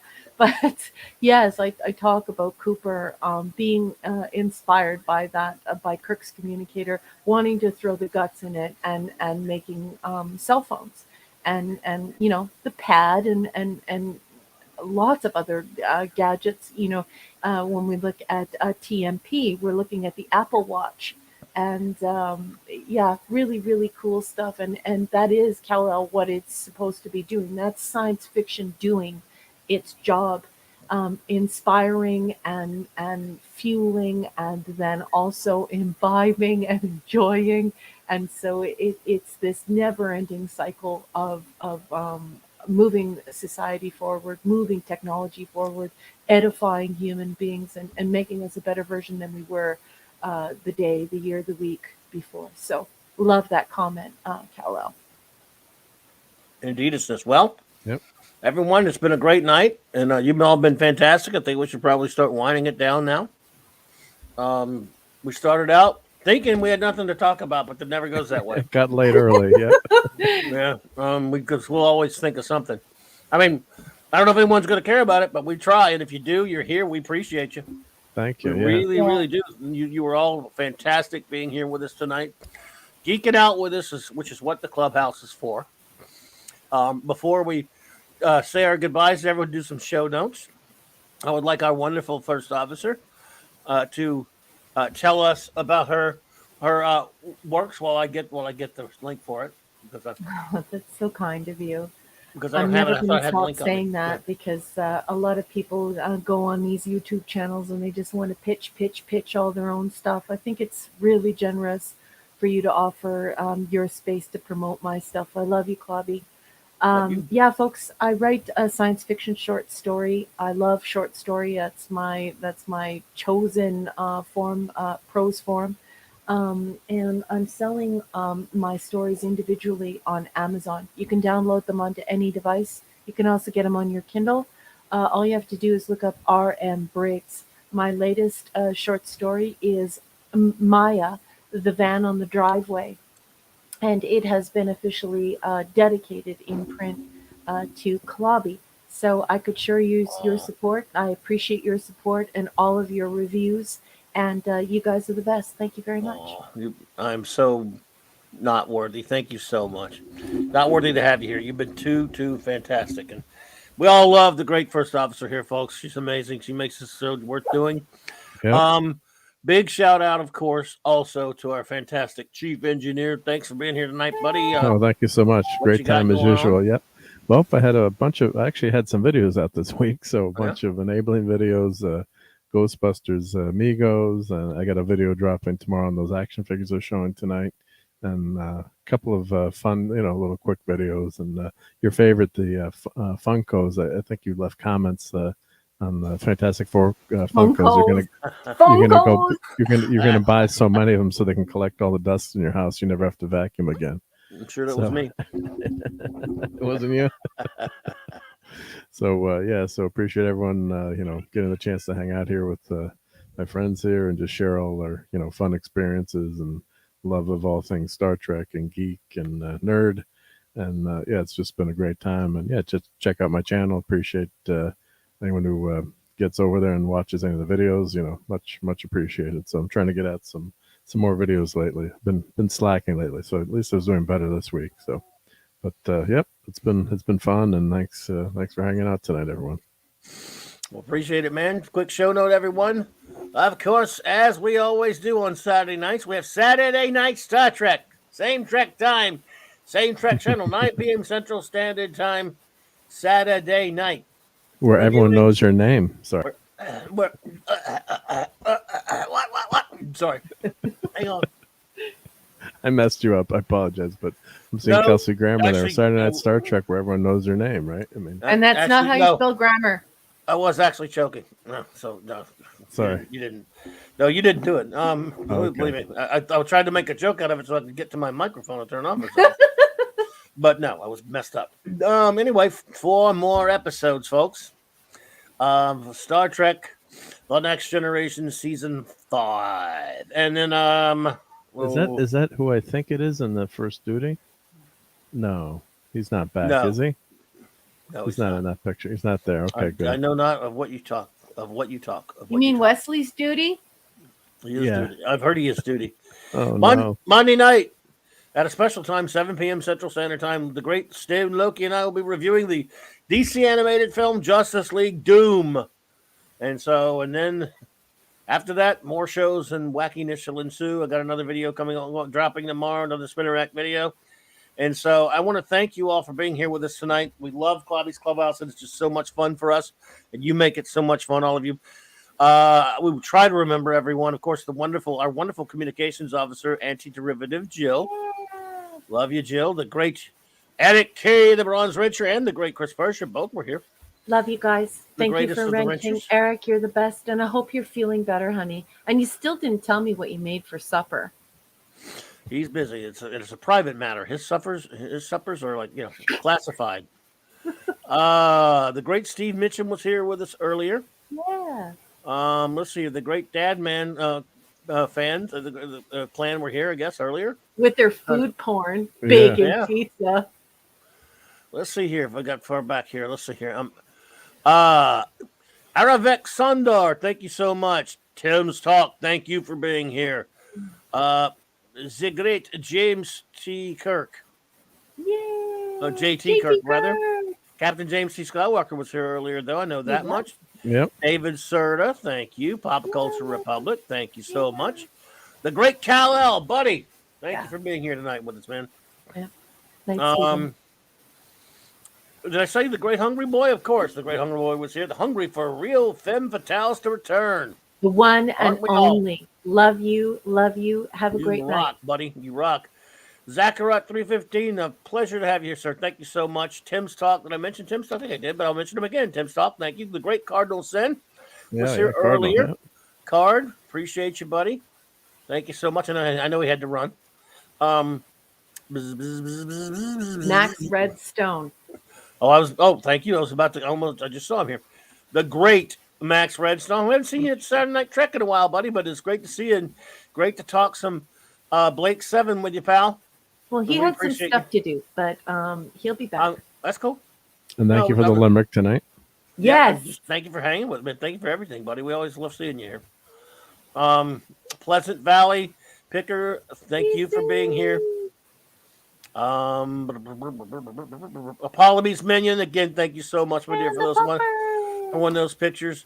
And I hope your pupper is doing well. We love you, Apollo. Thank you so much, my dear. Oh, and she asked Raquel what figure, genre she likes too for a possible picture of me too. But you don't have to do that. But I don't know if Raquel wants it. Yeah. Well, I'll tell on it. Look, I'm just so honored that you did that. You didn't have to do it, but I'm honored. But I know that Raquel loves Star Trek. That's obvious. And Mark is like me. He loves The Thing, but he loves a lot of other stuff too. So you just do what you got to do if you're going to do it. Now you know what they love. But you don't have to do anything. We just appreciate you being here and hanging out with us. So especially because money's so tight for everyone. Yeah, we just love you being here, dude. That's all that matters. Yeah. I mean, but you were just too kind to do such wonderful things. Surly Tim, thank you for being here with us tonight. It's good to see you. I think I got just about everybody. I don't know. Max Redstone, what? Corn Egg Farmer. I love you, Max. Yes, indeed. I'll take anything. No. I think I Poor got Gorn, the poor Gorn are just so scorned. Scorn to corn. Corn.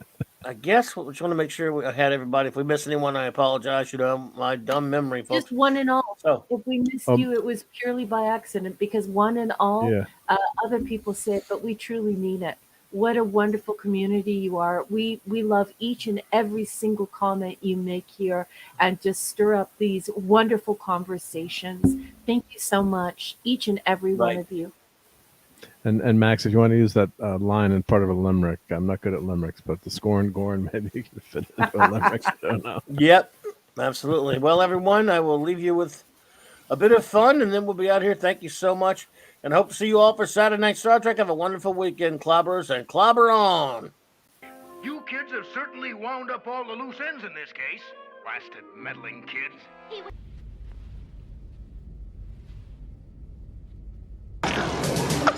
I wish she didn't have to go. For you, Mr. Worf, I would love to explore Klingon memories. Klingons do not allow themselves to be probed.